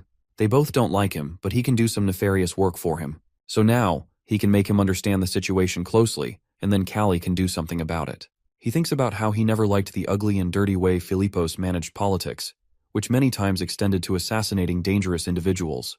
That's why he immediately left that empire, but now, he himself has to do it. Azealia then hands over everything to him. Usually it's rare for the power to be given to someone noble by marriage, but in Azelia's case, it is only debt and burden. After the following days, she sees Callie doing everything in his power to handle the situation, which he always does. Now looking at the fighters, Callie doesn't seem happy. 4 days later, after taking a shower, he thinks about how he has been living for only his boxing career for the last 3 years. But looking at the mirror and reminding himself of his past self, he realizes that he hasn't done anything related to boxing since he becomes a baron. Now he doesn't understand the purpose of his second life. After a while, he welcomes Count Doraemon, who expresses his disbelief that Callie has really become the baron. Then both of them greet each other while Doraemon is still in disbelief, shaking hands with a slave. During the tea, he informs Doraemon about his hand-picked pugilist while intentionally mentioning the ogre, which irritates Doraemon. He then informs him about the broken mental state of the ogre after getting into a fight with Callie. Callie then tells him that the arena will be ready until 3 days before the match date. While looking at him, Doraemon assumes that he might be fighting as well and asks whether he is participating. While looking at Azealia, he declines, which brings relief to Doraemon. He is quite happy that they have only blind Kijo and rookies, so he can easily destroy them. On the day of the match, Jethro is distributing bread to everyone while asking them to maintain discipline. Jethro is quite angry that the bread, which is bought with his money, is being given to everyone. He asks our guy whether he is really going to give him money. Callie answers that he can't deceive a cunning man like him, which Jethro takes as a compliment. However, he is still doubtful about Callie's acquaintance with Borlmarl. In the audience, everyone has different opinions regarding Callie as a new lord. Some have good ones while others have bad. The match starts with Shahram being the first one to go. While looking at the ring, Callie understands the urgency to win this match as it helps people relieve their anger before the harvest season. He also realizes that the fighting style of the boxers has transformed into modern boxing with a Whistly style and centering around precision technique. He confirms that this development happens because of his transfer to this world. Meanwhile, Shahram's opponent punches him hard, but Shahram immediately pinches his arm, which distracts him, and the next moment, he punches him so hard. His enemy concludes that his punch was so fast that the audience can't even notice. But Shahram continues punching, which is defended by his opponent. Other participants are happy to see the match, while our boy is tense, wondering when Shahram will be done. He will be exhausted, only to get beaten. It really happens that Shahram gets exhausted, which is taken advantage of by his opponent, who punches him hard. Shahram still tries to punch back, but his opponent dodges it immediately and punches him back, knocking him out. Regardless, Shahram can't attack back. He keeps hitting him. Callie concludes that it must be because Doraemon really wants to crush them. The opponent asks Shahram to just die because of giving such a lame match. Doraemon laughs while apologizing for his fighters being rough. Callie comments that it can happen during a match, which prompts a remark from Doraemon that he understands this thing because of his prior experience as a boxer. He looks at his fighters and concludes that there is a huge power difference between them and Doraemon's. He doesn't have anyone besides Kijo. Shahram is good, but he just isn't prepared to win within a week. His other fighter is also afraid to fight and gets beaten by Doraemon's fighter. Seeing that, everyone is shouting about how they can lose a match when their baron is himself a famous boxer. They loudly curse Callie's fighters. Doraemon is quite satisfied to see it because he has already won 2 matches. He asks whether Kijo is his last contestant, which Callie confirms. While looking at Callie, Azealia is shocked to see his darkened mood. Then she tries to calm him down. Unbeknownst to him, Dorman keeps informing him about his next fighter, who is his top boxer, whom he has trained diligently over the years. His name is Charon. When he enters the ring, everyone is cheering for Kijo and asks him to win this match. Callie knows that they have already lost the match, but they need to win this round to save face in front of their audience. Before the match, Kijo recalls our guy telling the pugilists not to be intimidated by their opponent's strength, reminding him that every blow hurts both sides equally. He advises the boxers to block with all their might, to which one pugilist replies with a firm, yes. Our guy then turns to Sharam, encouraging him by saying that he has both perseverance and skill, urging him to fight calmly and not let his emotions take over. Sharam, although stutters that he understands. Kyo then looks at his own fist, confiding in our guy that he doesn't want to become as strong as him. All he desires is to escape the life of a slave fighter and live a normal life like everyone else. Kyo knows that to achieve that freedom, he needs to win. As the match begins, the crowd erupts in cheers. Our guy carefully observes Kijo, aware of the difficulty of gauging distance with only one eye, but Kijo is determined to give his all. Kyo initiates the attack, throwing punches from a distance with his long arm, but Charon blocks them effortlessly, mocking Kijo for being a one-eyed pugilist. Kyo notices Charon's feet inching forward, and our guy panics, knowing that if he gets too close, the fight will devolve into a slugfest. Kyo swiftly steps back to maintain distance, but to his shock, he closes the gap with incredible speed. Kyo launches another punch, realizing that Charon is trying to exploit his blind spot. Charon, now serious, steps back, dodging his punch, leaving him in disbelief. Our guy observes that Charon is reading Kijo's movements. Charon dashes forward, frustratedly declaring that only a challenge like Ogre Slayer is worth his time. Kijo, shouting that he is enough of a challenge, tries to punch Charon, but Charon ducks under it and closes in even more, making Kijo realize that keeping his distance is futile. Even if he creates space, Charon will close it instantly. With no other options, Kijo charges forward to meet Charon head-on, launching his fist. Charon lands a punch to Kijo's face, but he retaliates, striking Charon in the side. Callie stands up worried, knowing that if Kijo engages in a slugfest with Charon, he will surely lose. If only Kijo had both eyes, he could win. As they exchange blows, Charon teases Kijo, asking if he should take out his remaining eye. Kyo, desperate to protect himself, distances himself from Charon, but he quickly follows up with a hard punch to Kijo's stomach, then another to his side, hitting his head. Callie watches in rage, while struggling to restrain himself. Charon continues his relentless assault while knocking off Kijo's eye patch, but he doesn't stop. He sneers that he has heard enough about the Ogre Slayer over the past 2 years to be sick of it. Lifting Kijo's long arm, Charon declares his intent to defeat our guy and claim his reputation if they ever cross paths. However, he adds with disappointment that since our guy has become a noble, he will never return to the sand arena. Charon suddenly feels a sharp pain in his side, and in response, Charon snaps his finger, calling him an arrogant bastard, causing Kijo to scream in pain. The citizens angrily question why they are subjected to such a poor fight, accusing our guy of neglecting his duties since becoming a noble. Amidst the chaos, Dorman is laughing victoriously while the citizens blame our guy in anger. He sees Kijo writhing in pain, clutching his hand, which triggers memories of his own brutal past. He recalls the time when he, as Park Kang-tae, was beaten to death, and how he later triumphed as the slave Callie. These memories make him snap, but he is brought back to the present by thoughts of his son, Soren. In his rage, he crushes the chair handle with just a grip, shocking Dorman into fear. Azealia calls out to him in concern, but our guy only apologizes, which shocks her. He admits that he doesn't think he can be a good father. Ignoring Azalea's pleas to wait, he stands up and calls out to Dorman, removing his suit while suggesting another round, which horrifies Dorman. Our guy then leaps off the stage despite Dorman's attempts to stop him and heads to the ring. Once inside, the citizens begin to cheer for him, calling him the Ogre Slayer. Charon teases our guy, saying that he can't believe he is making an appearance with his noble body, asking sarcastically what brought this on. Callie advises Charon to rest until the cheers subside, but Charon stretches and insists there is no need. He then dashes toward our guy at incredible speed.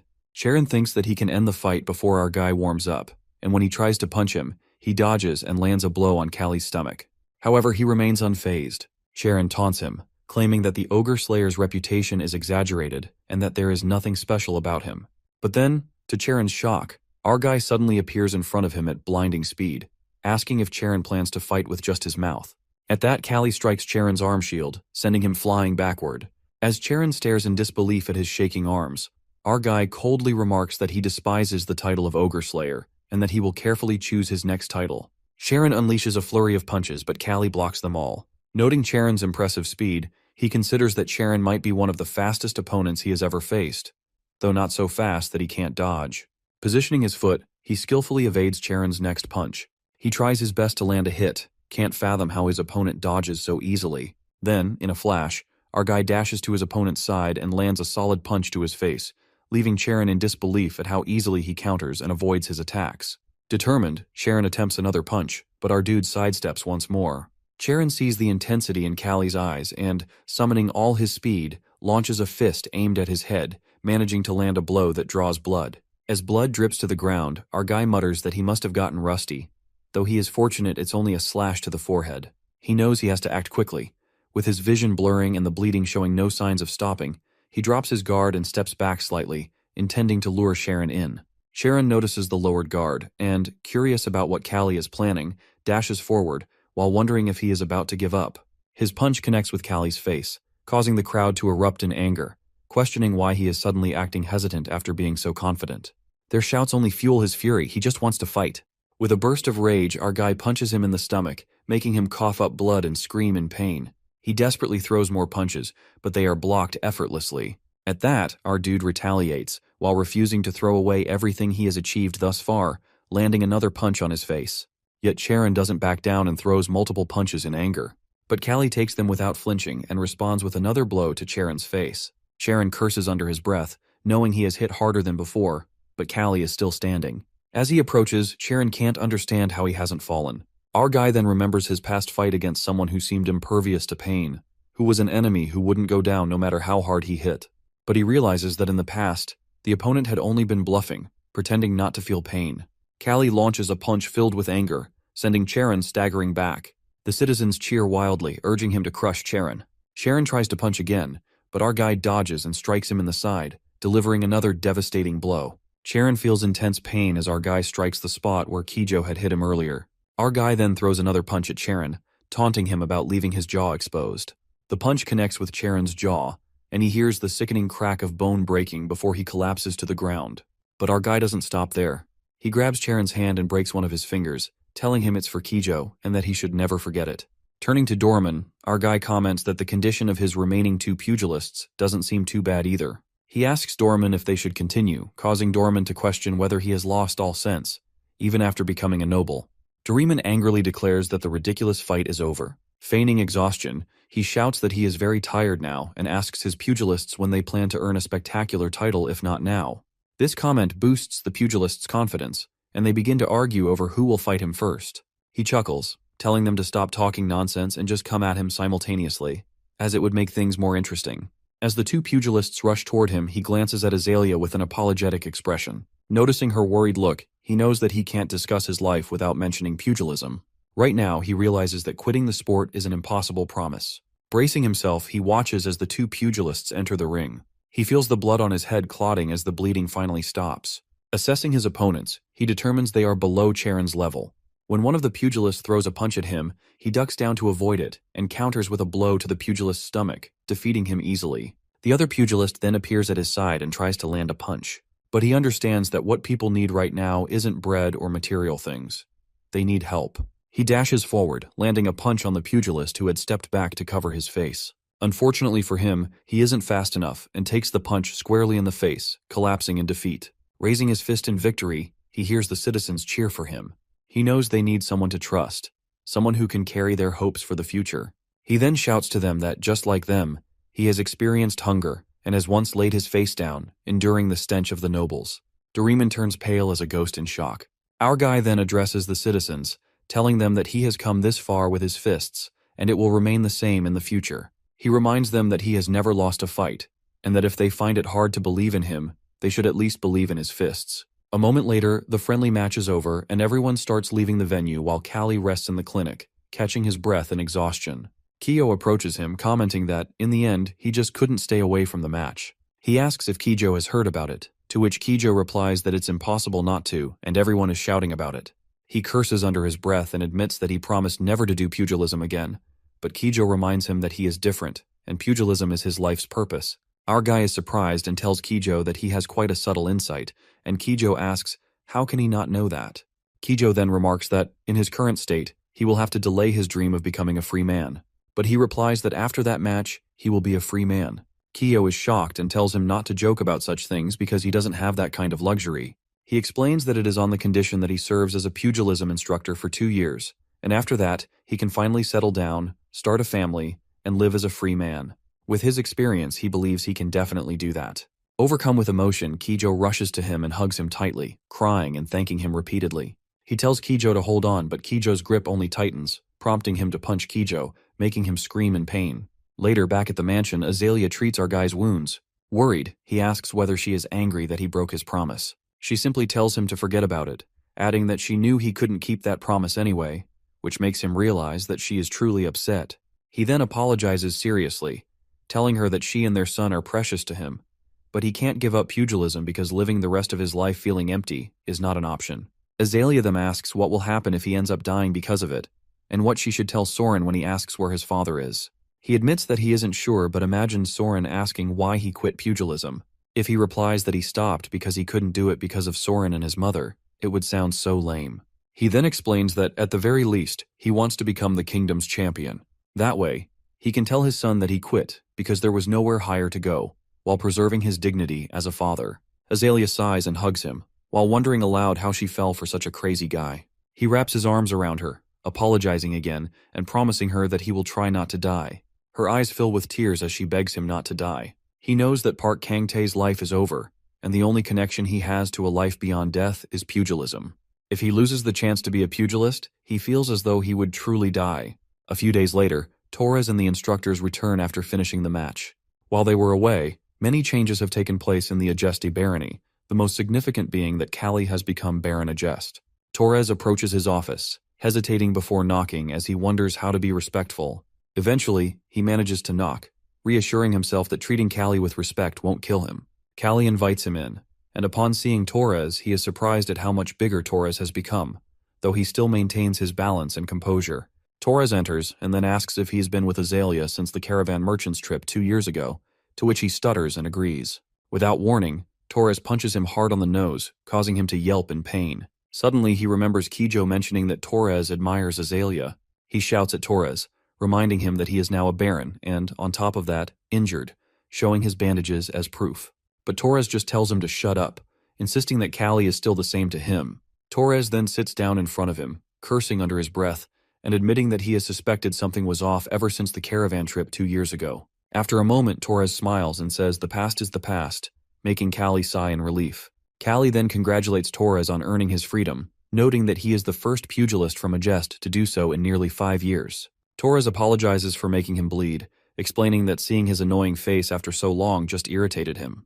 Callie calmly sips his tea and suggests that maybe it's because he is now a noble and his face isn't soaked with sweat anymore. Torres scoffs, telling him to shove his nobility, and teasingly mentions that he heard Callie recently stormed into the arena in a fit of anger, sarcastically calling him a grand lord.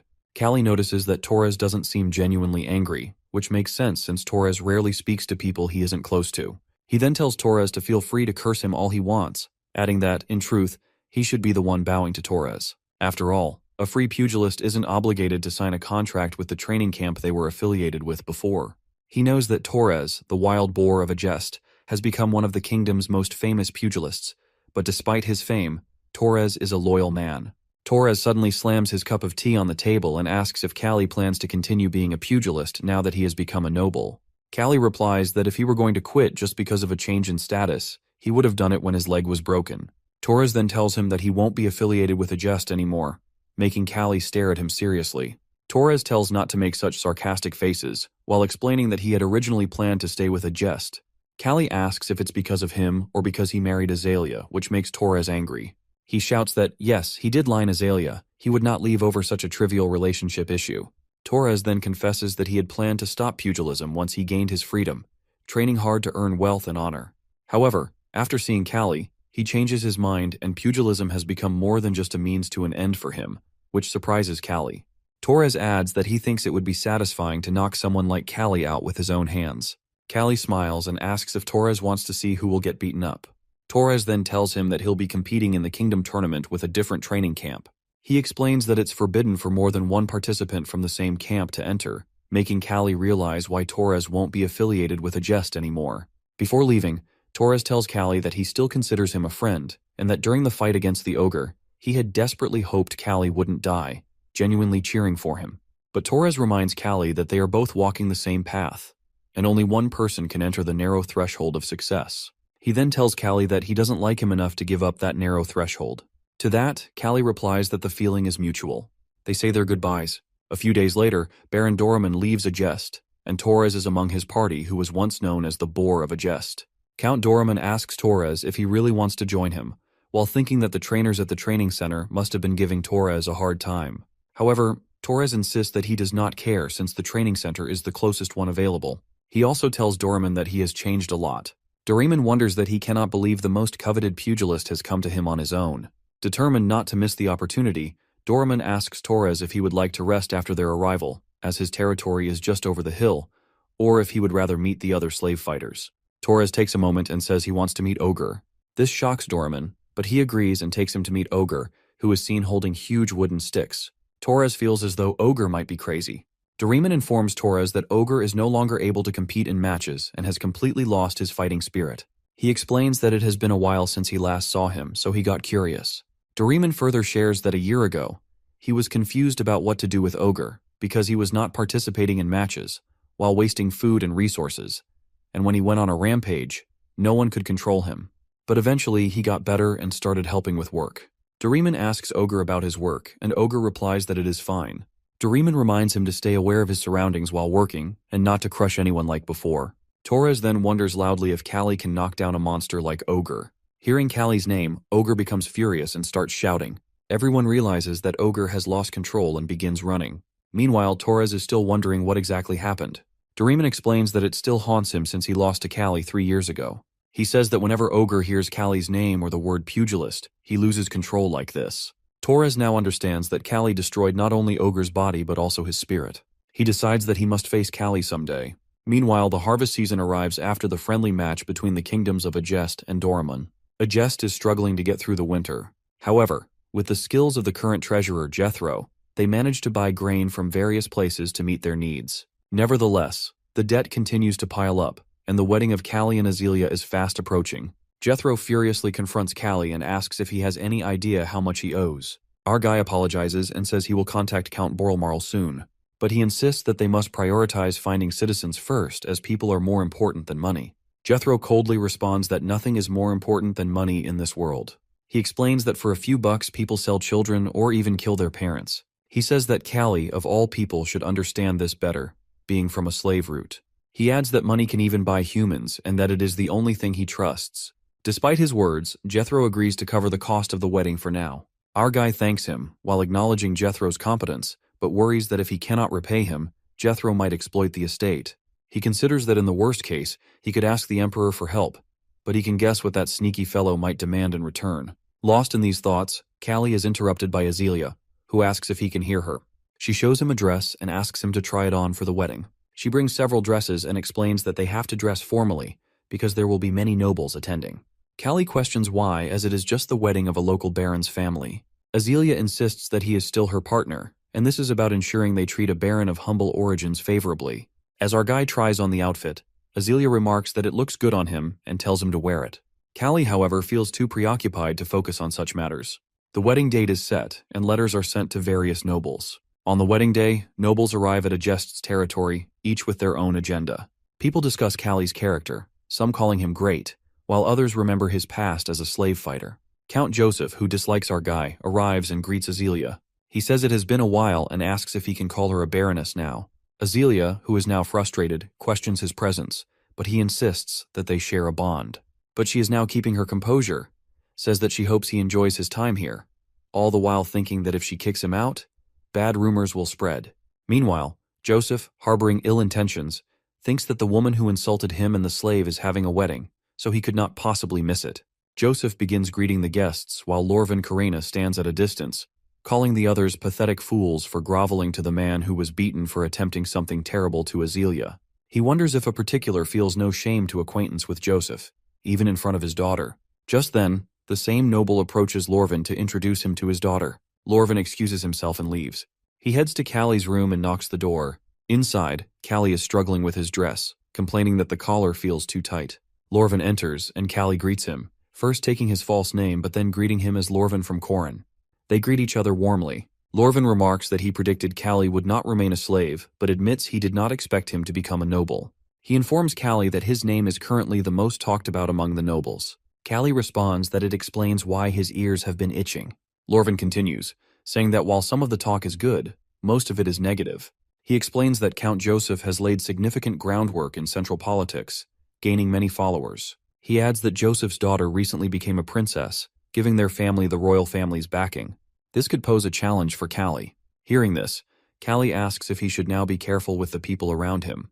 Lorvin, smiling, says that he has taken enough of the groom's time and leaves. Lorvin reflects on how pugilism is now a popular form of entertainment, comparable to the heyday of gladiatorial combat. Step by step, Callie has risen from a slave to a noble, gaining influence over the public's mind.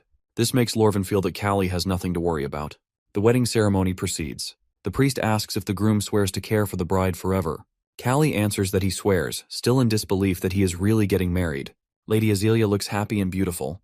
The priest continues, saying that he will send a part of both their souls to the goddess, uniting them forever. Music plays as the ceremony concludes, and everyone congratulates the Baron and Baroness. A lady teases Callie, while saying that many young men must be heartbroken to see him with such a beautiful wife. At that, Joseph approaches Callie to congratulate him sarcastically, commenting that he must have good financial resources to host such an extravagant wedding. Callie retorts, asking if Joseph cares so much about finances. Joseph replies that he does and shows Callie an agreement, explaining that a jest owes his family a significant debt. He admits it was rude to come without an invitation, but says he urgently needs 100,000 guild from Callie. This angers Callie, but before he can respond, Count Borelmarl arrives and asks if the wedding is already over. The guests whisper about Borelmarl, wondering how he lost one of his hands and what his connection to the kingdom is. Borelmarl remarks to Callie that it is his wedding, but feels more like a funeral due to the gloomy atmosphere. Callie welcomes him, but Borelmarl notices Joseph and recognizes him. Joseph is shocked, wondering why one of the kingdom's wealthiest nobles is here. Borelmarl's reputation precedes him, as even after losing his arm, he has built an empire through trade and has the wealth to attract many followers if he enters politics. Borelmarl notices the agreement in Joseph's hands and asks about it, saying it does not look like a wedding gift. Joseph, sweating, explains that he urgently needs to collect money from a jest.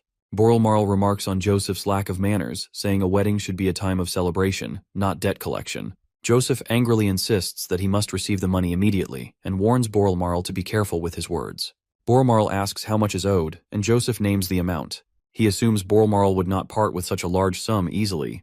To everyone's surprise, Borelmarl places a box full of guilds in front of Callie, explaining that he thought Callie urgently needed funds and brought 500,000 guilds. Joseph is left in shock at the terrifying wealth of the Borelmarl family. Callie, equally shocked, wonders why Borelmarl brought so much when he only asked for 200,000 guilds. Callie assures Joseph that he will prepare the payment by tomorrow and suggests they discuss it further then. Joseph, disbelieving and frustrated, leaves. Callie later asks Borelmarl about the 500,000 guilds, and Borelmarl brushes it off, saying it is no big deal if it is for Callie. Borelmarl then meets Azealia, who asks Callie how they know each other and scolds him for not telling her earlier. Callie says that it is a long story. Borelmarl laughs and tells Callie that it is his story to tell and asks where he plans to begin. Borelmarl tells the crowd that he cut the rope with his teeth while exhausted, and Callie handled the monster. When people ask about the monster, Callie wonders how anyone would believe the story, especially after seeing the monstrous monkey in person. He continues, recounting how severe his injuries were and how he thought it might be the end for him. Callie interrupts, telling him that he is drunk. Borelmarl realizes that he has said too much and refrains from talking about the empire further. Callie notes that even being close to Count Borelmarl attracts nobles, and any involvement with the empire would only complicate matters. Later, our guy gives Azealia a ruby necklace, while saying he had been trying to give it to her, but could not find the right moment. She loves the gift and learns it was crafted by Arzen's master artisan Quill. Azealia already knows about Quill, the most famous artisan, and tells Callie she sold all her jewelry except for his mother's belongings. She thanks him for the thoughtful gift. The next day, Joseph leaves a jest after drinking all night. As he departs, Callie feels relieved, thinking that he no longer has to worry about Joseph. Jothero approaches Callie and asks if he slept well. Bowing respectfully, Jothero declares his loyalty to the Baron. Callie stops him, saying that it feels burdensome, but Jothero insists. Our guy realizes Jothero's loyalty is not truly towards him, but towards the 400,000 guilds he received. However, our honors his promise to give Jotharo a large amount of money. Joseph had carefully budgeted enough to survive the winter, but despite the massive sum of 400,000 guilds, they could only partially pay off their debt. Agest, with its mountainous and barren lands, relies heavily on its pugilism training academy for income rather than serfs and manors. However, a significant number of ace pugilists had left. Callie concludes that if they paid off all their debt with the 400,000 guilds, they would be unable to bear the financial burden. Meanwhile, Jethro, walking through the mountains, gets the idea to make a raspberry drink can make them rich.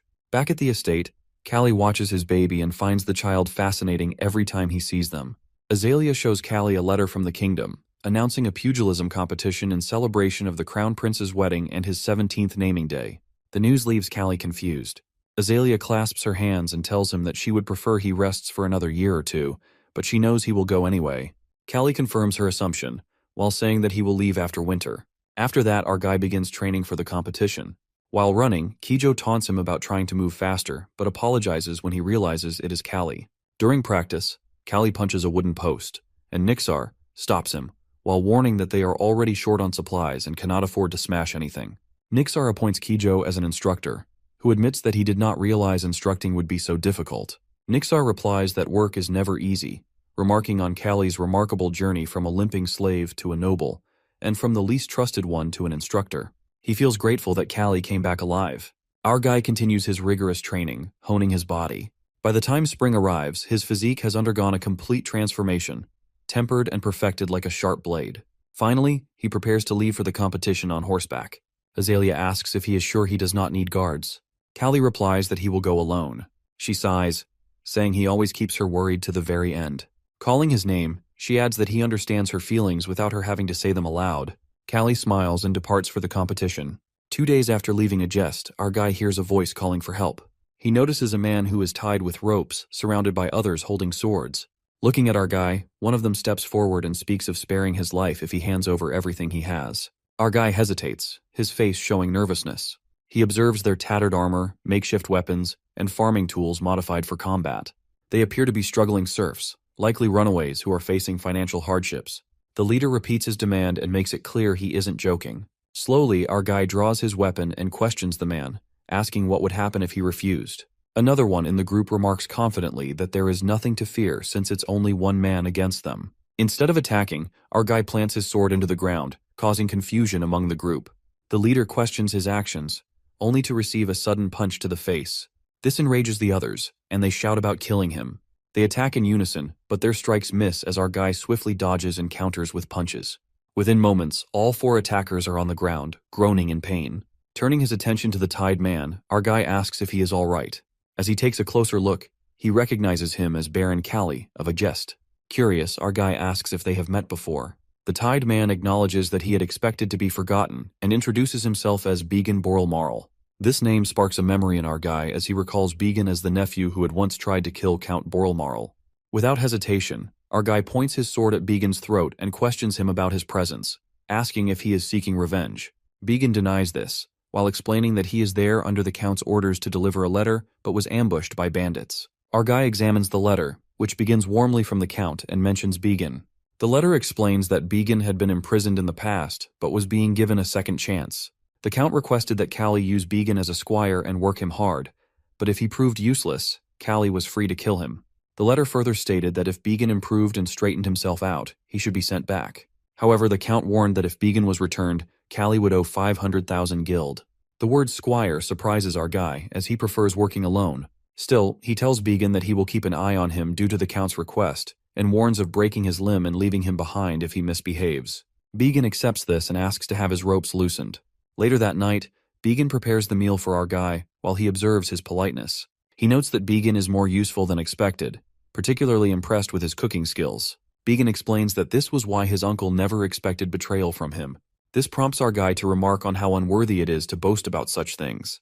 Began, in a moment of reflection, shares that he once asked his uncle to punish him by cutting off his arm, but the Count chose to treat him instead. This act of mercy made him reflect on his life. The honesty in Began's confession puzzles our guy, who wonders how much people can truly change. Despite these thoughts, Began proves to be a diligent squire, even setting up a place for Callie to sleep. During their journey to Drago's gates, Callie decides to teach him pugilism to pass the time. As the lessons continue, the two grow closer, and when they arrive at the gates, Began points out the beautiful streets of Wings of the Dragon. He mentions that most nobles live there and suggests heading to a nearby mansion once used by our guy's predecessors. Their progress is interrupted when a tomato is thrown, splattering onto Began's head. A man from a nearby group shouts at Began, questioning how he dares to return to the area. The group mocks Began, calling him a disgrace and demanding he leave the district. The crowd recognizes Callie and addresses him, confirming his identity as Baron Callie of Agest.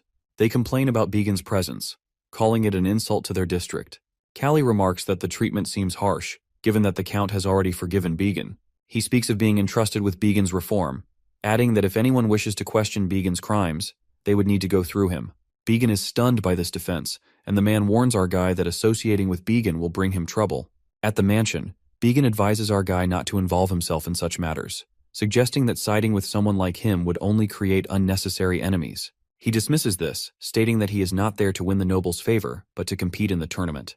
Reflecting on his own past, our guy thinks about the second chance he had received. He considers that if Began is truly remorseful, he might be the one to guide him toward a better path.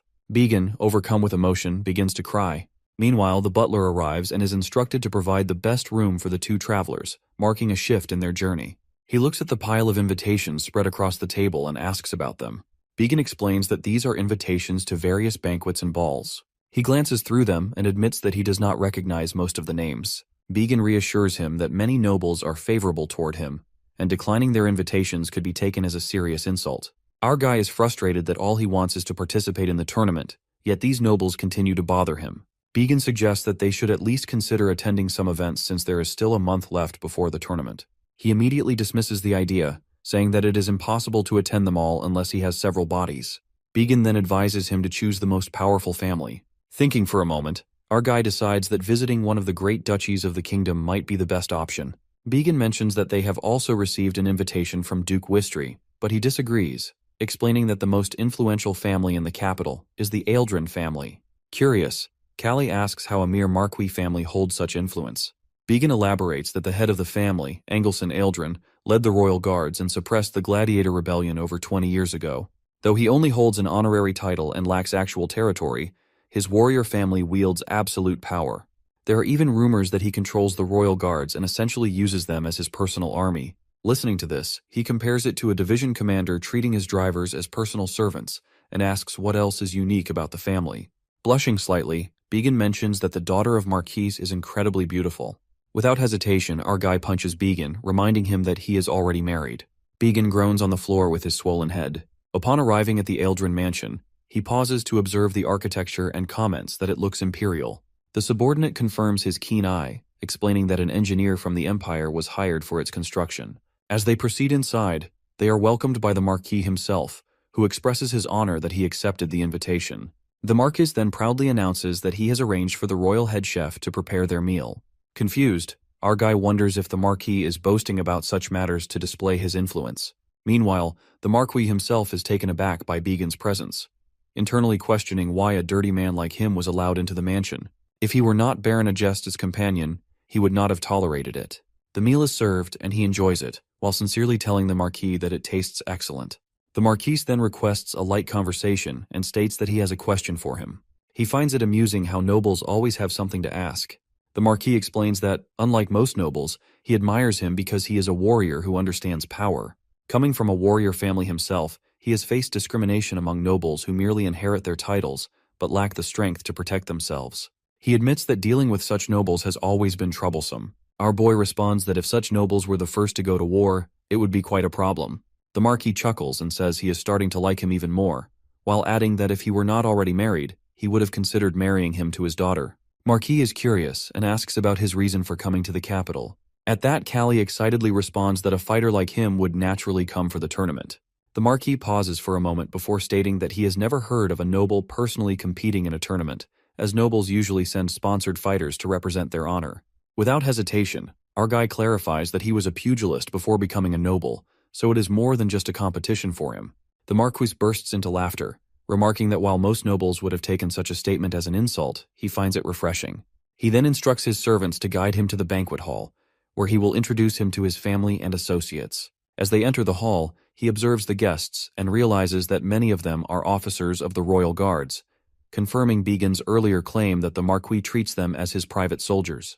Begin whispers the same thought into his ear. Soon after, the Marquis introduces his daughter, Nasha Aldrin, who is as beautiful as rumored.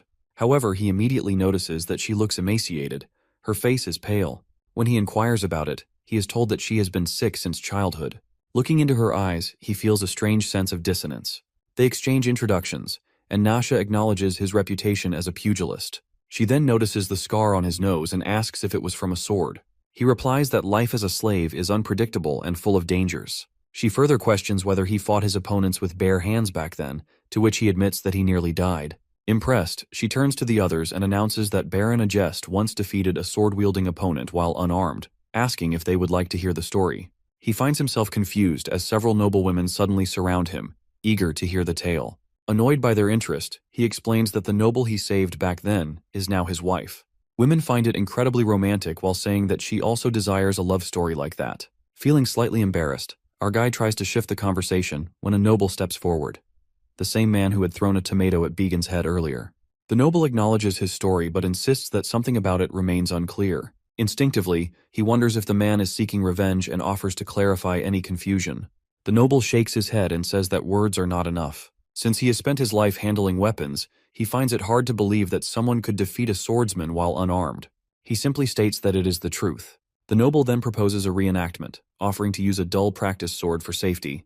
He sighs but ultimately agrees, stating that it is easier for him to explain with his fists than with words. Nasha attempts to stop them, but the Marquis intervenes, saying that this is a good opportunity. He too wants to witness firsthand what kind of pugilist Baron Agest truly is.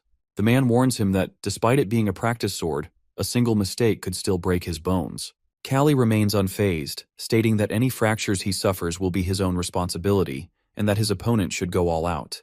The noble women watching are stunned, their eyes fixed on him. A crowd quickly gathers, eager to witness the fight, as he has only participated in a handful of official matches despite his fame. Our guy raises his hands in a defensive stance. His opponent observes him closely, contemplating whether to use his full strength. Before he can decide, he calls him impatient. Without warning, our guy charges forward. The noble attempts to react, but a swift kick lands on his side, sending him stumbling back in pain. He protests, questioning why he used his feet, and calls our guy a coward, and our guy taunts him in return, pointing out the irony of a swordsman calling an unarmed man dishonorable. Frustrated, the noble mutters that perhaps it would only be fair if he used his fists as well. The Marquis watches with amusement, musing that Callie must have gained real combat experience outside of official matches. His confidence is too refined to be purely theoretical, and he might even stir the stagnant waters of noble society. Determined to take the match seriously, the noble gathers himself and launches an attack. He dodges effortlessly. The noble tries again with a precise stab but misses once more. Every move is evaded with ease. Frustration builds as exhaustion takes over. Finally, breathless and defeated, he admits his mistake. The Marquis is impressed, while Nasha watches in awe, seeing him as a man brimming with raw vitality. After that day, the Marquis frequently invites our guy while he remains in the capital. One evening, he asks if he has any formal training in swordsmanship. He replies that he never had the luxury to learn it.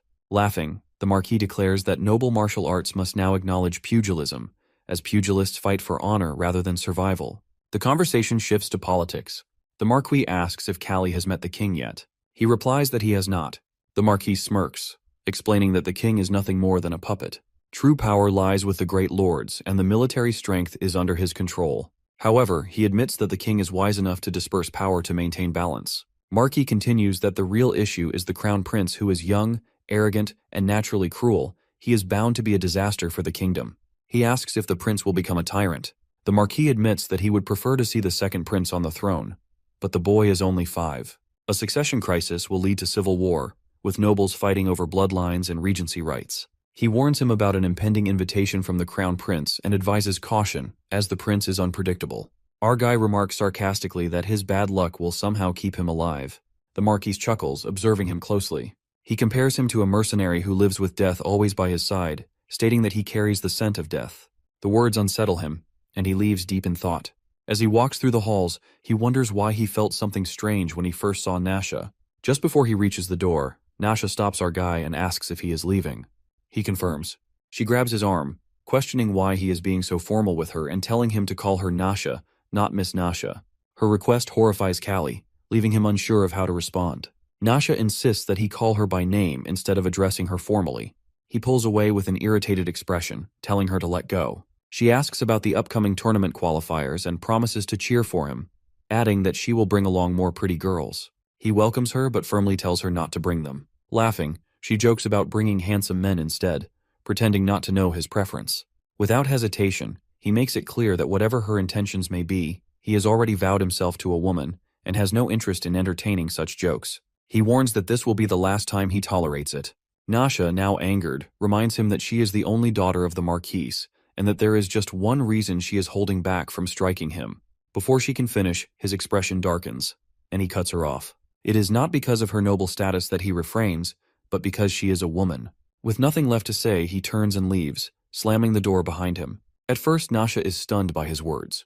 But then, she bursts into laughter, calling him the most confident and spirited man she has ever met. She orders Blair to write something about him next. Next morning, at Boralmarl Mansion, he shows Began the training equipment for the morning session, which is a log. After some training, Began, while bowing in regret, exclaims that learning pugilism was a mistake. But our boy firmly tells him that this will be his daily routine now. Began protests, claiming he might die from the intensity, but he dismisses his complaints, insisting that foundational strength is necessary. A blade can be refined by a skilled blacksmith, but there is no substitute for training when it comes to strengthening the body. He acknowledges that Began has done well so far, and Began finally understands. His mind drifts to his encounter with Nasha the previous day. He wonders if he was too harsh but reminds himself that she had started bringing up Azealia, making it necessary to stop her. Shaking off the thought, he refocuses on the upcoming tournament. He informs Began that he will be stepping out and tells him to clean up in the meantime. When asked where he is going, he simply replies that he needs to buy leather straps and ointment.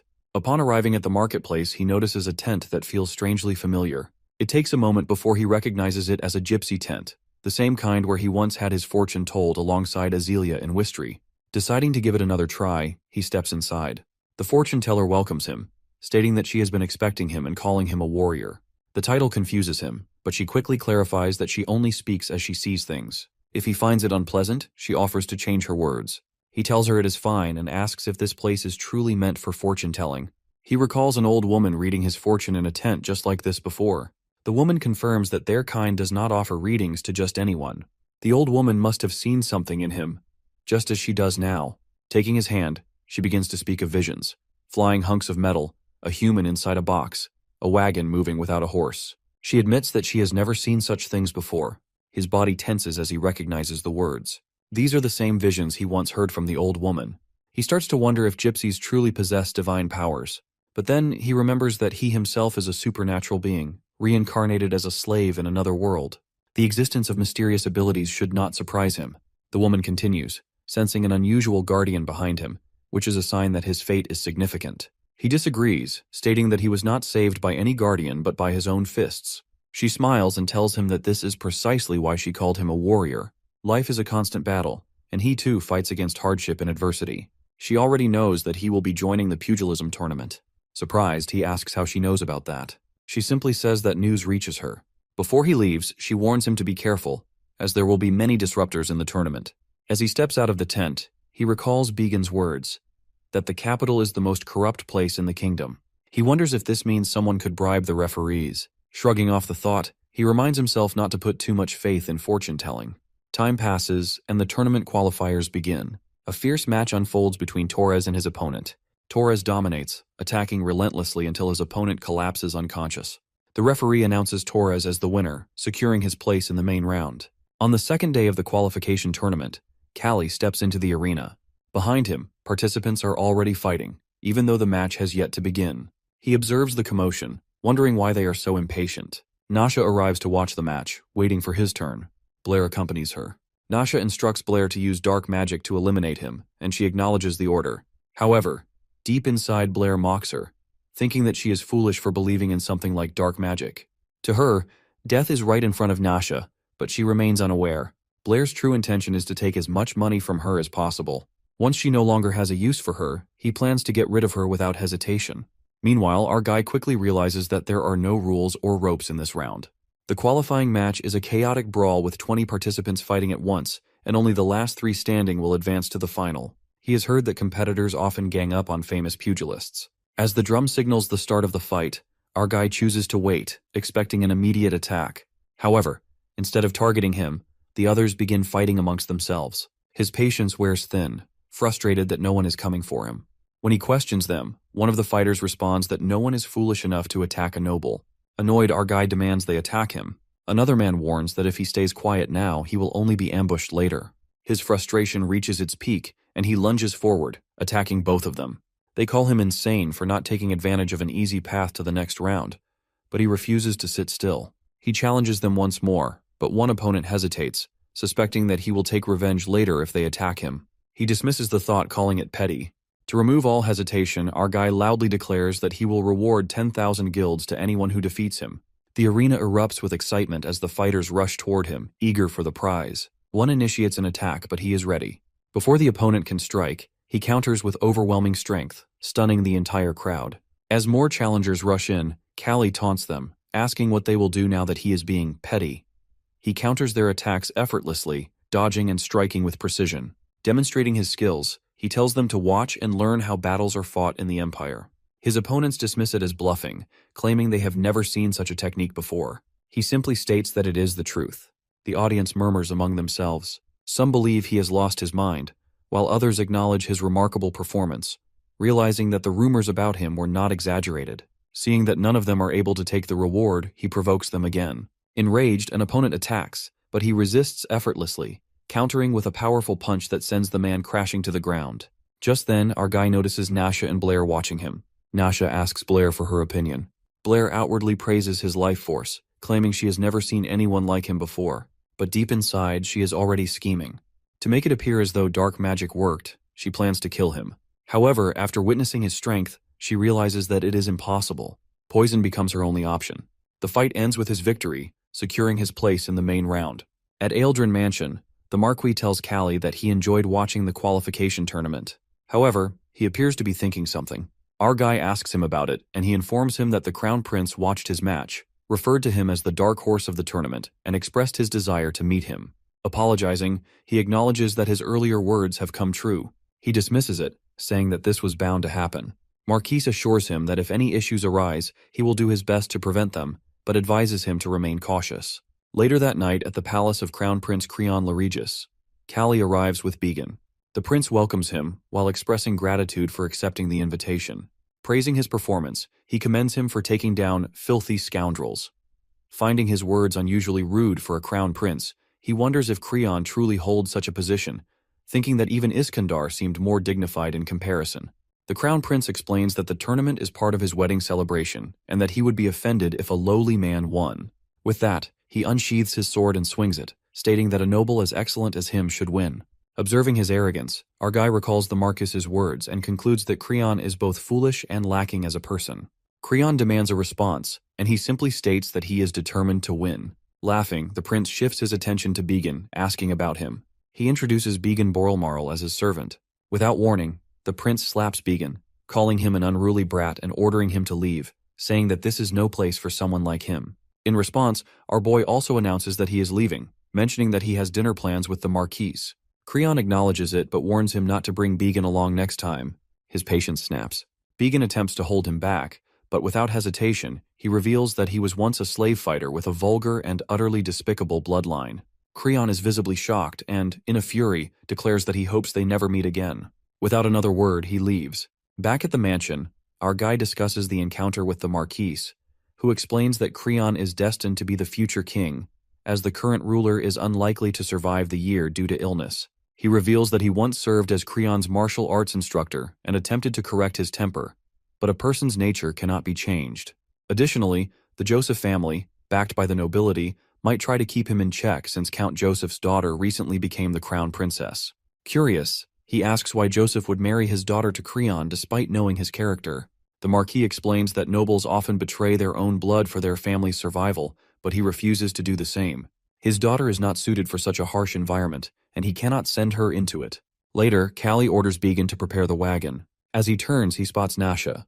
Annoyed, he mutters that he had hoped never to see her again. She approaches and apologizes for her past mistake. Dismissing it, he states that he is leaving. She grabs his arm, asking why he is being so cold, and requests a moment of his time. Remembering how aggressive he had been last time, he hesitates. Nasha hands him a talisman, wishing him luck in the tournament. She shares that she has been weak since childhood and tried many remedies, but her natural constitution never improved. Despite that, she believes she is still alive because of her faith in superstitions. He questions whether the talisman is part of that superstition, stating that he does not believe in such things. She insists that it holds meaning for her and asks him to accept it as her apology, promising not to bother him again.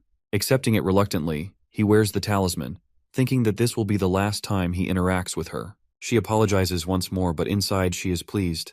The next morning, Began informs Callie that the schedule for the main tournament has been released. His match is set for the following day. Hearing his opponent's name, Garrett, he asks if he is a well-known fist fighter, as he has never heard of him.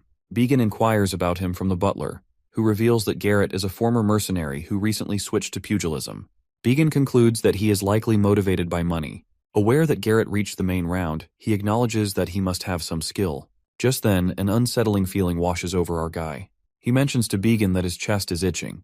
When asked about the necklace, he casually states that Lady Nasha gave it to him and that he intends to throw it away. Began asks for it instead, inspecting the talisman and wondering why someone with such wealth would carry something like this.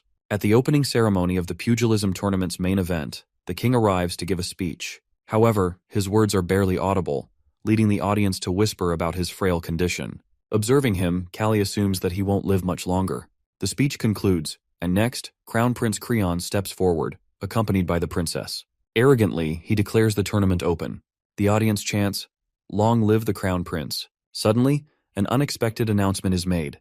A prisoner execution tournament will take place before the actual matches. This causes confusion among the spectators. The fist-fighting participants are ordered to return to the waiting room immediately.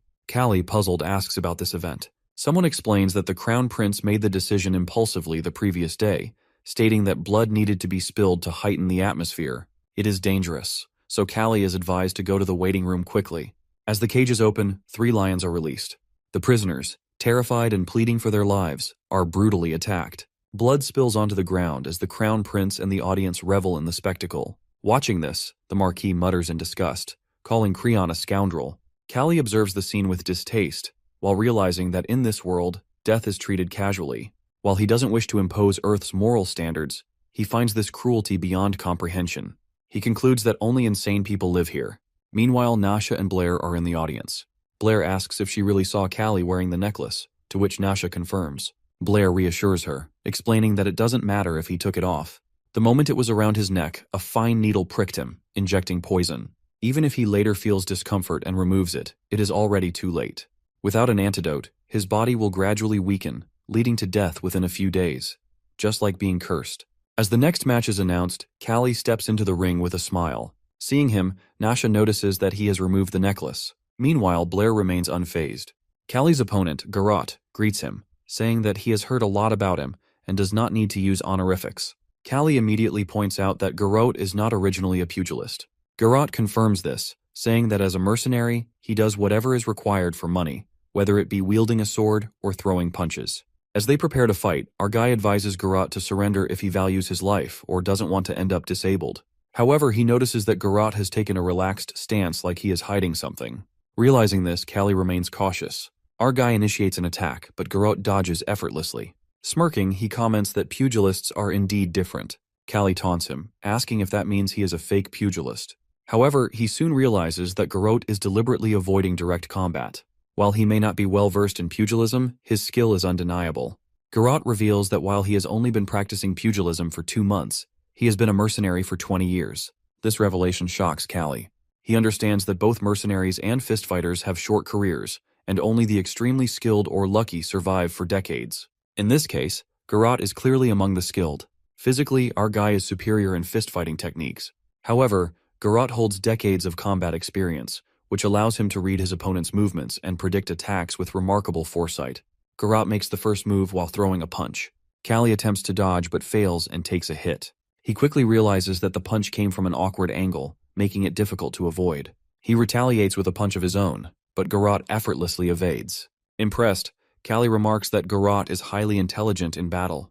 While Callie has fought countless powerful opponents, his edge has always come from his previous life's boxing experience and strategic thinking. However, this time, he faces a mercenary whose psychological edge and adaptability surpass even his own. This is the first time that Callie feels his mental superiority being challenged. Determined to end the fight quickly, Callie plans to land a single decisive hit. However, Garrote sees through his intentions and warns him not to be overconfident before throwing another punch. Our guy notices something strange, that Garrote's attacks don't follow a normal rhythm. His left and right punches feel completely unpredictable. Basically, orthodox and southpaw are the primary techniques in fighting. In the orthodox stance, the right hand stays at the back while the left hand leads. In contrast, the southpaw stance places the right hand forward and the left at the back. Orthodox is a natural choice for most right-handed boxers, as it provides an advantage when facing left-handed opponents. However, the footwork in both stances often creates challenges with timing and defense. Right-handed boxers frequently encounter southpaw fighters while making the experience unique and demanding. The ability to switch seamlessly between both stances is a valuable skill. Garrote and Callie face off while both ready to compete. Callie quickly grasps his opponent's style while realizing he can utilize both hands with ease. Garrote, on the other hand, also notices Callie's awareness but wonders how much of an edge that knowledge gives him. After all, adapting to a completely different boxing style in such a short time is nearly impossible, even for a trained fighter. Our boy realizes that with his sharp perception, he can easily evade the punches coming his way. Deep inside, he knows he has faced easier opponents before, and he now has the courage to take on this challenge as well. Garrote is stunned to see Callie standing still, a stark contrast to his usual constant movement. It almost feels unnatural, as if some unseen force has rooted him in place. Garrote begins to suspect that something has changed. He recalls how, when Callie first arrived in this world, he fought as an evasive boxer, relying on agility to avoid hits. But over time, as he adapted to the fist-fighting style here, Callie transformed into a fighter who sacrificed movement for raw power. Now, it's clear that he has shifted once again while evolving into a relentless swarmer. This swarmer style allows Callie to unleash hard hits and aggressive forward punches while overwhelming his opponent. Garrote can't help but be impressed by how much Callie has changed. Fully embracing his new style, Callie fights with unyielding aggression while embodying the very essence of a swarmer. In his mind, Callie knows he has unraveled every trick and strategy his opponent relies on. Confident and determined, he pushes forward, ready to prove his dominance. The opponent looks furious, and his frustration evident in his every move. Suddenly, Callie delivers a massive punch while forcing Garrote to realize the full extent of his power. But just as quickly as Callie advances, he halts in the middle of the fight, throwing his opponent off guard. In that moment of stillness, Callie unleashes a devastating punch that lands squarely on Garrote's jaw. The impact is undeniable, and Garrote feels the shift in Callie's approach. He senses this isn't the same fighter he faced before, and Callie's unpredictability is becoming his greatest weapon. Garrote knows that if he loses focus for even a second, Callie's evolving patterns will guarantee his defeat. As the fight intensifies, Garrote's mind races while trying to predict Callie's next move. He wonders what distance Callie will strike from and how he can counter such a versatile opponent. The crowd watches in awe while captivated by the fierce energy and strategy unfolding before them. Even the Marquis, seated high above, is enthralled by the sheer brilliance of his ever-changing style. The guards quickly realize that Callie is positioning himself at mid-range while preparing to spin around them and dismantle their defenses.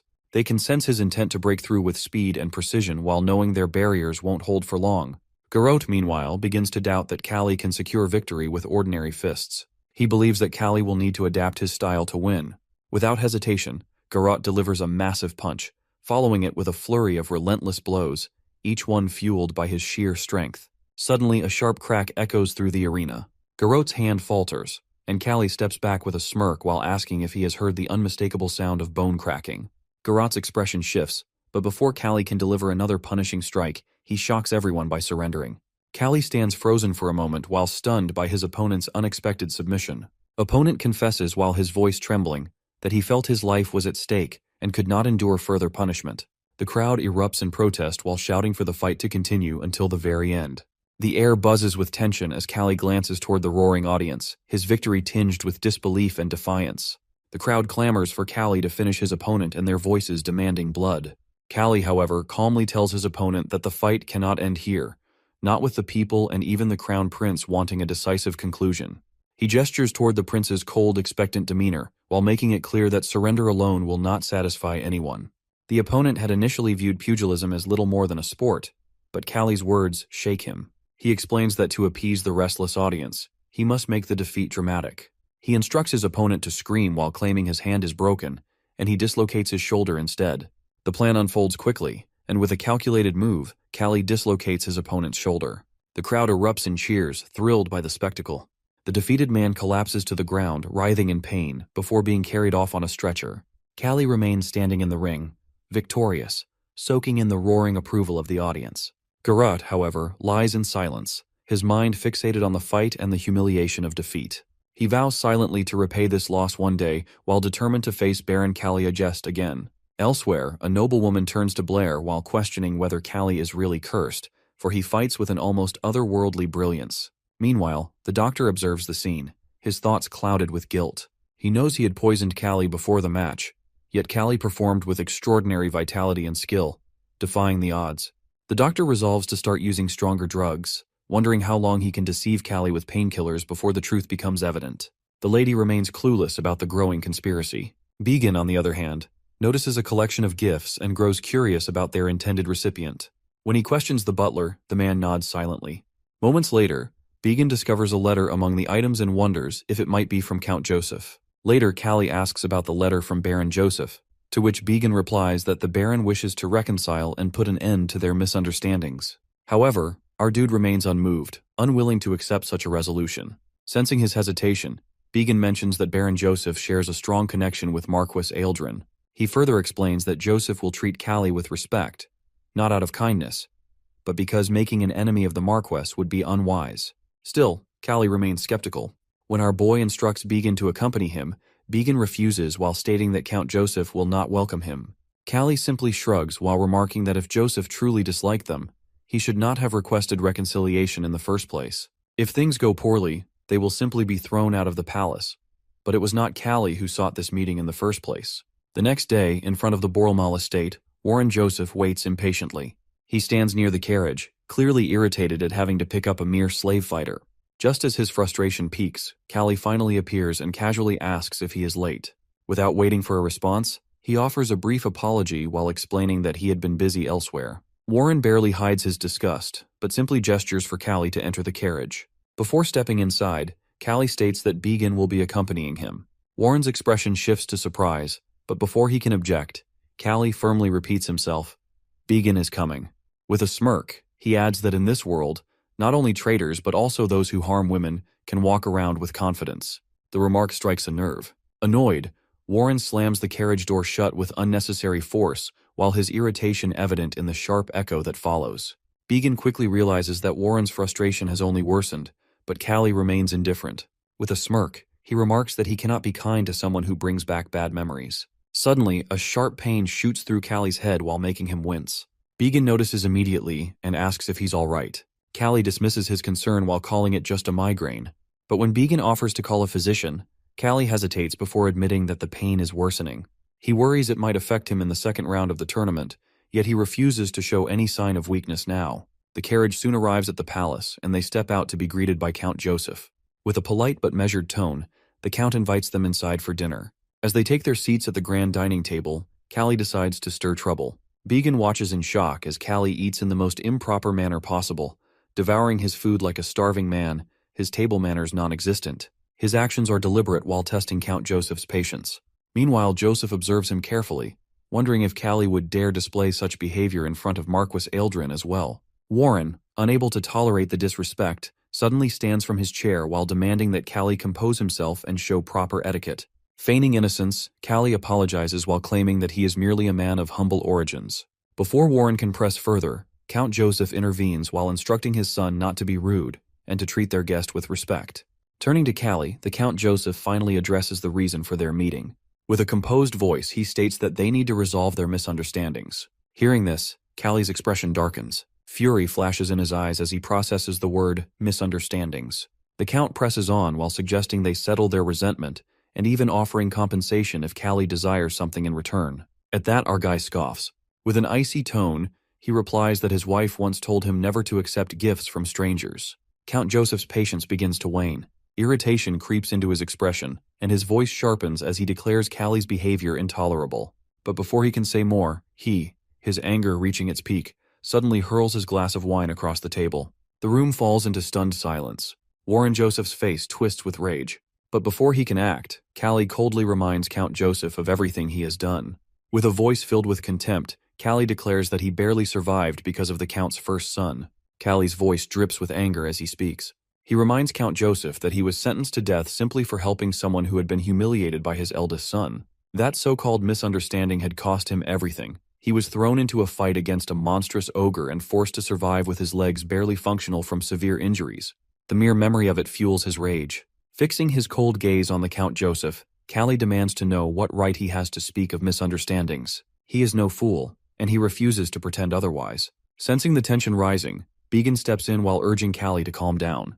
Count Joseph, while maintaining his composed demeanor, attempts once more to ease the situation. He suggests that they continue on good terms while stating that it would be beneficial for the Adjust family. With measured patience, the Count Joseph gives Callie one final chance. He asks whether he truly desires a relationship without any reconciliation.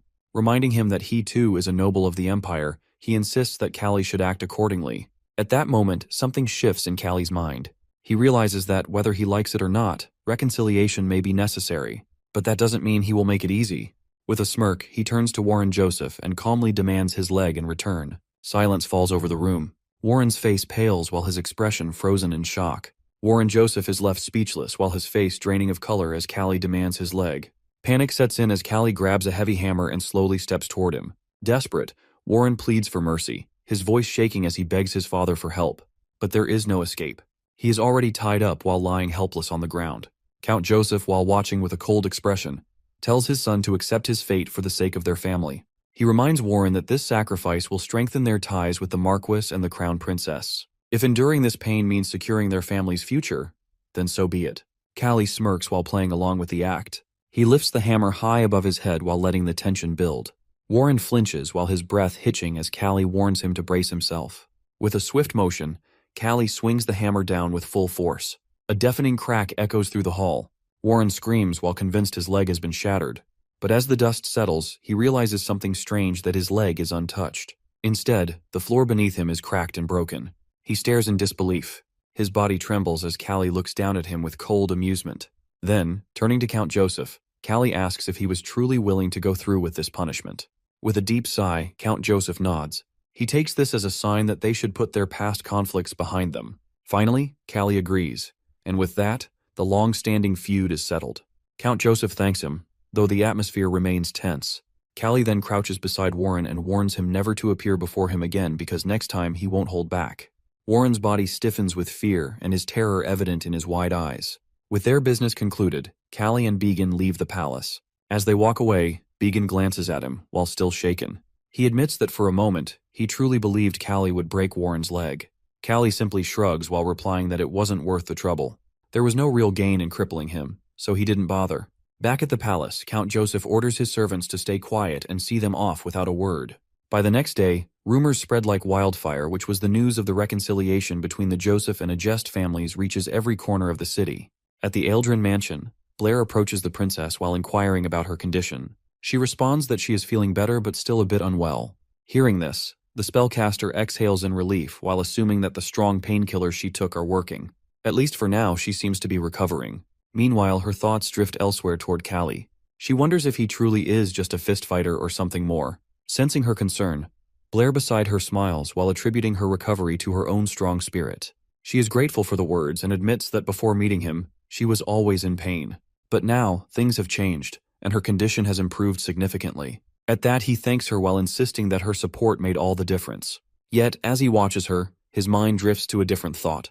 Had Callie and the princess been left alone, he is certain they would have killed each other by now. He smirks at the idea while amused by their fiery tempers. But more importantly, he envisions the fortune awaiting him once this matter is finally resolved.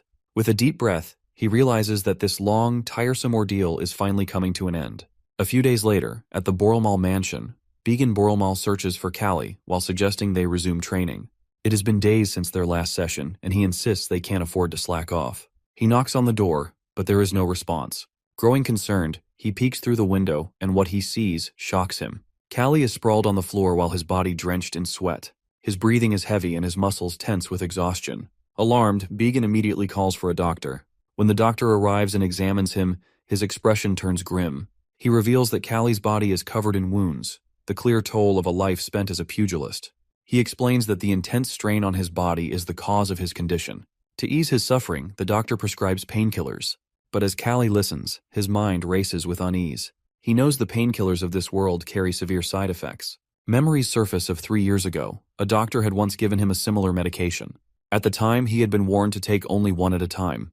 When he had asked if it would make him drowsy, the doctor had simply told him it would bring relief, but might also cause hallucinations. Now, staring at the new prescription in his hands, Callie's frustration deepens.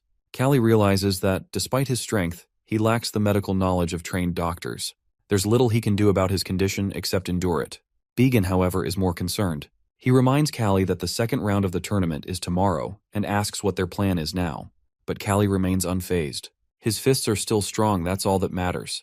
The next day arrives and the ground is packed with spectators.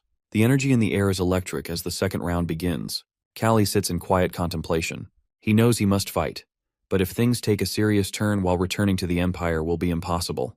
The journey is too far, and the only divine doctor which is not a solution for now. He clenches his fists while pushing the thought aside. A loud call echoes through the arena while summoning Callie Agest to the ring. He steps forward, his mind made up. A prolonged battle would be dangerous in his current state. There's only one solution, that he must end this fight immediately. Among the crowd, Blair watches Callie closely. He marvels at how someone with such a battered body still has the will to fight. But in his mind, he doubts Callie will last long. The match begins, and Callie's opponent confidently steps forward. He boasts about his mastery of the Wistry style while declaring that he won't be defeated today. Callie sighs. The man talks too much. The drum sounds while signaling the start of the battle. Both fighters face each other and their gazes locked. At first, the opponent underestimates Callie's movements. He assumes his punches are slow until, in a flash, Callie lands a devastating blow straight to his mouth. Blood sprays from the opponent's lips as he stumbles back in shock. Callie smirks. He explains that making unnecessary noise during movement only makes it easier for the enemy to track his actions. Unlike his opponent, Callie moves in silence. Before the man can react, our dude delivers another powerful strike. The force knocks him straight to the ground. The crowd erupts in cheers. A single hit, and the fight is over. Spectators stare in astonishment while struggling to believe what they've just witnessed. Even Blair, who was the one who doubted Callie's endurance, is left totally stupefied. The crowd erupts while chanting Callie's name, their voices filling the arena. Among them, Blair watches in disbelief, struggling to comprehend the strength Callie displays. With such a fragile body, participating in the match itself seems impossible. Yet securing victory makes the situation even more suspicious. Uncertainty clouds his mind as he questions his next move. Meanwhile, Nasha's condition worsens, dizziness taking hold of her. Observing her state, the man assures himself that he will cast another spell soon. However, a sinking realization settles within him that only one chance remains. On the other side, our boy's condition continues to deteriorate after the fight. Lying motionless in his bed, his breathing is slow and heavy. Began and the others gather around, their expressions grim. The doctors have exhausted all possible treatments, leaving them helpless. Next moment, the door creaks open, and a servant enters, addressing Lord Began with urgency. A woman has arrived and is requesting to meet Callie. Moments later, she steps forward, her presence commanding attention. She introduces herself as a gypsy, instantly raising Began's suspicions. He questions whether she intends to use magic for healing. His skepticism deepens as he demands to know how she has learned of Callie's condition. She reveals that she has seen it with her own eyes. Her knowledge confirms what she fears. A curse has been placed upon the Baron. The weight of her words settles over the room as she explains that if the spell remains unbroken, Callie has only 3 days left to live. Therefore, she needs to meet him immediately. Began hesitates, uncertain of her true intentions. Yet with no alternatives left, he allows her inside. As she steps closer, she introduces herself as Snorin. Began decides to test the woman's abilities, asking her to locate Callie without guidance. Without hesitation, she moves to the door and pushes it open, revealing the Baron lying unconscious on the bed. A wave of shock and suspicion washes over Began as he questions whether she is using magic to navigate so effortlessly. As she steps closer to Callie, she suddenly pulls out a knife which left Began's alarmed, unsure of her intentions. Before he can react, she assures him that she means no harm. Her only intention is to examine Callie's blood as she makes a small incision on Callie's hand. As soon as she touches Callie's blood, the blood evaporates into thin air. She explains that her suspicion is correct. This is the same poison gypsies use for self-defense when facing danger. Began stands frozen, absorbing the revelation. She explains that due to Callie's numerous wounds, determining the exact point of injection is nearly impossible. There is even the possibility that the poison has been ingested rather than injected. At that, Began demands a solution. The gypsy calmly states that an antidote can be prepared, though it will take time to take effect. Without hesitation, she instructs him to gather the necessary ingredients. Meanwhile, Callie drifts into a dream where he finds himself suspended in the air, unable to summon any energy in his body. A dizzying sensation overtakes him as memories from his past life flash before his eyes. He remembers the torment he endured, the beating he received in a fight, and the moment he perished. His previous life unravels, and he realizes it was merely a dream. He recalls that despite his strength back then, his mentality had been non-existent. Now, in this moment, it feels like the end of his life. The dream continues, and once again, people are attacking him in anger. His body, while fragile and weak, cannot defend itself. He remembers how others despised him while hitting him and wishing for his death. Despite it all, he held on to the desire to become stronger, understanding that even the discarded have their value. With a sudden realization, Callie understands what must be done. He is now Baron Callie August, the strongest in the world. He comprehends that he is not dead and still has a long journey ahead. Callie wakes from the dream and anxiety clouding his thoughts. Began and the gypsy are present while holding the antidote ingredients. In a flurry of emotion, Began embraces him tightly, tears streaming as he confesses that he feared Callie was gone. Callie, though disturbed by Began's distress, gently urges him to release him. He then turns to the gypsy while seeking answers. The gypsy advises him to rest while promising to explain later. At that moment, Blair appears while gripping the gypsy by the arm with a knife. He commands Callie and Began to stay still. The gypsy, alarmed, watches the knife in his hand, her worry palpable. The man curses Callie while his words laced with venom. As Blair orders Began and Callie to remain still, the antidote slips from their hands and falls to the ground. Began demands to know who the man is and how he managed to infiltrate the mansion. Blair reveals that all the guards are now asleep, and he believes the others should be unconscious by now. He begins to wonder if the gypsy has tricked them. The gypsy questions the man while asking if he is the one who poisoned our boxer. The man silences her, and she shifts into her magical mode. She sees a girl with dark brown hair and a pale face in her vision. Began recognizes the girl and asks if it is Nasha Aldrin. The man grows impatient and orders the gypsy to be quiet. Callie, while deep in thought, connects the dots. Since wearing the necklace, he has been plagued by a persistent headache. He confronts the man while asking if Nasha is working with him. The man dismisses it while stating that it no longer matters, as Callie's life is near its end. Callie warns the man that he will beat him to death, and then take him to Nasha. The man, however, finds Callie's threat laughable. Here is a poisoned man, barely clinging to life, who is threatening him. The Blair watches Callie's fragile body and pale face and was unable to take the threat seriously. He wonders why the gypsy hasn't administered the antidote yet. Suspicion creeps in as he observes Callie's confident eyes while wondering if this person on the brink of death truly poses any threat. Callie and Began both land punches on the man's face. He considers using magic to make them sleep, but the punches keep coming. Suddenly, he releases the gypsy and collapses to the ground. Callie, while impressed by Began's strength in fist fighting, praises him. Later, he then drinks the antidote and turns to the gypsy while asking why she is here. She explains that she had another vision, in which she saw his lifeline nearing its end. Grateful, Callie thanks her and asks why the man tried to kill him. She reveals that she saw a voodoo doll in her reading, along with Nasha, who appeared very weak. She further explains that the man tricked Nasha Aldrin into using dark magic to exchange her life for Callie's. She suspects this may not be the first time he's done such a thing. Callie then instructs Began to ready the carriage because they are going to see Nasha. They head to the Marquis's kingdom, where the guards stop them while questioning why they have arrived so early. Callie shows them the necklace, and they allow him and his companions to enter. Inside, Marquis Aldrin is present and surprised to see our guy. He asks that if it's true that his daughter has dabbled in dark magic and killed someone. Callie suggests that the Marquis ask his daughter for the truth himself. The Marquis enters Nasha's room while asking if she is awake, but his guard informs him that she is tired and requested not to be disturbed. Furious, Callie kicks open the door. They find the room in disarray, and Nasha has already left the palace. Enraged, the Marquis punches Blair while demanding to know where she is. The man remains silent. The Marquis, his anger rising, accuses him of tricking his innocent daughter. He draws his sword and warns the man to speak within 3 counts. As the Marquis continues, Callie intervenes while urging him to stop and examine the contents of the room. Though unsure, Callie suspects these items may be signs that Nasha has been involved in dark magic. After confirming with the nanny, it was confirmed that the blood writing in the letter belonged to Nasha. The Marquis asks Callie if it's true that his daughter used black magic. Callie explains that she was deceived by the man, which led her to use the dark magic. Also, the man ordered her to kill him and he was poisoned.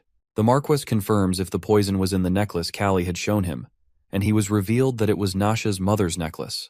The Marquis is shocked and unable to believe that his daughter used her mother's last possession as a weapon to kill someone. He thought she should never have used it. He then turns to our boy while knowing what the request will be. He, while understanding the situation, stays calm and remembers the kindness he had previously shown him. Suddenly, a guard runs into the room while informing the Marquis that Blair has escaped. The Marquis is shocked by the news and shouts at the guard. The guard explains that Blair disguised himself as a maid. He also mentions that the soldiers are searching for him. The Marquis orders the guard to keep a close watch and find Blair. Callie, upon hearing this, becomes even angrier. 2 days later, Callie sits in a room with Snoren. His body is recovering, and the gypsy instructs him to mix silver powder with boiled water and drink it twice a day. Our guy asks how long Snoren plans to stay in the mansion. She explains that, since his condition is improving, she seeks permission to stay and monitor his progress. He agrees while offering her a room on the first floor. Snoren reflects on Callie's strength while noting how he has survived the poisons and overcome the ogre monster despite a leg injury. She also observes how he won the battle with the monsters. She wonders whether his survival is due to his incredible luck, his strong mentality, or his physical strength. As she contemplates this, Callie asks her about her deep thoughts. She tells him to call if he needs anything. Then, Callie wonders if Blair gave Nasha painkillers, which might have caused her to suffer from hallucinations. He also thinks about what the Marquis said while deciding that he too will search for her. Once Callie has fully recovered, he heads towards the slums to find Blair and Nasha. As he arrives, he realizes that it won't be easy to locate her there. He sees a little girl selling flowers and recalls that it's the time his second child is about to be born. He gives her money to buy some flowers. The little girl is surprised by the amount, but Callie tells her to give him just one and keep the change. She thanks him. He finds it fitting, as he's now an adult man. He also notices the area feels different from the city. Suddenly, people begin running, and a gang appears. Our boy inquires about them from the shopkeeper. The shopkeeper explains that it's the Dyad gang, which is here to collect protection taxes, that is essentially robbery. He asks the shopkeeper to call the guards, but the shopkeeper refuses as everyone bribes the gang. He warns our guy not to get involved, as the gang can kill without hesitation and bury the bodies underground. Callie feels frustrated but knows he can't ignore the situation. As he watches, one of the gang members kicks the flower-selling girl. Our guy is shocked. The gang members take the silver coin from the girl while wondering where she got it. They then approach the fruit shopkeeper while demanding a bribe for protection. Without hesitation, Callie punches one gang member in the mouth. The rest of the gang members question why he's fighting with them. They prepare to fight with him. At that, he tells them that he knows exactly who they are. 2 gang members discuss whether Callie is the one their brother spoke of, with one of them recognizing the scar on his nose and his blonde hair. The gang taunts him, while saying that he's now in the right hands. He challenges them to come at him. As they charge, he kicks one in the mouth and begins punching the others. Meanwhile, the remaining gang members watch in frustration as Callie continues to challenge them. In the underground waterway, Blair anxiously plans his escape. Suddenly, a voice calls out to him. Turning around, he sees Nasha Eldrin standing there. Confused, he wonders how she got there. She reminds him that he had already instructed her to come to this place if he failed to arrive. Realization dawns. He had given her those instructions in case he failed to kill Callie. His mind races as he contemplates his next move. Nasha questions him about the spell. He admits that it failed, as Callie's life force was too strong to be consumed by the curse. She laughs at his words, though pain lingers in her expression. While gripping her head, she accuses him of lying. She recalls how he had confidently walked away while claiming he would cast another spell, yet something about his actions felt suspicious. The dizziness she experienced was the clear symptom of a painkiller overdose, which only confirms her doubts. She demands to know if he truly believed she wouldn't notice. Her voice sharpens as she declares that his spell never worked on the boxer. Blair's expression darkens. He assumes that she has lost her mind and, with a sneer, tells her to blame herself for being naive. Grabbing a wooden plank, he raises it while ready to strike her down. But before he can act, a sudden blow lands on his back. He collapses and stunned, as royal guards emerge from the shadows. Lying on the ground, he hears Nasha's voice, filled with disappointment. She tells him to feel ashamed. Despite everything, she had wanted to trust him until the very end. But his deceit has shattered that trust beyond repair. Meanwhile, on the other side of the city, Callie continues to face the Dyad gang. More gang members emerge and their numbers growing as the fight escalates. Callie wanted to end the fight quickly, but the gang members refused to back down. Swords flashed as some attacked while others called for reinforcements. More fighters flooded the area and their sole aim was to kill him. Dodging the first strike, Callie moved with precision while evading every attack. One of the gang members lunged at him with a knife, but before the blade could reach him, Callie seized his arm in an iron grip and dislocated it with a sharp twist. A scream of agony echoed as the opponent collapsed while writhing in pain. Without hesitation, Callie delivered a brutal punch while knocking him unconscious. Another attacker rushed forward with blade in hand, but before he could strike, more gang members arrived. The entire Dyad gang had assembled and their sheer numbers overwhelming. One of the opponents sneered while declaring that Callie wouldn't leave alive. Frustrated by his arrogance, Callie cut him off mid-sentence with a devastating punch to the face. The man staggered backward, blood spilling from his mouth, while the others seethed with fury. The gang surged toward him, weapons raised and their rage fueling their every move. From a distance, the gang leader observed the chaos unfold. Yet, despite their numbers, hesitation crept in. No one wanted to be the first to challenge the man who had already crushed so many of their own. Fingers pointed in every direction as they urged each other to move forward, but fear lingered beneath their bravado. Callie delivers a strong blow to an opponent's face, then follows up with powerful punches and relentless strikes. His kicks land with lethal force while taking down gang members one by one. The fight shifts into a narrow alley while limiting how many can attack him at once. They come at him in pairs or alone, which works in his favor. He secures his position while striking them down as they approach. One of them hurls a knife his way, but he swiftly dodges. In response, he grabs a wooden piece and hurls it while embedding it straight into an opponent's eye. The gang leader, while seething with rage, orders his men to charge all at once while threatening death to any who hesitate. Callie doesn't slow down. Without a second thought, he surges forward while closing the distance in a flash. His fist crashes into the opponent with devastating force. Callie keeps on beating the gang members. Then, he takes out the knife lodged in his shoulder and throws it aside. The people in the market are shocked to see him fight alone and defeat all of them.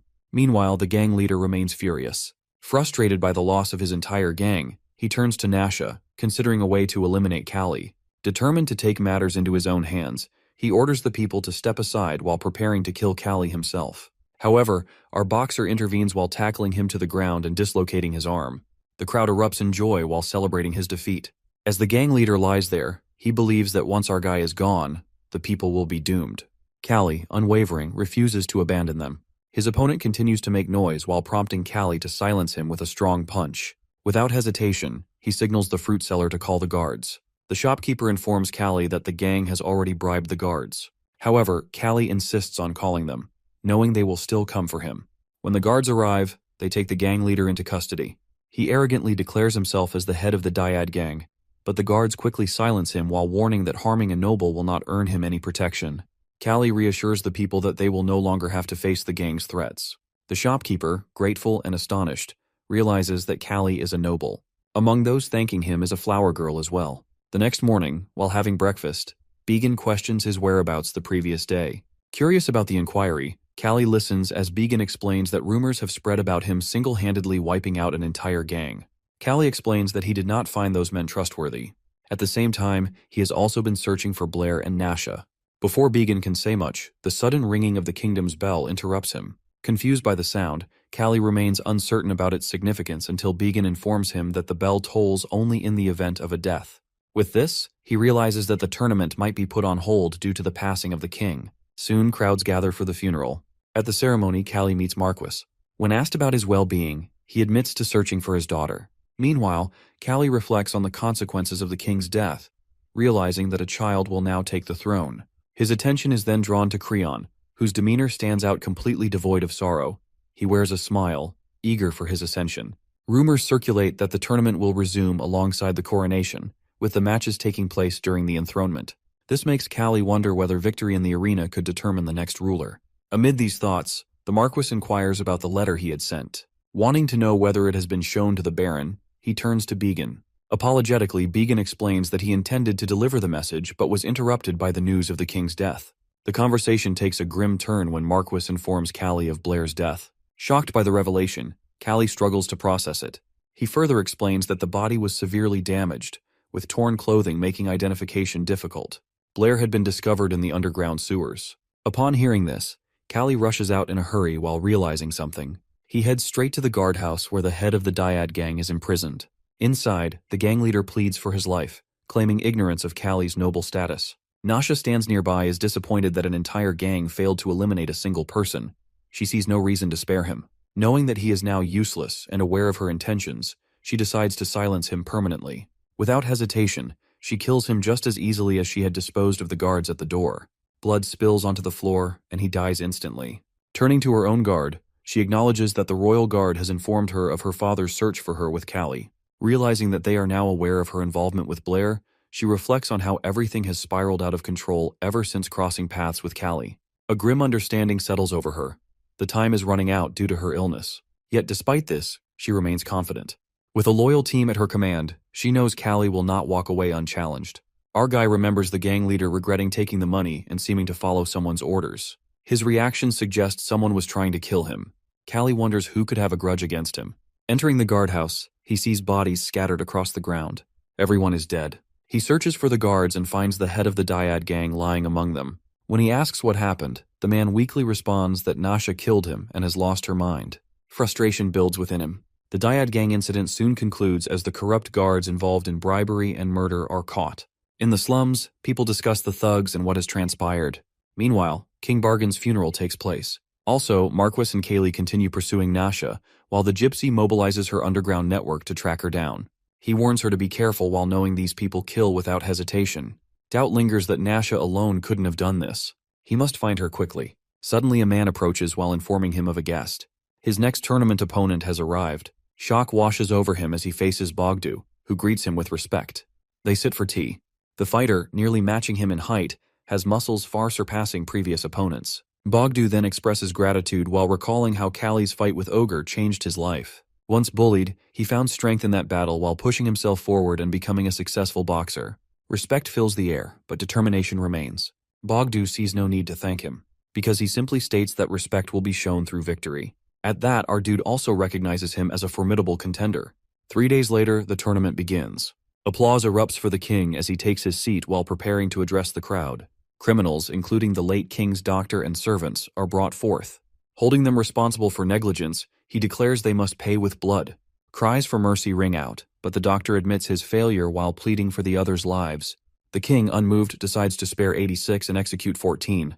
Disbelief flickers in the doctor's eyes as he calls him a fool. The accusation earns him immediate death at a guard's hand. The others follow. Callie arrives while watching the scene unfold. He concludes that madness fills this city, including Nasha and Creon, even its ruler. Then determination hardens within him. He must fight harder, win, and rise above this chaos. As he steps forward, the crowd's cheers seem louder than ever, which really confuses him. The king grows frustrated with the applause favoring Callie. Turning to his servant, he demands an explanation for the crowd's energetic cheers. He is informed that Callie's defeat of the market thugs has greatly enhanced his reputation among the people. Displeased by this, he watches as the excitement continues to build. Meanwhile, Callie's opponent observes the scene while acknowledging that Callie is drawing all the crowd's admiration, just as expected. Stepping into the arena, Callie immediately senses the opponent's imposing presence. Bogdu, known for his strength and honor, stands before him, making the challenge even greater. Callie remarks that the fight will likely be an easy victory for his opponent. However, Bogdu dismisses the idea while stating that if he truly wishes to show respect, he must surpass our boy in battle, which is something that would make him even prouder. With absolute confidence in his own victory, Bogdu strikes first while delivering a powerful punch. Callie, however, reacts swiftly while managing to defend himself just in time. Our guy moves toward his opponent with incredible speed. In response, Bogdu adopts a peekaboo guard while leaving our boy wondering where he learned such a technique. Closely analyzing each movement, he watches for an opening before charging forward. Recognizing Callie's destructive power, Bogdu quickly decides to close the distance and restrict his attacks by tying up his fists. Sensing his opponent's approach, Callie counters with full force while delivering a powerful blow to his face. Blood drips from Bogdu's nose, but he immediately retaliates with a punch to Callie's side. A sharp pain surges through his body as he absorbs the hit, while realizing just how exceptional his opponent's techniques truly are. The opponent realizes that Callie is trying to buy time to recover, so he refuses to give him the chance. Pressing forward aggressively, he delivers a powerful punch with spitting the blood into Callie's eyes while creating an advantage for him. Despite the situation, our boy remains impressed by the precision of his opponent's movements. Determined to finish the match quickly, the opponent increases his pace, but something tells him that the fight cannot end just yet. Meanwhile, Callie grows frustrated with the peekaboo guard, while recognizing the level of training required to master such a technique. Curious, he questions his opponent about where he learned it. In response, he explains that he once fought a boxer, suffered a defeat, and later adopted the technique from him. Our boy immediately suspects that the boxer must have been Torres, who is the only one to whom he ever taught this skill. However, he also realizes that his opponent does not possess complete knowledge of the technique. Callie moves quickly from side to side while making it difficult for his opponent to catch him. Frustration grows as Callie lands a punch, but the opponent's defensive technique allows him to evade it. He soon realizes that Callie is targeting his sides. Aware of Bogdu's training, He also recognizes the opponent's strength. Bogdu continues using the peekaboo guard, which Callie notices is strong for front defense but weak against side attacks. The limited coverage of the fingerless gloves makes these attacks even more effective. Seeing this flaw, he strikes, while landing a punch to the opponent's face. Then, he demonstrates his swaying technique, which proves impossible for Bogdu to block. Frustrated, his opponent throws a punch, but Callie swiftly ducks while avoiding the straight attack. Moving with speed, he dodges effortlessly while shocking the crowd. With a final powerful punch to the chest, his opponent crashes to the ground. Callie acknowledges his skill and the crowd erupts in applause. Both fighters are seen as strong competitors, but the chants for Callie fill the air. The prince watches in anger, displeased that his name is overshadowed by another. However, the king grows angry as the crowd continues to praise Callie, especially on the day of his coronation. Frustrated, he orders the execution of the defeated fighter. His servant hesitates while pointing out that both have shown great skill, but the king steps forward himself while repeating the command. Shock spreads through the crowd at his reaction. Bogdu stands ready to accept his fate, but Callie refuses to accept the decision. He steps forward while urging the king to spare him. The king, growing more impatient, demands the execution to proceed immediately. For Callie, this is unacceptable, as Bogdu has given his all in battle. He warns that killing him would invoke the wrath of the war god. At this, the king finally orders him to be spared. The crowd, moved by Callie's words, joins in, pleading for mercy until the decision is final. Meanwhile, Count Joseph is shocked to see that the audience is moved by his words, just like it happened 4 years ago. The chant for mercy is continued while King is totally shocked with the turn of event. All the people cry for mercy while defying the royal command. Meanwhile, our boy stands in the middle of the ground as a victor. Infuriated by the turn of events, the king orders a guard to bring a bow while deciding to kill the man himself. As he moves forward, Marquis Eldrin steps in to stop him, but he refuses to forgive. He ignores his teacher's words. The Marquis urges him to stop, while warning that it will cost his dignity. He then pleads for true composure, while reminding him of the image a king must uphold. The king finally smiles and declares the fight excellent. The crowd erupts in praise, celebrating his mercy, but Callie a jest lingers in his mind. He silently vows to kill him one day. Meanwhile, Marquise thinks that how right Callie was that in the arena, Victor is a king who is now our boy. Later, in the boxer's waiting room, Began tells Callie the fight was reckless. Callie remains confident they will not kill him, but Began still sees it as reckless. He remembers the fight with Ogre, where spectators demanded mercy and changed the ruling. He urges Callie to withdraw from the tournament and return. Callie silences him while stating he knows the king is just a kid who throws tantrums. Callie asks Began to increase security around the manor. Confident in his victory, he prepares to become the tournament champion. Began stands beside him, baffled but offering support. At the royal annex, the king grows frustrated with the slave. Thoughts of Callie fill his mind while fueling his anger. Suddenly, Nasha appears and questions his frustration. He feels pleased to see her. She asks about the match while calling Callie an arrogant slave. She also mentions her father's support for him influenced by the late king's passing. He agrees, calling Marquis Eldrin a scoundrel. She admits this is why she left home. The king reassures her while saying no one knows about her, and offers guards for protection if she wishes. She feels satisfied while knowing he will follow her requests. The medicine she gave him keeps him unstable. She then asks him to send a secret message to Duke Rudefolling. A few days later, Callie finds a letter from the Duke. Began informs him that Rudefolling belongs to one of the 5 great ducal houses, while commanding 500 armed soldiers. Seeing the opportunity, Callie decides to visit now that the king's funeral is over. Began tells Callie the Duke might be seeking profit under King Creon's rule. At that, our boy remains unconcerned while trusting Marquis Eldrin to handle it. Began then mentions the Duke wants a private meeting while noticing the letter lacks Rudefalling's seal. Our boy realizes he wants to deny involvement if things won't turn out in his favor. Basically, the aristocratic factions of the kingdom revolve around the 5 dukes and Marquis Eldrin. Marquis holds the title and commands the royal guard and army, while the 5 dukes control their own territories and hold more power than a marquis. However, their influence remains confined to their regions. Now, Duke Rudefolling has used the king's funeral as an excuse to act. Callie wonders if the Duke seeks profit under Creon, but also recognizes he will have to face Eldrin. Doubt lingers over whether he aims to defeat the Marquis and take control of Creon. Thoughts race about who might be supporting the king from the shadows. He also considers how both Rudefolling and Eldrin work to bring more influential nobles into the city. Before, their intentions toward him were unclear, but now the letter confirms his value. Frustration grows at being pulled into political schemes again. He thinks of following Began's advice and returning to his land but refuses to leave without victory. After thinking for a while, he decides that he has been done to become a pawn of the nobles. Resolute, he decides to go out and asks Began to bring his coat.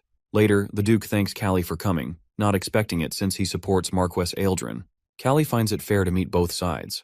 He notices the Duke's both subordinates are armed. Before the Duke can speak, Callie questions why private soldiers have been brought to the capital because it seems quite suspicious for a Duke to do so. The Duke asks if this doubt comes from the Marquess. Our boy realizes that Eldrin holds no land but has the authority to command soldiers.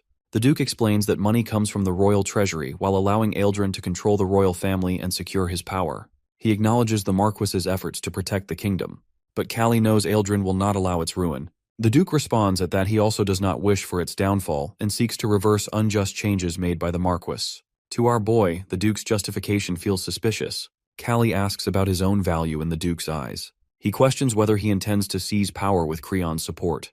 The Duke admits that Callie, who is now favored by the people, would be a great asset. If Eldrin is to be removed, Callie must take his side. Needing Callie's support, he presents a choice, whether to be an enemy or a friend. Callie chooses to be an enemy, and dryly comments the age gap too large for any friendship. Then the Duke asks if he does not fear for his life, to which he responds that a pugilist boxer's life is always at risk. The Duke tells him to leave but warns that he will be killed soon. It is an unfortunate turn for Callie. Before he can go, the Duke stops him with one last question that why he favors Eldrin over the Duke. Callie replies that whether it is Marquess Eldrin or Duke Rudafalling, the kingdom will function on its own. However, he dislikes his attitude while unwilling to befriend someone who refuses to accept a loss. Insulted, he grows frustrated. Thoughts of killing Callie in public cross his mind, and he begins searching into Callie's past. A guard questions whether Callie was once a gladiator, but the Duke silences him. Callie returns, and Began is relieved to see him, while admitting his concern.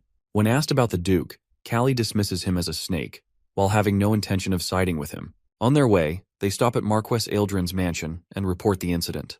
Callie decides to support Eldrin while finding his intentions clear. Began sees it as a wise choice. Knowing support for the Duke would only make Callie a puppet. Later, Callie prepares for a bath, his mind drifting to an event in the western desert a year ago. He reflects on the snake that will not last long. Nearby, Iskander hesitates before speaking.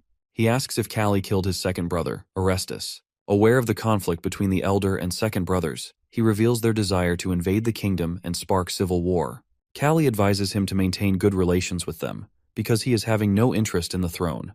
Callie tells him that since Filippo is his brother, he does not want a major fight with him, while he is simply showing trust and follow him. He adds that Philippos and Iskander see him as a hero for preventing civil war, and realizes that staying in the palace would have made him Philippos' puppet. He has no regrets about leaving the empire and embracing a second chance. While taking a bath, the door suddenly bursts open with a harsh sound. Bogdu stands there, catching Callie by surprise. He questions why he is there and if he has come for a fight.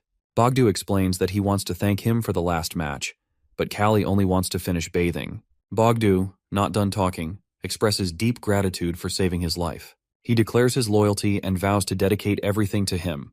Callie, still wanting to bathe, grows impatient. Bogdu refuses to leave without a satisfactory answer. At that, our boy tells him to stay in the manor as a guest and then forces him out of the bathroom. Stepping outside, he notices a group of girls nearby, watching and whispering about him. They seem to be enjoying the scene. Annoyed, he orders them to leave and they quickly run away. A week remains before the fourth round of the tournament. In Boromar Manor, located in Wings District, our guy is still recovering from the fight with Bogdu. Though not fully healed, he is in much better condition than other boxers while feeling lucky to have suffered fewer injuries. Bogdu asks if his technique will work. Callie points out that his balance is unstable due to his oversized upper body compared to his lower body. He explains that an imbalance in the body causes instability in weight and a loss of power. Bogdu finds his knowledge of techniques far greater than expected. Our guy questions what kind of image he was supposed to have. When he answers the fiery one, then he gets a kick from our boy. Changing the subject, Callie asks about his match with Torres. Bogdu recalls fighting him a year ago in Wistry, where Torres demonstrated an exceptional Wistry-style technique. When asked about the reason for his loss, he admits he was completely crushed. He explains that he tried to break Torres's guard but was knocked down in a single blow. Curious, he asks Baron about his familiarity with the style. Baron reveals that he was the one who taught Torres Wistry-style boxing. Bogdu is shocked to learn he was Torres's mentor, but our boy clarifies that they were fellow boxers and he had simply passed on the technique. Callie adds that Torres has achieved 200 official wins in 4 years, proving his exceptional skill. As they continue talking, Snorin arrives. Our dude asks if she brings any news, but she first greets Bogdu, who is new to her. He introduces himself as Callie's subordinate. The gypsy decides to leave them to their training and speak with Callie afterward. He agrees to meet her later.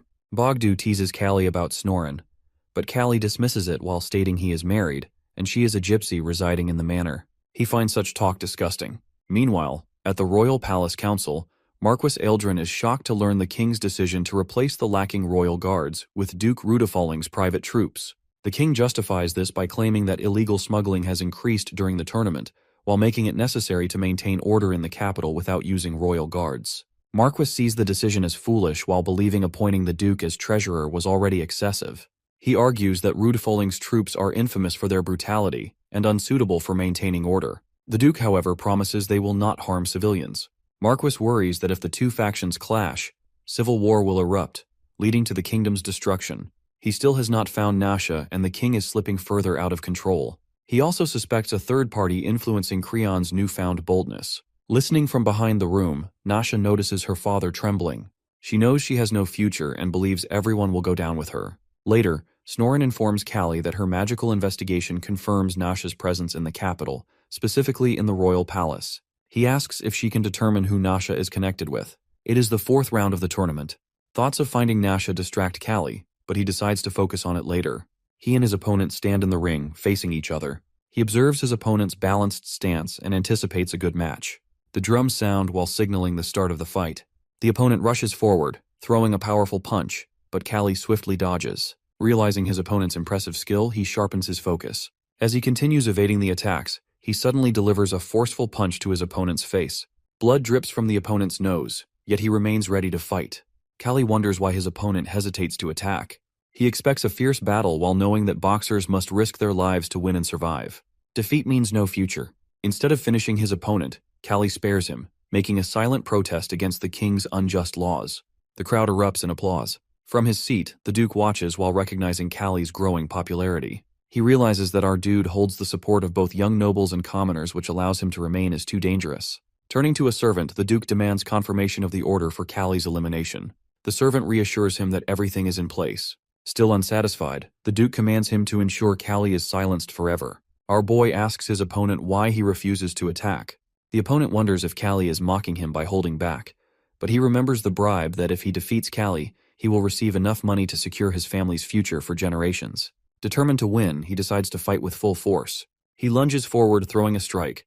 Callie dodges, but a sharp pain shoots through his hand as a shallow cut appears. He immediately realizes his opponent is concealing a hidden weapon, something the crowd cannot see. The referee should have noticed, yet he deliberately ignores it. Frustration builds as Callie understands the referee and the opponent are working together. He wonders whether Creon or the Duke is behind this. The crowd begins to notice the growing wounds on Callie's body, suspecting the opponent's leather straps. Annoyance turns to anger as Callie assesses the situation. The opponent believes Callie is losing while anticipating his reward. Seizing the moment, he moves in for another punch, but Callie counters. The impact sends the referee sprawling to the ground. With no official to interfere, Callie shifts his stance while moving swiftly to avoid the opponent's next attack. Then he grabs his opponent's mouth while telling him this is not the end. He has given him a chance to prove his skills because if he falls too easily, the king will have him killed. The opponent pleads for mercy, but Callie has already spared him enough. Without hesitation, he slams him down and stands victorious. Frustration burns inside him as he glares at the Duke, who has been scheming to make him lose. The Duke turns to his servant while demanding answers, but there are none. Despite bribing both the opponent and the referee, he realizes Callie is too skilled to be defeated so easily. The crowd buzzes with excitement, many believing Callie Adjust will be the next champion. Others argue that Torres, with 200 victories, is an equally strong contender. However, Callie's growing popularity has overshadowed even the best boxers, including Torres. Regardless of the rumors, Torres remains focused. He steps forward while preparing for his match. Callie watches closely, recalling Bogdu's words about Torres using a close guard technique a year ago. He wonders if Torres has changed his style or if he still relies on the same methods. He also questions how fighters here improve since there are no specialized trainers. Callie wonders if abandoning a familiar fighting style is a gamble for his old friend. Meanwhile, Torres's opponent lands a powerful punch and the crowd erupts in applause. But Callie refuses to accept it. He finds it hard to believe that someone with Torres's size and skill could struggle against an opponent with poor targeting. He studies Torres closely while questioning whether he stretches his body before impact to reduce force, steps back to dodge, or twists to dissipate the shock. Then he realizes Torres is neutralizing the opponent's attacks, which is a backup plan when guarding completely fails. It is a technique similar to practical precognition, used only as a last resort. Suddenly, Torres delivers a devastating punch to his opponent's ribs, securing victory. Callie watches in shock, recognizing movements that resemble Chinese martial arts. Despite his surprise, he finds the match entertaining. With the semifinals set, the tournament now comes down to Torres and Callie.